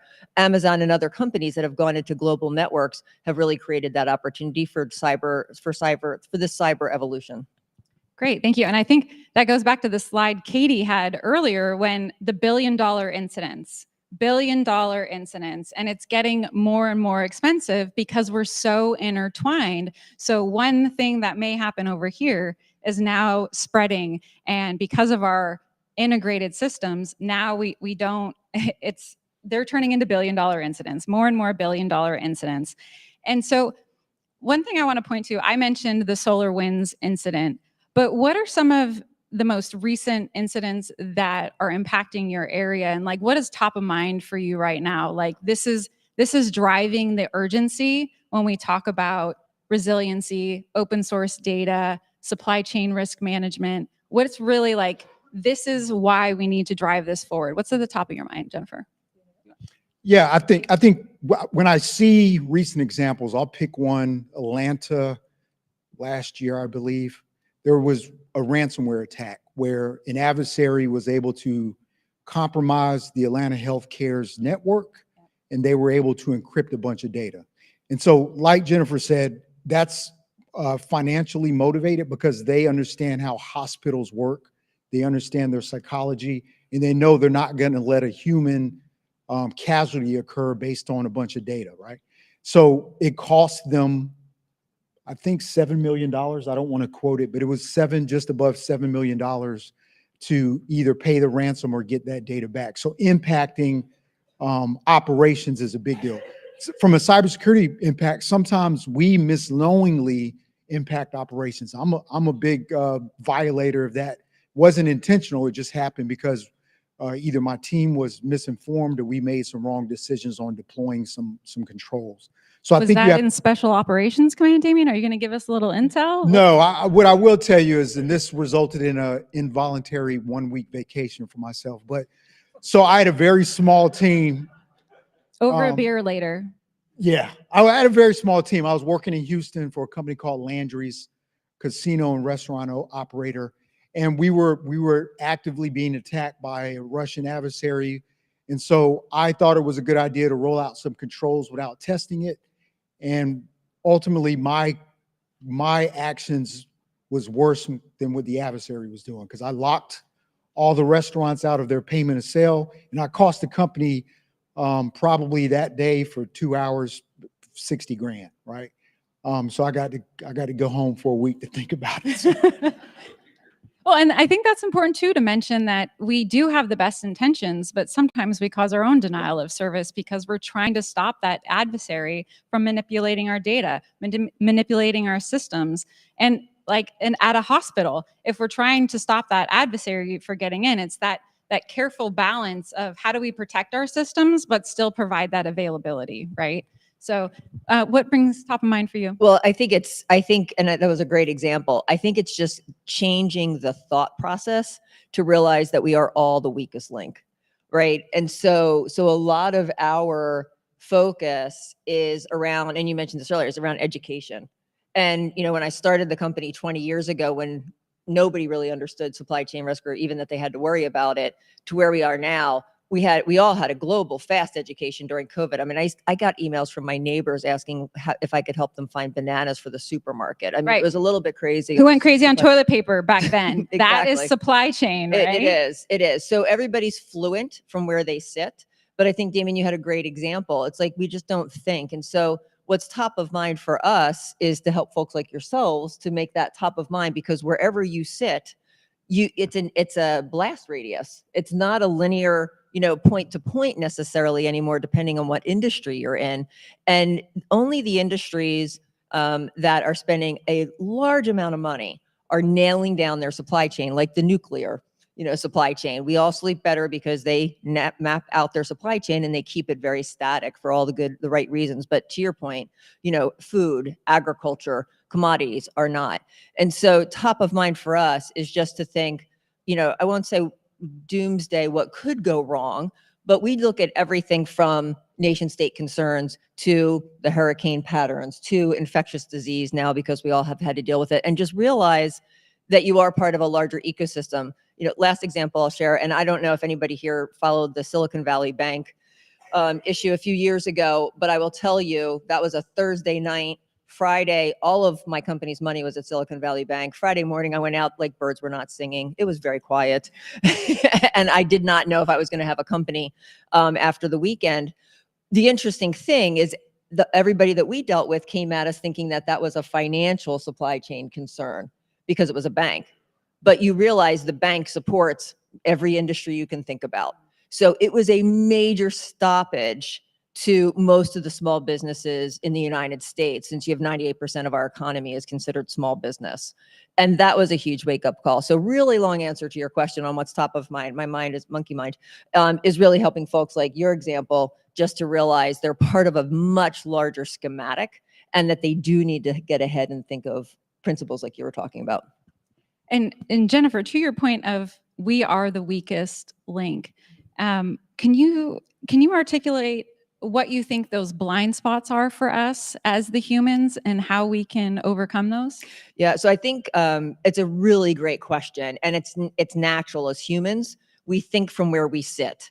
And so the evolution that we've seen in companies, and just so you have an idea, about 50% of our business is the US federal government and 50% is commercial. So another 50% of like half of the largest banks in North America all use our platform to map and monitor their global supply chains. But when we started, the CISO was the only one thinking about this because cybersecurity educated us. It's not the company you're doing business with, it's who they're doing business with and that's what we need to be thinking about, and the importance of continuous monitoring because those things change constantly. What's happened is that, and the evolution that's occurred is that we're realizing that, and again, this is from a COVID standpoint, that the procurement organization, the purchasing, the acquiring organization is actually the first line of offense and defense. And I think that when we think about the education and how we can change the mindset, we have to realize we are one large interconnected organization, whether you're in the federal government or in the private sector, and you're impacting others, so that we need to look horizontal and not just vertical when we look at risk in our supply chain, whether it's software or you're buying hardware and commodities. And that ties me right into my next question for Damien, because you mentioned monitoring your supply chain. So Damien, can you speak to monitoring the detection and response to when we do have a compromise, or we do have how do we identify a pre-compromised system? We're trusting these platforms we're using, but what if they're on a server that's already compromised? How do we detect and respond to that? So and it's a tough nut to crack, I will say that. So it depends. So I will say this. So tell me more. Depending on your organization's mission, right? Where I work, we're involved in critical infrastructure, but I know we're not the NSA. We're not holding nuclear codes. So our risk tolerance is a little different, right? So we may not have to validate that supply chain all the way out, but we do some level of validation, right? So am I buying from a trusted, approved product seller, a reseller, right? Where are they getting their hardware from? It's a hard nut to crack. I'll share one quick story. So part of my formal training was at right here in DC at the National Defense University. About 15 years ago, their network was infected. So, and I don't know why the decision was made, but the decision was made, we're going to rip out all the servers and replace them. Well, as soon as they replaced them, they were infected again. Brand new hardware, bare metal. Well, it turns out that they bought the hardware from a black or gray market provider whose chips were infected, right? So there weren't a lot of products back then that would be able to determine whether, and they're still not today, that determines whether a chip on a board is malicious or not. So when we talk about monitoring, what I like to do is if I'm acquiring a new system, or if I'm in the commercial sector and I'm in part of an acquisition, then I'm going to isolate that system. I may even bring in a third party that specializes in security assessments, right? If I can afford it. If I can't, then I keep it isolated, and maybe I put some endpoint products on there so that I can sniff the traffic to and from that endpoint, or run some scanners against it. There's a number of things you can do, but just taking it and connecting a pre-compromised system without having alerts set up that can detect these things is kind of the approach I take. Can I add something? So it's even, if I could, a step before that, right? Making sure we're buying from reputable sources. Yeah. I mean, there's so many conversations that we've been included in where people are patting each other on the back years ago when they bought something off of eBay because of the cheap, or Amazon or what have you. And then they're surprised when they're beaconing and calling home. And I think, exactly what you said. I wonder how much money is spent on, you know, monitoring after we buy it if we had just backed up a couple steps and just bought from reputable sources. And I know a lot around security. We've been to spend a lot of time on the Hill talking about, you know, low cost does not mean security. And so I think the more we can back up and have some sort of assurance, and when you talk about monitoring, some sort of assurance that we're actually buying from reputable sources. And it's part of when we talk about even open source, which is one of the topics for today, the topic for today, you know, there was a lot of pushback when the government started asking for software bills of material, because they're like, what are you going to do with that data? But I think if we think about it, and we've seen this in the banks that we're dealing with, people are backing it up and also working with those suppliers to say, okay, are you asking the same thing from your supplier? So that we know that we're buying from organizations that have the same level of security confidence in their network of suppliers. It helps add to what you just mentioned. I'm going to ask this. Anyone, Huawei, raise your hand. No. Larry, I know you've got, okay, we've got one. Larry, you should be raising your hand. That's a perfect example of a lessons learned over time. Was we trusted some partners, and one of those was Huawei. And what we found was that they were selling pre-compromised systems that were going back to nation states and nefarious actors. So Jennifer, can you please give us some tips and tricks and best practices on how we as managers, as we're signing contracts, what can we do, and what are some of the things that we can think about this supply chain? What are some of your advice? Well, I think the first thing is if I sit in the seat of an acquiring person that has the power to do such things, the first is making sure we're buying from reputable sources. I mean, that first and foremost. And I'm not talking about whitelisting and blacklisting necessarily, although there are restricted lists of, like you said, Huawei and others that we should and shouldn't buy from that have been just proven regulatory or compliance.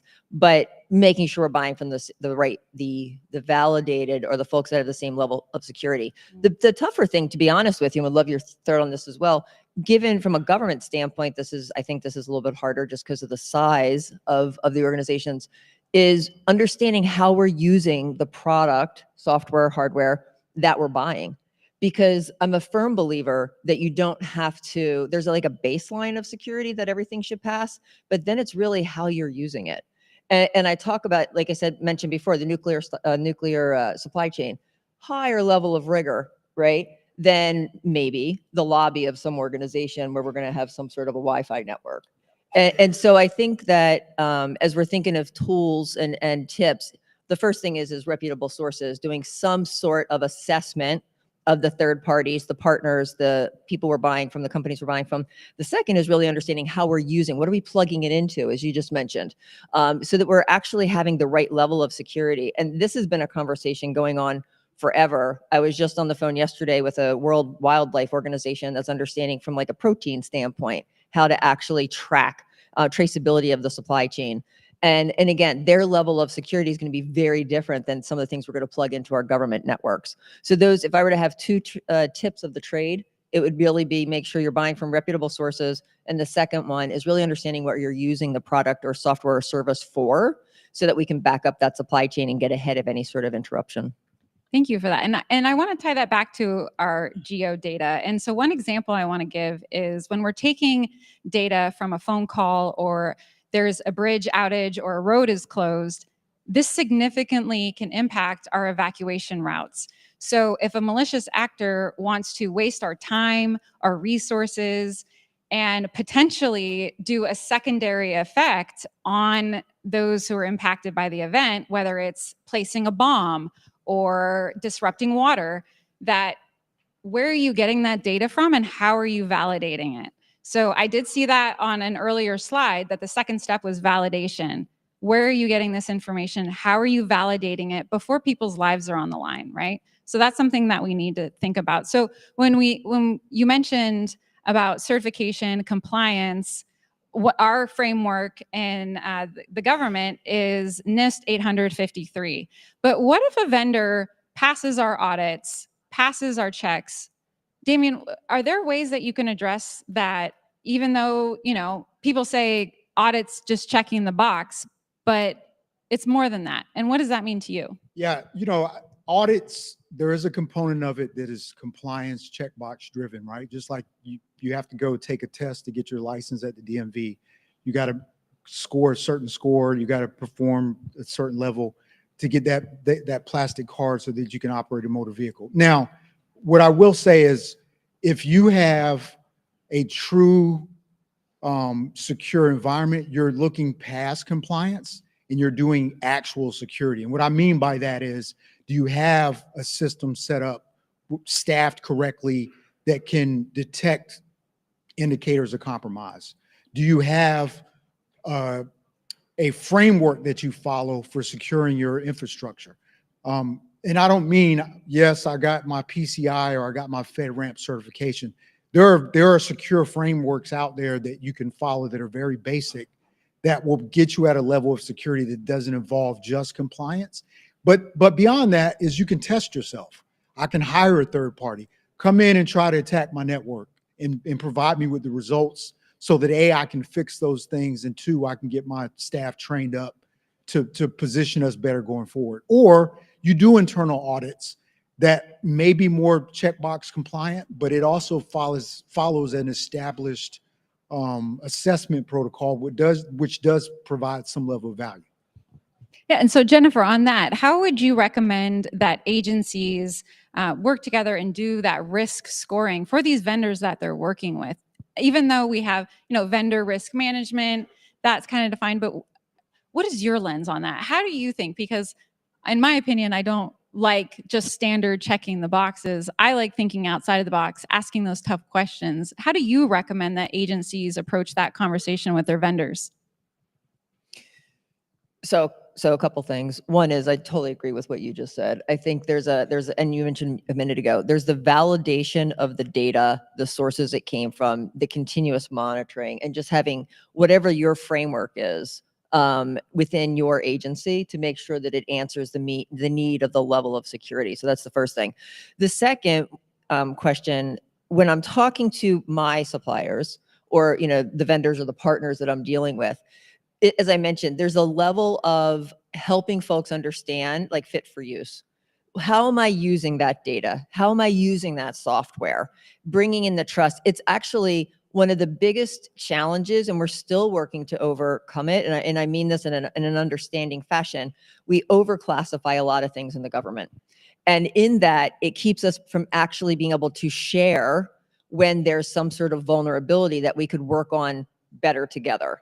And I do see glimmers of that getting better, but I think we need to get past that so that we can answer the question that you just said, is how do we work together to make this better? And I apologize, it's a third reference to COVID that I'm about to do, but I think that opened up a lot of things. I mean, pre-COVID, the pharmaceutical industry really started opening up the kimono and sharing, where pharmaceuticals came from before it got put on shelves. We seem to think, and I don't want to get into a fight about this, Larry Clinton, but we seem to think, he's so happy he came today, that a lot of our supply chains are intellectual property. And I would argue that supply chain risk is not understanding your business agreement. I'm not asking how much you paid for something necessarily. I'm just wanting to understand who you're buying from. Are you keeping to the same level for that product, service, software, that, data that I needed, how I'm using it? Are you keeping your security to the same level of how you're bringing that to me? If you're buying it from someone else or you're creating it, it's that type of conversation we need to be able to have. That's great. Thank you.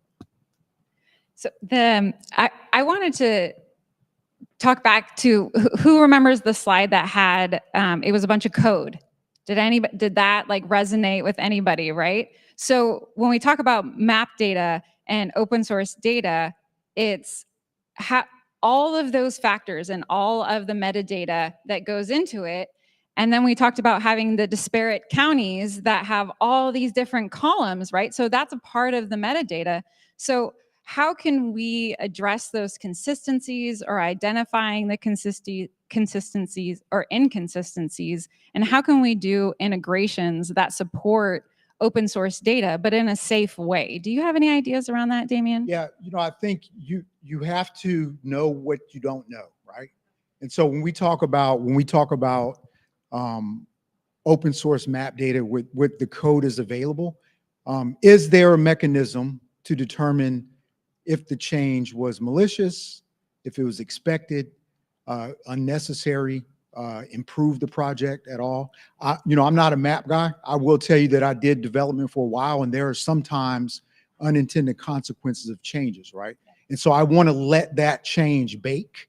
I want to observe it. I want to put it in a test environment if it's accessible to me. I want somebody else or some other entity to take a look at that product to make sure that the intended results are what I'm expecting from the change.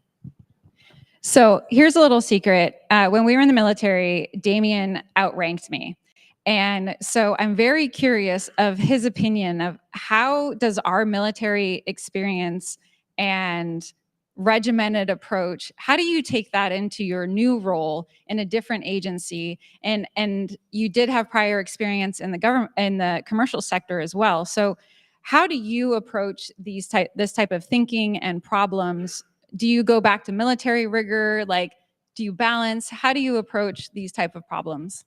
It's a balanced approach. So it took me a little while to make that adjustment between the military mindset and then the commercial and even the government mindset, right? There's a noticeable difference of pace, and you have to learn to be a little bit more sensitive. I wasn't so good at that sensitive part of the equation. The fluffy part? Yeah. So after you develop a little bit more empathy skills and you start realizing, okay, I've been involved in joint projects before. I know what it means to have all these different stakeholders in a room trying to accomplish different parts of a task where priorities levels differ, but we all have to agree on what the end goal is, right? So I've taken that part from the military, and that's not military specific. That's just general project leadership or project management. But I've taken the tenacity to run down a problem and not give up on it. There's obviously a point where you fall off the cliff, and you have to recognize when you get to that point. But I think you have the military experience that kind of gives you that get after approach. And then you also take what you grab from the commercial sector, understanding the empathy piece, how to work with different types of people, whether it's the quiet person that sits in the corner, the person who is in a meeting that talks just to talk. We've all been in those type of meetings before. So I've taken pieces of all those to get after whatever the task or mission is in front of me. So Jennifer, can you share how you approach stakeholder management? And I think that's what Damien was getting to, is managing your stakeholders and coming from your role and advising, and when we work together, advising the administration on an education on supply chain risk management. How do you manage that relationship, and how do you suggest our audience members manage that with their stakeholders, especially the people who are, writing the big checks? I think that's a really great question. And I think the concept of governance around what we're talking about today is a bit newer, to be honest with you. And I think, to your point, when we worked together, it was a lot of education, just what is that and how big do I have to think? And I think cyber was really a wake-up call, because there are no walls, right? There are no boundaries. There is no end to this. And there's no real way at that time, because we didn't have a lot of the tools that you're talking about back then, because it was 20 some years ago. But, it was really just kind of explaining that this will happen, not could, will happen to you. And so it's changed, though. I mean, I think folks are really understanding that we're a bit beholden to those that rely on us. And I think from a governmental standpoint, a lot of the education has happened over the last 5 some years that just says, you can't just put this into a contract and make it that your prime or your contractor's responsibility and just trust, as you mentioned a few minutes ago, that it's going to occur. So there's a trust and verify. I think, you mentioned a few minutes ago from a framework standpoint, really understanding, here's the framework of what good hygiene looks like. Here's, as I mentioned a few minutes ago, and it depends on what the mission of the organization is, and then the business units or the organizations within that organization, what are you responsible for? And then really mapping people to it. And there becomes an accountability that occurs, and you build that into your continuous monitoring. So that was a lot of words, but so simplistically, you were talking about NASA was here earlier. NASA's been a customer of ours for 9 years across all 11 centers. It's been a huge honor to work with them. They didn't start going across all 9, all 11 of their centers. It was started in one at headquarters with their CISO and their CIO, understanding that they had to protect the systems that they were responsible for. It picked up again when Huawei and ZTE, they actually have a law that says that they must monitor against a couple entities named by within their policy. And then it broadened. And so what we were able to do is exactly what I mentioned, work with them on what that framework looks like, whether it's 853 or 161 or 171, map to their framework and then map people to that across the centers and make a decision chart, for lack of a better term. And that is what folks are doing in an effort to get ahead. What happens with that is when we have to give executive briefings for governance, now I can talk about how much money has been spent, whether it's headcount or systems and tools. What have we found, which is really important when we're doing executive briefings, because if you do a framework well, you will find things. But that allows us to talk to the executives to make sure that we can write the checks that you're asking about. Yeah, I really like that. And going back to mapping it to people and identifying the people, Damien, can you share with us, how do you manage resilience or measure resilience with your teams, not only technology-wise and the resiliency of those systems, but also how do we respond to resiliency with our teams? And what if that person, I hate saying it, what if they get hit by a bus? What if they win the lotto, right? And they're like, hey, I'm out. How do we respond with resilience to those types of things? Yeah, the approach I take is I take a look at our critical functions that we have to, and everything can't be critical, right? So we will always have primary and secondary points of contact for those critical areas of responsibilities. But also you have to step back and take a look at, okay, is my team, do they have the knowledge, skill set, training that's needed to accomplish what we need to do on a daily, monthly, quarterly, yearly basis, right? So you as a manager, leadership, you take inventory on that and you look for gaps, because there's always gaps. There's some gap somewhere. Nobody's perfect, right? And so you get after those by prioritizing what gaps need to be filled. But you also take a look at, where can I make slight improvements? You don't want to boil the ocean, right? You want to make small incremental improvements and assign responsibilities to those staff members, but then also have either, whether it's a mentee or somebody junior in training that wants to make it to that next level, they're involved in that process, and you get the added benefit of, helping, shall I say, like, anybody who does something and feels like they create value to the team, those are the people who stay working on the team, not the people who leave because they don't feel like they're adding value to the organization. Can I add one thing? Yes, please. You mentioned earlier as well, and falling back on your military background, the idea of red teaming really helps as well. And so the other thing that we've seen, and it's being led, for our experience, it's being much more led from the finances. So a lot of the banks that we're dealing with.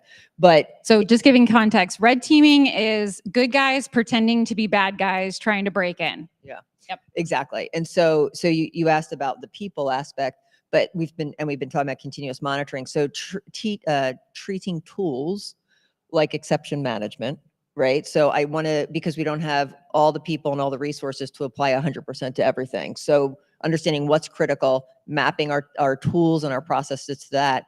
But then, to your point, making sure that we're identifying the people that if this person's on vacation one day, what's going to compensate for that? And you mentioned that earlier. I just want to bring that up again. We're seeing a lot of that happening based on compliance around, where am I getting data from? Where am I getting systems from? So if something changes and that person's out on vacation, we have someone else that's been trained to look at that process and make a decision.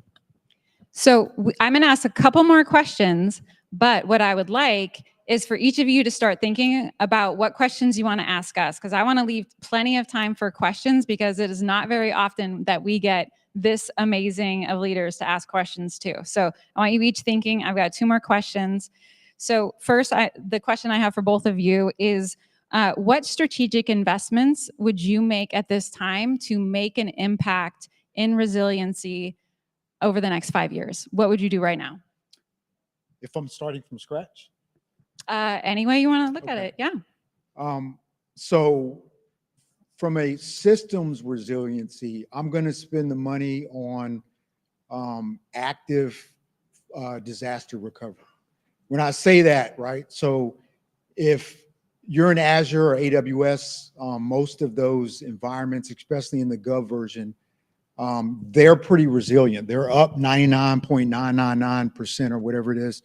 But I'm going to spend money on a fallback plan so that data setting systems are live in an off, I'll call it offline, but a hot standby, if you will.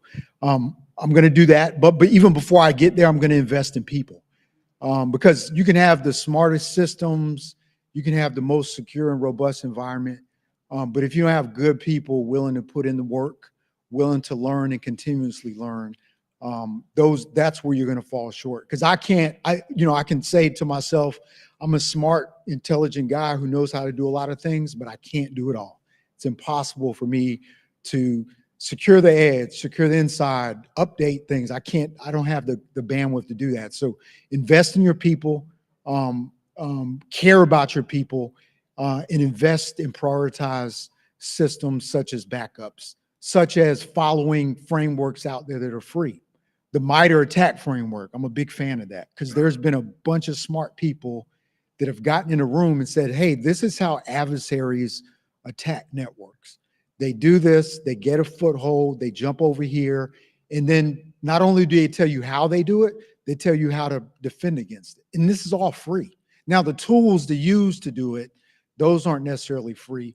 But if you want to know how I protect against domain name spoofing or how I protect against tunneling adversarial traffic through a firewall, the MITRE ATT&CK framework is one that I fall back on. There are a bunch of others, but that's my go-to. So knowing what's out there, knowing how to use it, investing in your people, and investing in good, solid, prioritized technology. And I'm really hoping the administration a few blocks away hears, please fund the MITRE ATT&CK framework. Do not defund it. It was at risk last week, so let's hope this administration, please keep funding. So Jennifer? So this, I go after that. No, it's so important for those free frameworks. But if you had a blank check, where would you invest the most so that our country is resilient over the next 5 years? As far as this conference is concerned? Yes. Okay, so I agreed with what you just said. I look at kind of a data flow in kind of three parts. You know, what's coming in, what happens when it's here, and what's going out. And so I think incident response is kind of what's going out, like cleanup on aisle 5. I want to invest in, validating the data, as you mentioned before, and you mentioned it's like what's happening while it's in-house. Is it being used correctly? Did it change suddenly? Do I know why it changed? But I also want to back up the truck and make sure that I'm working with all of the providers of this open source intelligence, if that's what I'm talking about. And as I said, if it can be documented, stamped, validated, what have you, do all that before you let it in to make sure that you don't have to deal with the other two things. So the final question, and then I'm hoping some of you have some great questions for us, is how would you recommend that we collaborate across government, academia, industry, so that we can support each other in resilience to make sure that, going back to a lot of our conversations today, that mapping data saves lives, it protects lives. How can we protect that, and how can we ensure resilience? From my perspective, you have to lower the bar to entry, right? Because when you start talking about state and local entities, we talked about Rhode Island having one of the more robust fire systems, if you will. That's surprising to me. California, not a surprise. Number 2 to me would be Texas and New York, and some of the bigger places, not Rhode Island. And I've lived in Rhode Island, but so I think you have to think about it from that perspective. Ask me the question again. Yeah, let me look at the question again. How would you the collaboration across industry? What do you recommend that the collaboration can do and support resiliency together? Yeah, I mean, here's a collaborative environment, right? We have multiple folks. Some of it's, I came from North Carolina, but I would argue most of you guys are probably here within the DMV. you have to lower the bar to entry. So a state and local entity, they're not going to have a IT sec team. The state probably will, but my hometown of Fayetteville, North Carolina, there's probably one or two guys or people that work in IT security, and they probably were Probably not even IT security. They're just probably help- IT that Yeah. have an additional hat of, oh, you're securing us. Here's a firewall. Now you can protect us. Yeah. So you make opportunities, right? You're not going to get the state and local participation if the conference is $5,000 to attend. They're not going to fund that, right? So you need to make these small, more intimate sessions where people are more able to open up and share information. One of the places, and Ashley's spoken, I've been to a few, called B-Sides, right? They have them in different cities. So now I don't have to worry about traveling from Tampa to DC or from Tampa to San Diego. There's a B-Side in these different cities that maybe I just need to go 15 minutes down the road. It's a free cybersecurity conference. So whatever town you're in, look it up, BSIDES, and you can attend and learn things that you didn't know you needed to be scared of. Yeah. And and you take I'll call it vendor fatigue, not to, cast a negative light, but if you've ever been to some of these larger IT centric conferences, there are a ton of vendors, rightly so. They pay for it through sponsorship, so they should be there. But as a practitioner in this space, I get approached by vendors no less than 10 times a day via email, phone calls, IMs, whatever flavor you want to mention. From that perspective, you want to go to a place where it's like you're going to a counselor's office where you can open up and share things that you're not worried about being judged. You're not worried about being sold on something. You're there to gain information and to share information in these groups. So, folks can participate in these different conferences, or if it's something that's a large conference that does cost money, fight for it through your leadership. Go ask for the money. All they can do is say no. Just go ask for it, or watch those recorded sessions after the fact. There are a number of ways to participate, but just sitting back and saying, oh, it's too much of a hassle, it's too much work, it costs too much money. There really isn't an excuse in this day and age to better collaborate across multiple environments. Okay, we have 30 seconds. Yeah, I'll be quick. Agreed. I will also say, and it might not be a popular opinion, but kind of gone are the days of it not costing to do business with the government. I think that when you're thinking about collaboration, one is the education piece, which is a lot of what you're talking about, sharing best practices, what have you. But the other thing is really understanding from an open source standpoint, from a hardware services standpoint, what are you using that partnership to do, and making sure that we agree to the framework, because I don't think you can collaborate unless you're speaking the same language. Thank you so much. And do we have time for no, we don't. Just kidding. Hot questions, quick. Can you guys just hang here? We could just go to our break, and then if anybody's got questions, just come visit you guys. Would that be Yeah, okay? all right, that sounds great. Yeah. So thank you all. Thank you so much. Yeah, That was, thank you guys so much. that was, I really appreciate it. you kept answering the questions though. That's great. So please come down if you've got questions for the panel, and we're going to have a break, and we'll be back together in about 20 minutes. Yeah, we don't bite, but we might hack your phone. So. No, this is a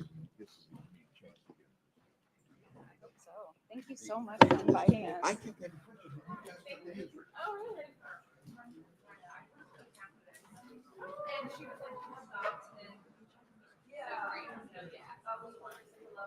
Questions, please.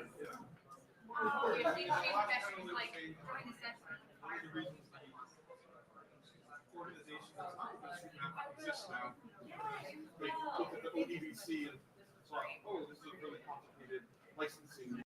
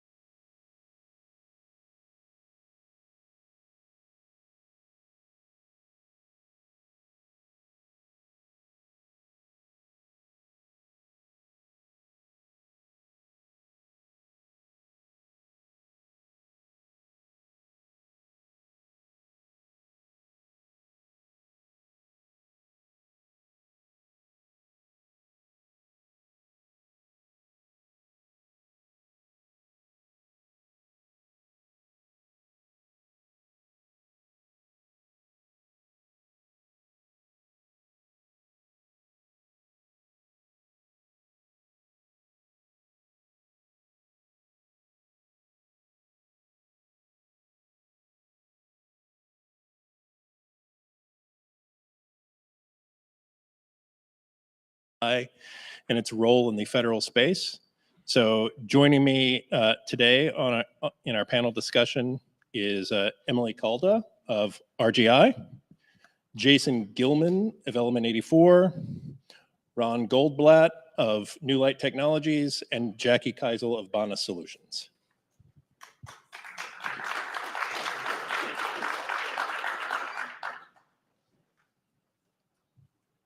So let's jump right in. Let me start, Jackie, since you're closest. I'm going to start with you. Can you tell us how you're using AI in your work today? Yeah, thank you. At Bana, we use it to detect emerging insights. Workflow optimization is a big one, and offering explainability to those insights as well. Okay, great. Jason. And I'm Jason Gilman with Element 84. A lot of the AI that we're doing now is with LLMs, and if you saw my lightning talk earlier, that's kind of a representation of a lot of the new work that we're doing, looking at integrating LLMs into systems that let people get answers out of geospatial data. So we support different types of organizations, federal and private sector. We work with FEMA, work with the World Bank.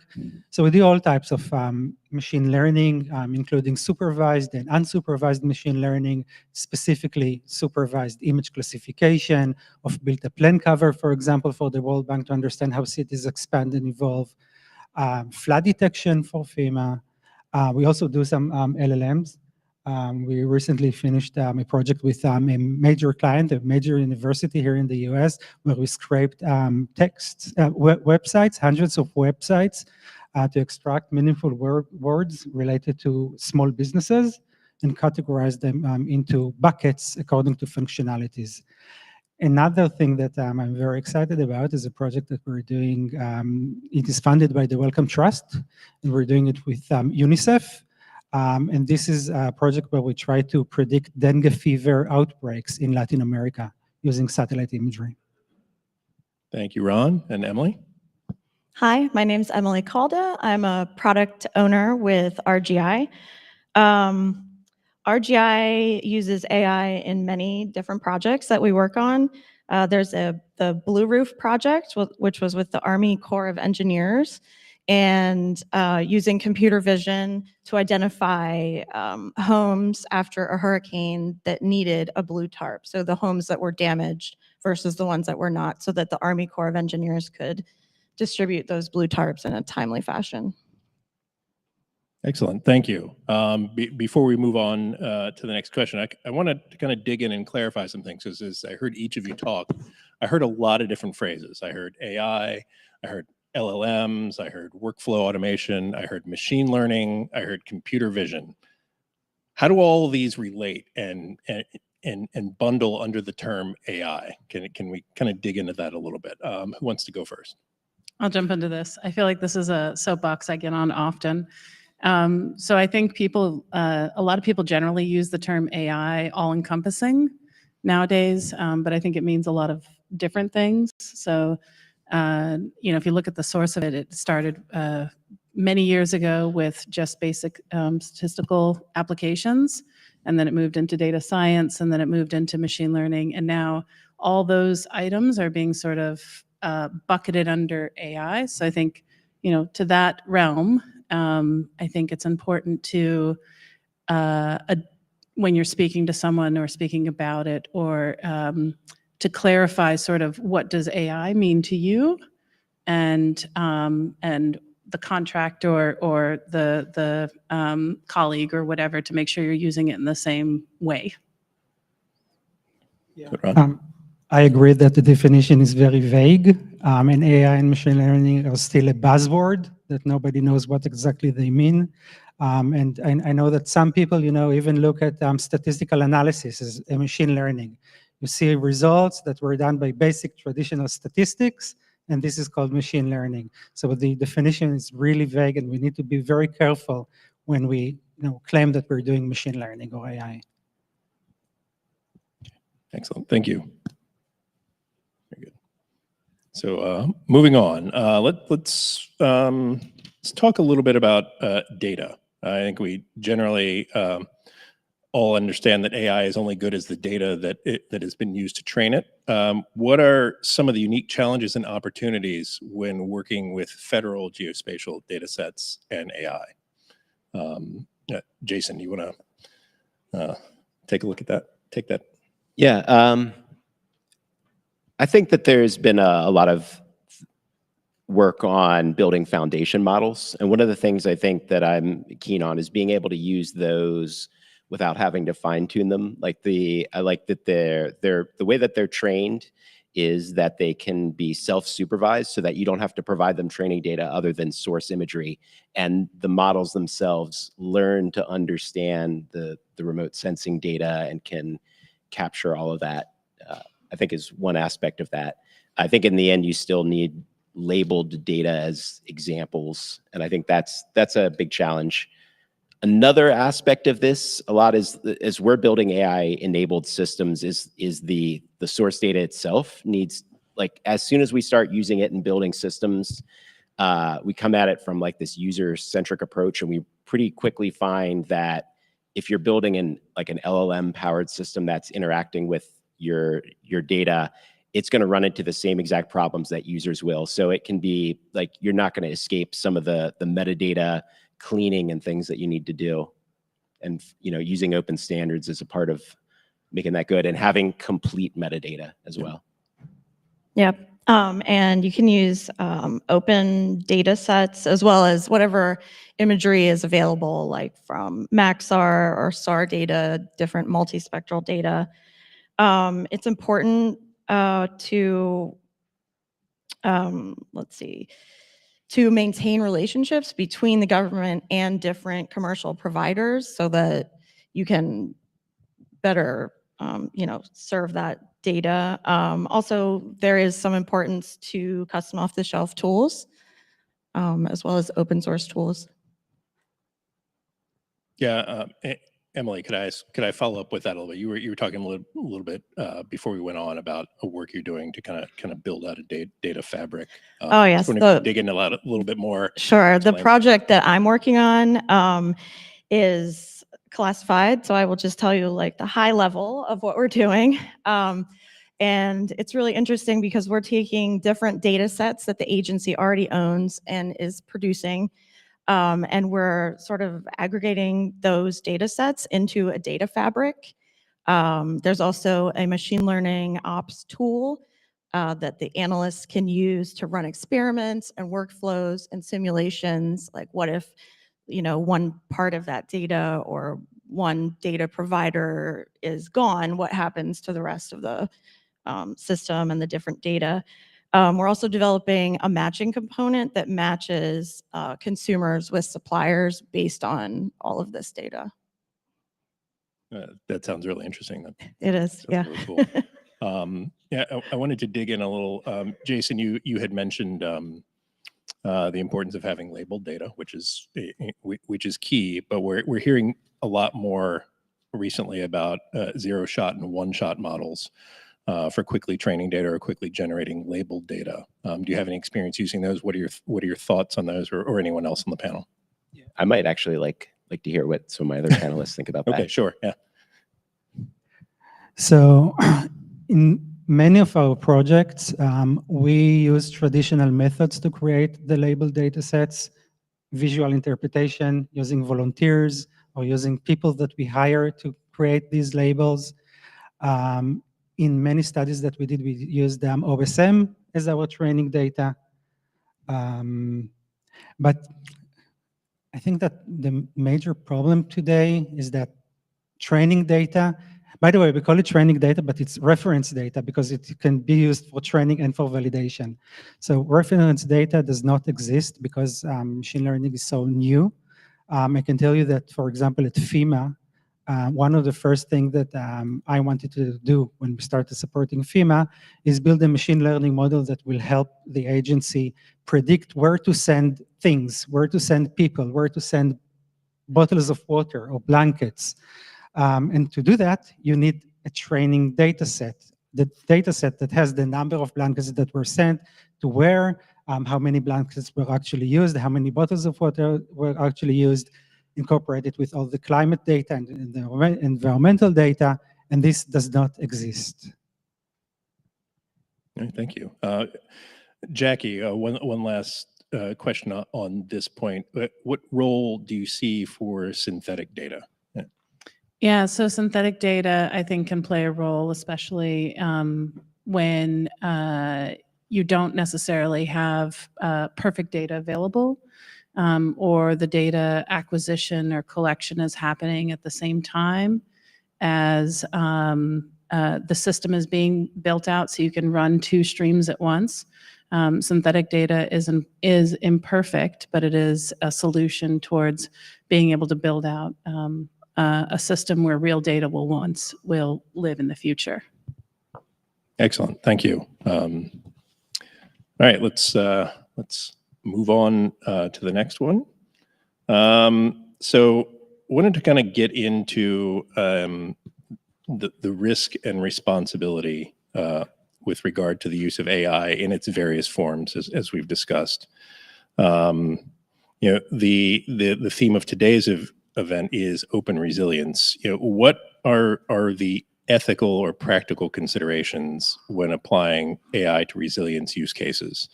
And how can we ensure transparency given the critical nature of many of the use cases? Emily. Yes, so RGI is focused on using AI responsibly and ethically. There are privacy concerns with using this data because you're looking at people's houses. You know, for example, for the blue roof thing that I mentioned. So you need some tight controls around that. And also if you won't personally identify people, you'll just identify like their home with, you know, a green box or a red box that says like this home is damaged or not damaged. Using it irresponsibly, like we could also collect the data on whether they have a swimming pool and send that to an insurance company. We're not going to do that. And if you ever export any of the data, you have to scrub it to make sure there's no personally identifiable information there. In addition to privacy, I think that biases is really important here because when we're talking about biases, we're talking about geographical biases where data is available for specific regions while not available for other regions. We talk about temporal biases where we have data for specific points in time. And we talk about what I think is the most important, social or demographic biases where we lack data for vulnerable people. And we also see this in OSM, by the way, that there are some biases in the availability of the data. So I think that when we address this question, we need to make sure that we address the risk of biases and respond to it. Thank you. Yeah, Jackie, look like you Yeah, so in addition to that, I'd like to add just in general, with the biases, the concept of explainability I think is really important. Often I think we think of explainability as being directly related to AI, but I think it's just, or machine learning, but I think it's also applicable in non-machine learning analyses, like where did your data come from? How good is the quality or source of your data? What biases the data might have? What approach, and this applies for machine learning and general analysis, what approach did you use and what is the potential pitfalls of that approach? What are alternate approaches? I think that is, and explaining all that and allowing users to understand that helps them understand and build trustworthiness in the products that you build. One of the things we're trying to do is be really thoughtful about what problems we use AI for and how we apply it. We've been doing a lot of user interviews to find out for scientists and other people who want to interact with these systems, like what do they actually need help with and how do they want to interact with it? And so it's been really interesting to get some different people where they really are into it and using it for helping to understand papers that have been written, and then other people who are like, no, I'm going to understand it myself. I don't need a helper to help me find or like understand it. So I think we need to make sure that in using AI that we're kind of like taking baby steps in terms of integrated into people's workflows and using it for the parts that will really help them. Another aspect of this, I think, is sustainability in terms of we're trying to pick models and methods and things that will use less power or less water resources at data centers. We have a blog post up about this and the ethics as well. Excellent. Thank you. It's interesting hearing all of you talk because I think, Jackie, you mentioned explicitly that some of these issues predate the use of AI ML, and you're talking about, like, Jason, you're talking about, working with users to find out what they're really trying to get out of it and that sort of thing. And although we started this line of questioning around ethical use, what I come away with is that AI is a tool, sort of like any other that we've used before, and you still need to go through the same discovery processes to figure out how to properly implement it. So one of the takeaways I get away with is don't think AI is a magic shortcut to avoid doing all of that. Yeah, you stole one of my points that I wanted to make later. Well, I think I might have wanted to make a similar point too. And we're done. All right, I just canceled everything they were going to say, so we can head across the street early. No, great. No, that's good.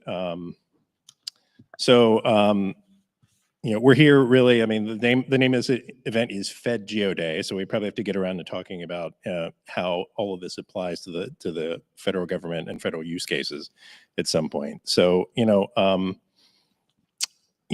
Ron, let's start with you. Why don't you tell us how you see the federal landscape regarding AI, and what are some compelling implementations or opportunities that you see? Yeah, so overall, as I said at the beginning, AI in the federal space is considered a buzzword. I think that agencies are struggling to really understand how they can demonstrate the power of AI and machine learning, in some cases without success. I think that the penetration of AI and machine learning to the government is relatively slow. Not enough resources are put towards that. Again, as I mentioned, there's often a confusion between machine learning and statistical analysis, and I see it in few cases in the government. Okay, yeah, does anyone else want to add? Jackie, why don't you? I can jump in. Okay. Is it on? Yeah. Oh, wait, it's back. Okay, can you repeat the question? Sorry, I lost my train of thought. What was my question? Wow. Can you tell I got up early today?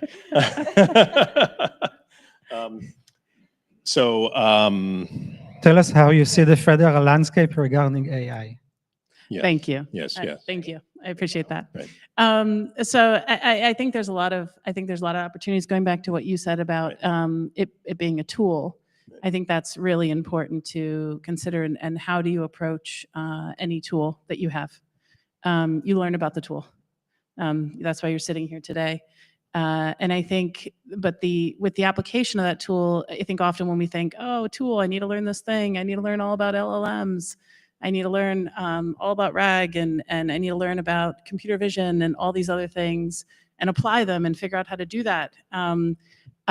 You don't. I think what the federal government and agencies and individuals need to do is focus on the people and the problems. Yes. And then take the tools that are available to them and then say, does this tool solve this problem?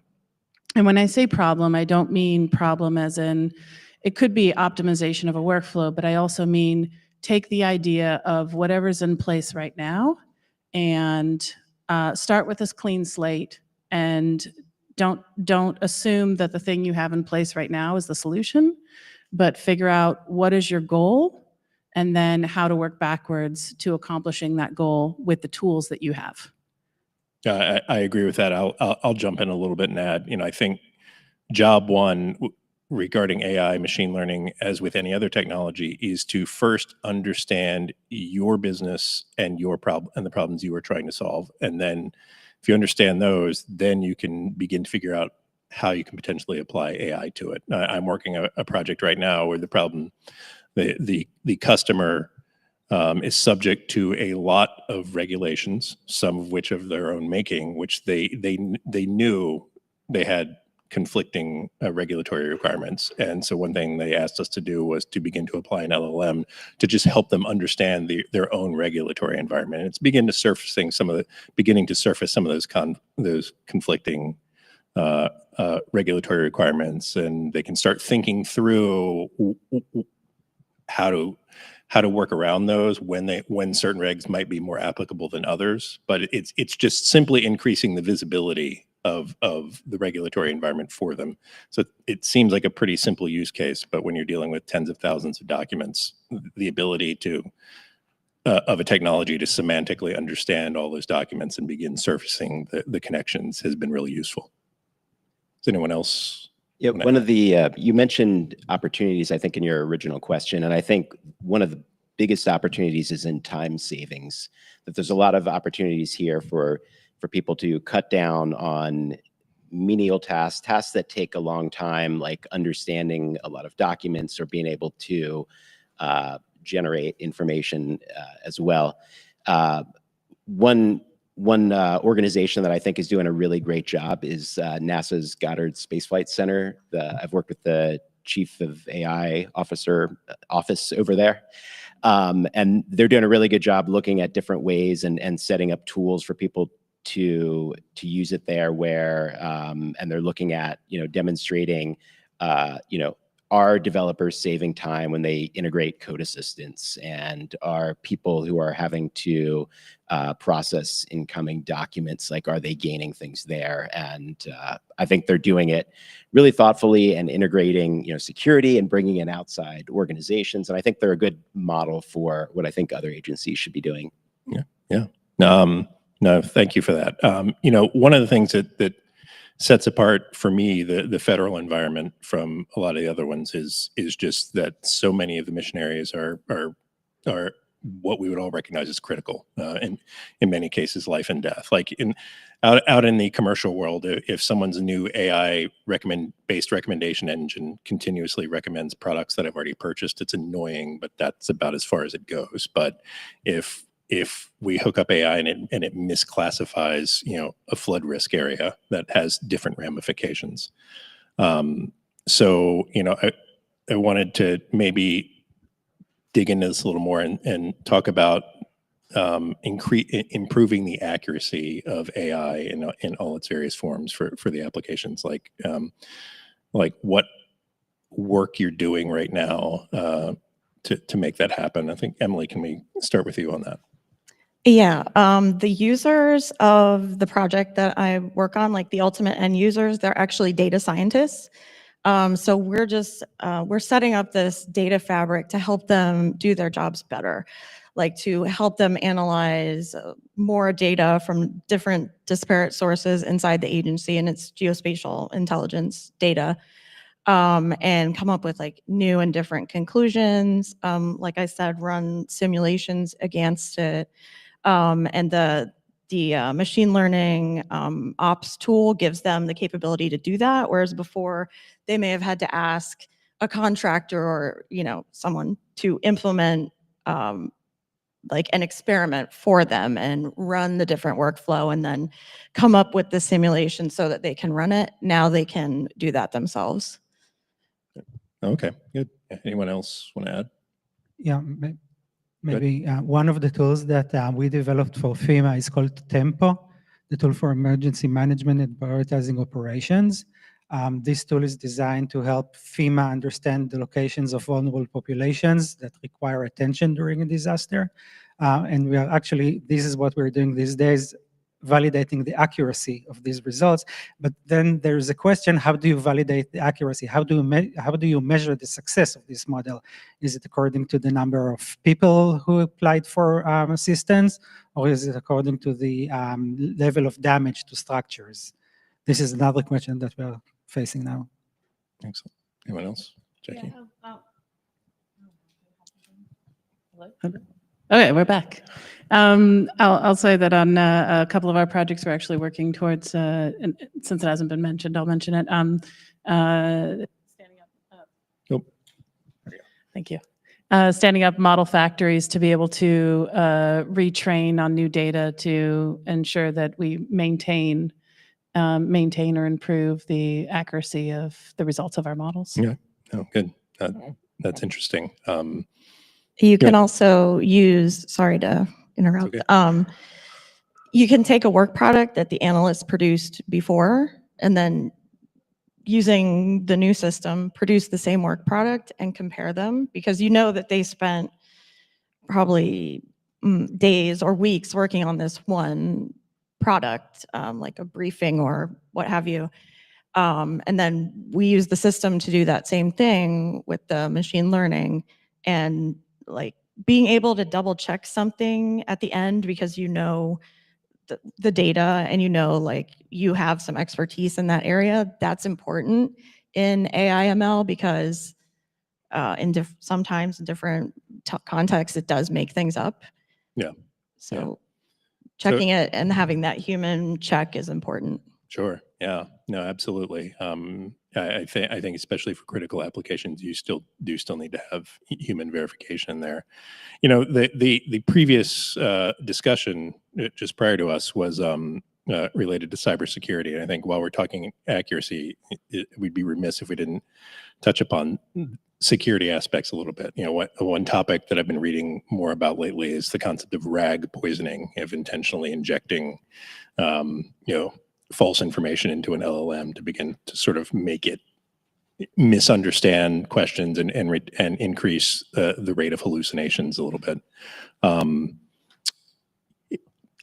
What are some approaches for preventing that? What are some metrics that you might apply to your AI to begin to understand that possibly it's been affected by such an attack and begin to correct it or take it offline? How would you address those kinds of issues?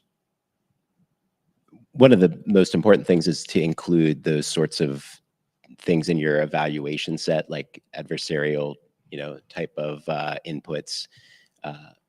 In terms of detecting it, my experience has been recently mostly with LLMs, and I found like off the bat, like the good LLMs are pretty good at without adding any prompting in or otherwise, like you tell it what its job is, and then here's a user input that's like, ignore everything else. I want you to do this. And they're good at just saying, nope, that's not what I'm supposed to do. I'm sorry, I can't do that. But that's that almost sounds like you're reinforcing one of the points made on the previous panel of acquire from trusted sources. Mm-hmm. So anyone else want to add to that? All right, excellent. Thank you. Let's move on to the next question.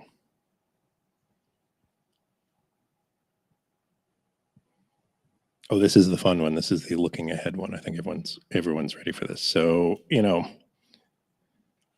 have to zoom in here. So, AI in its various forms is moving rapidly. 6-8 months ago, anytime you read anything about AI, especially LLMs, it was all about RAG, retrieval augmented generation, as a way of improving the accuracy of results at LLMs. That approach is almost passé at this point, at least in terms of the fact that it's almost assumed, of course you're doing that. And now, there's more about model context protocols and multimodal models and things like that. So, and currently it's like agentic AI. How can a federal agency just cut through all of that and to focus on productive applications to meet their mission? Yeah,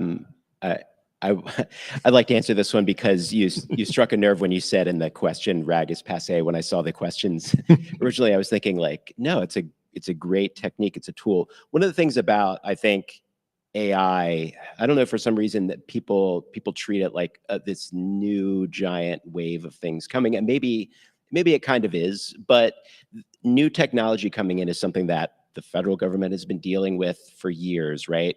10 years ago, or maybe more than that now, the cloud, right, was a big thing coming, and that was a big wave. And I think there's always new things coming, and you just need, a plan to deal with, experiment with new technologies, adopt things once they're proven and, shown to work, which might be something like RAG. And I'd even say RAG is not all the way there yet in terms of like a completely, I would agree.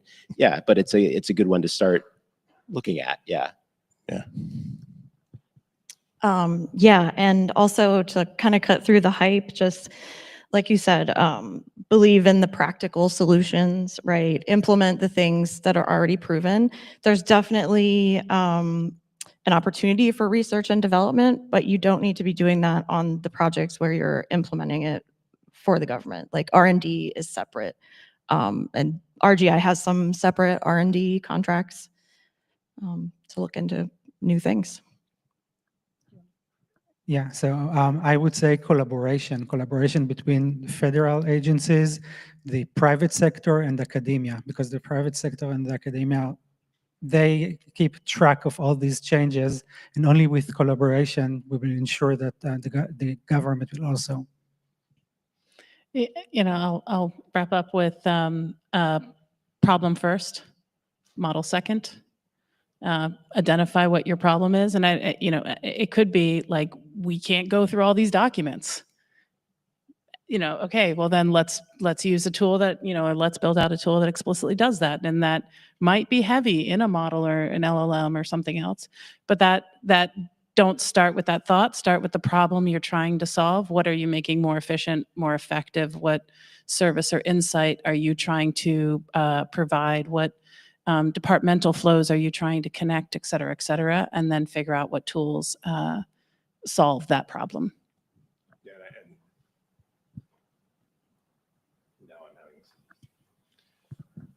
The mics are going. The mics are telling us it's time to be done. Yeah, Jackie actually stole my thunder, so she got me back for earlier, because I was going to say same problem first. Always understand the problem you're trying to solve. There are new things happening out there. So I'm personally taking more of a look at MCPs because of certain of the nature of one of my projects, but I'm looking at it because it seems like it might be able to solve my problem, not just because it's what people are talking about. And to Jason's point, RAG is still a very useful tool. When I say it's passe, it's pretty much just passe in the tech media who's just sort of stopped talking about it. It's actually incredibly useful. It was funny because when we all gathered back in the green room, Jason, like one of the first things he said to me was like, "So your last question about RAG being passe." so I knew he was gonna have opinions. So what I would like to do is, the last question is a little open for the panel. Is there anything that we didn't discuss today so far that you would like to bring up or discuss? And I'm gonna, Jackie, since you're closest to me, I'm gonna start with you. Okay, good. Got a new mic. I guess the one thing I'll say is, so, I focused a lot on problem first, then tools, but if you don't know about the tools, then you don't know which tool to apply to the problem. So it is a little bit of a coming together from both sides, where you have the problem on one side and some knowledge of the tools, but you don't have to be an expert in computer vision and RAG and LLMs and all the other applications that you can use. You just kind of conceptually need to know how to apply them, and then go down deeper when you're actually trying to apply it, whatever your role is and how your role respectfully fits with how deep you go or to what level. Yeah, I don't know if I have something for the panel, but I'm wondering, is there room for questions? Because I'm wondering, like, are there things that people think that we haven't? Yes, we have plenty of room for questions. Okay. So yeah. Yeah, no, again, collaboration, making sure that federal agencies collaborate with each other, that they collaborate with the private sector, with academia, working group sessions like FEMA has the GWG or C group, special interest groups. I think these are the key for AI in the federal government. You can also have a community of practice where everyone shares their knowledge and experience and learns from each other. We're doing that at RGI right now with the AI ML community of practice, so that working across the different projects, we sort of know what we're working on. And we have some experts in the group, some managers, developers, data scientists. It generates a really interesting discussion, and it's a good opportunity for learning more about AI ML technology. We do that as well as at BANA. I'm self-employed, so I'm my community practice. Sorry, I have nothing to add there. For me, I think the point is that one thing over time, and this is true of most technologies when they're new, is the barriers to entry are constantly getting lower. I think about several years ago when the first machine learning models were coming out, and the models were being open source, but the training data wasn't being made available. So you were just sort of stuck with a model and having to get data to train it. Now there's more pre-trained models that you can use, you can fine tune with smaller data sets. And then just in general, iteratively, the work over time of people like everyone on this stage is just generally continuing to lower the barriers to entry. So don't be afraid. Jump in, start asking questions, mess around with it. You're probably not going to break anything. So that's just the point I would like to make. And I think Jason had a great idea. We have time. Are there questions? And I don't know how we get a mic out there. Oh, there we go. Yeah, Eddie always gets to go first. Go pick someone else. So I want to return back to the first question, really. I think I heard that somebody's working with LLMs and somebody is asking for insights. And my question was, well, how? What does that mean to say, oh, I use AI to do this? And that's not really, I guess for me personally, not giving me enough information to understand how one would use that. And I mean, obviously, we all have proprietary information, but I mean, in general, does that mean like you're opening up Gemini and saying, give me insights? Yeah, so I've used LLMs in coming up with ideas of how to tackle problems, and I found that that's been really helpful as like a way to help me think of something that I was missing maybe out of part of different ways that I was tackling problems. Like if you saw my talk earlier, I was talking about natural language geocoding and how do I represent what a user wants, like in terms of geospatial as this tree, what would be the different nodes? And I got a very good initial set from the LLM about like, here's some different ways that you would do it. And I still use it all the time when I'm encountering a problem, or a great one is like, once you start using the LLMs, like, and you have a prompt and it's not working, you can ask the LLM like, why, I want it to do this, I'm not getting good answers back. Why? What should I change? And that's been helpful too.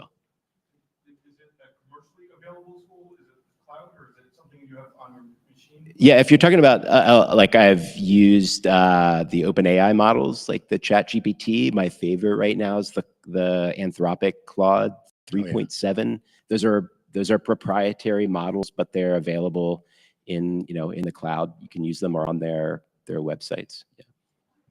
Yeah, and Guido, like for me, as I approach these things, I've approached this similar to the way I've approached any new technology in the past. I start with something where I already kind of know what the right answer should be. And then I begin interacting with the technology and, just kind of working it towards like, what do I need to do to coerce it to where I know it needs to be? And that becomes, I learn from that how to use it more effectively. And now we're going to go to Eddie. Bill, you got the geo. What about the Fed part of FedGeoDay? What is it? In AI projects that I've seen in federal space, there are some intrinsically difficult issues because we're in federal space, classified space, or whatever, preventing or really sharply curtailing our ability to deploy AI, or how are you overcoming those? For our project, using different COTS tools to help us with that, like the machine learning operations tool is a certain one, and then using the way in which we're collecting the data and using another COTS tool to analyze it, that's Stardog, and things are analyzed. Our data scientist, has to set the ontology, and the ontologies are usually known. They come from whoever manages and works on that data set so that you can relate things to each other. The COTS tools are really important for us on our project.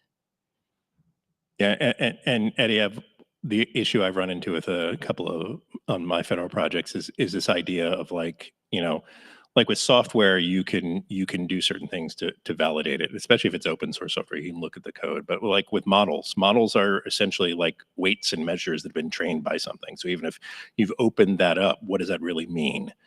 And so at some point, you have to find a way to validate, to make sure that the model you're bringing into your organization, especially if it's in a classified environment, has been trained in a way that isn't going to cause you harm later. And that's a hard problem to solve. So they're bringing it in slowly, in addition to just all the usual questions of infrastructure availability and all the stuff of that should do with like accreditations and things like that. It all just slows it all down. But the very nature of a model makes it harder to bring in to an organization that's already predisposed to not trusting new things. I don't want to take this to a negative point, but I mean, it should also be considered the origins of the model and where are they coming from and what data used to train that model. Just because a model is free and open, it doesn't mean it's necessarily a good model that is going to do the thing that you want it to do. You might be referring to DeepSeek here. No. And if you have having an AI ML subject matter expert working with you on your project and helping explain things both to like the other developers, data scientists, not so much, they know what they're doing already, and also to the government themselves, like that helps a lot. For different research and development, you can take the algorithm in the model and change it also, but you kind of need to have an expert on staff to do that. Right. And all that takes time. And to your point, Eddie, slows down the production adoption of things like this. I saw other hands out there. So I'm going to go back here next. Oh, looks like the microphone went here. Sorry. Hey, can we get a microphone in the back next? Earlier this month, OMB released an memo, M2521, on accelerating federal use of AI. And it's got this really great section that encourages reuse of AI code and models, and then also sharing and releasing of AI data assets. And I'm just curious what opportunities you see for complying with that OMB memo as you work with agencies to encourage the reuse of AI code and models and also share the AI data sets. Who wants to go first?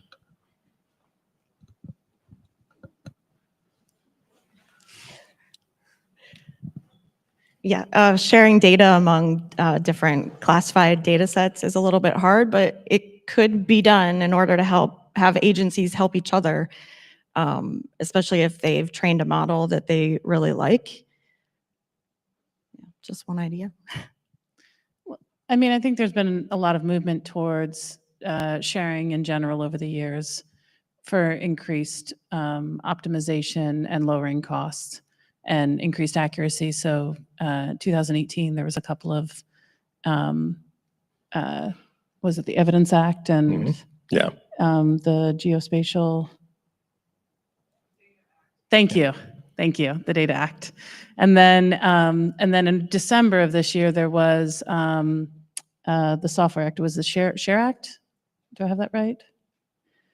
Which was basically transparency in software. So I think this sort of aligns with that, but explicitly, it's not an act that is passed by Congress. It is from the White House, but I think it allows for greater collaboration and sort of brings AI towards the highlight of greater collaboration amongst agencies.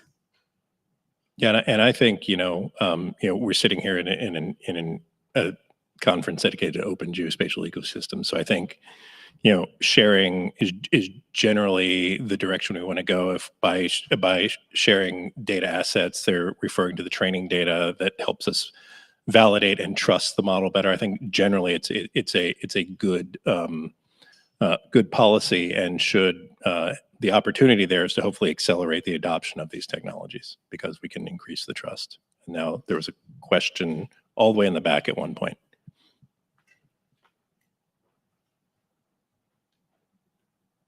While we're waiting on that question, I'll go ahead and add too that I think, though, again, sharing for the sake of sharing, there's a lot of sharing that's happened over the years, and people throw stuff out there, but there's no purpose behind the sharing. And so understanding sort of the problem that's trying to be solved and the purpose of the agency, and making sure the sharing makes sense. Right. Yeah, I agree. Yeah, I agree with that, because like looking at the open source world, the successful open source projects have an active community around them.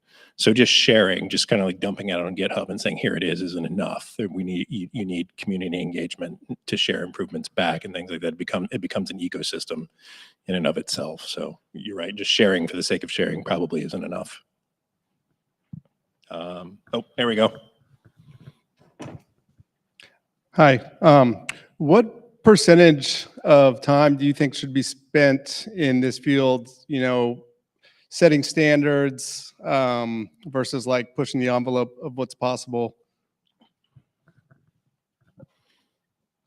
And I can be more specific if you want. I would like a little bit more. I guess like setting standards that might be useful today, but might be out of date quickly, given the pace that, how quickly things are moving along, or, some big technological advancement comes along. It's like, all right, well, we set these standards that everyone had adopted, but they're no longer relevant because of X, Y, and Z. Is that possible? Do you think there's some risk there? One of the things I liked earlier was, I can't remember now who said it, but they were talking about Stack and government letting the community build specifications instead of setting standards. And I think that's an important thing for government to be a participant in that creation process and to have input there. But I think it works best when they're working with other federal agencies and other people, other companies and industry to build a specification, a group collaborative thing with actual real implementations, like the way Stack was set out. I think that's a successful model for building something that's useful, that people will want to use as well, and be able to actually use what you're putting out there. I'll add, I think with the Stack example, I think that's an example that will have some longevity. And I think it's because it has the number of collaborators from different industries, government, et cetera, that are involved with the definition of the spec, as opposed to a homogenous group of people sort of declaring this is the spec. I think we have time for one more. I have a question that goes to the "is it ready yet" area. I can't hear you. You can't hear me? Okay, so I have a question looking at the "is it ready yet" question. Last year, I worked with Development Seed and looking and interviewing analysts in the humanitarian sector and asking, how are you using AI to accelerate your workflows? How are you doing this so that AI could help particularly with damage assessments and other use cases where it takes just a really long time to go through the pixels? And it turned out that in the remote sensing world, many analysts didn't trust the AIs enough to engage them. And even though it was burning them out, they were willing to engage in that high human effort to keep going because they didn't look at the AI as being ready. What I'm seeing more and more is like AIs don't necessarily have the training data to help us in emergencies, because the complexity of what we're asking is so great. A fire model that's built is often built on wildfires. When wildfires leave the forest environment and go into a suburban sprawl environment, they behave fundamentally differently than they behave in the forest. So we run across this challenge where even if it is a fire model, it's not set up to do the analysis that we want. The question comes is, how will we know when the AI is ready for us to work in a resilience context? Are we close? Where are we?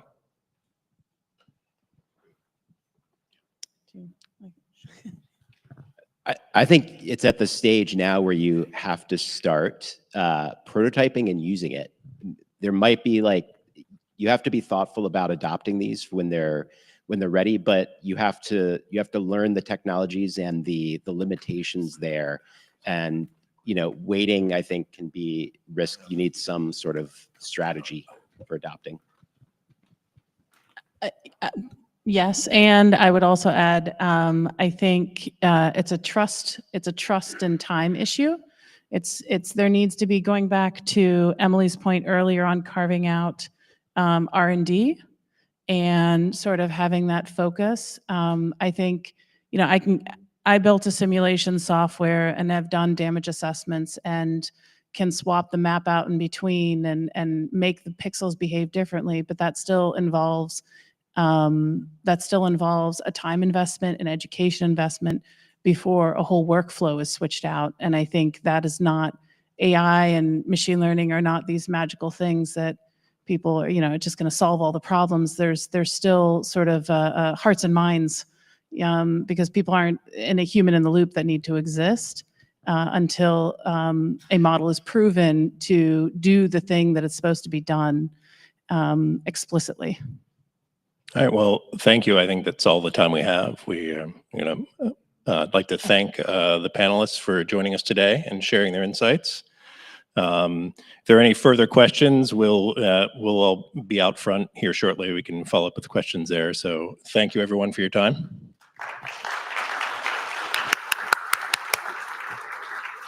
One of the great things about the Department of Interior is that they let us use this wonderful space for free.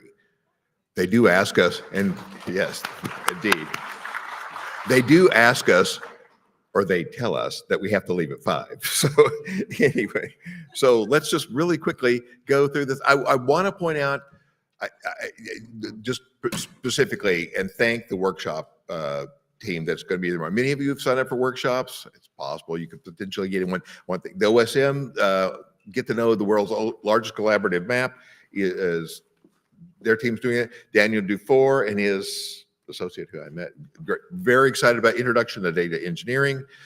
Emma and Henry from Development Seed. And I hope that they get together with the NASA people and this could be a really great thing. So thank you all. That workshop tomorrow. And then Nathan McEachin from TerraFrame is going to be, his is grown so large, we're going to be doing it in the Hall of Service tomorrow. So anyway, thank you all for doing your workshops tomorrow. I really appreciate them. I wanted to, Guido, could you stand up, please? And Adam, if you could come out here for just a second. I want, and Germay, I want to point out there are 4 specific, there are many more, open source, open data events coming up. DMV GIS Day, Germay, and the New Light team in the back. Very excited to see that. That's coming up at the end of this month.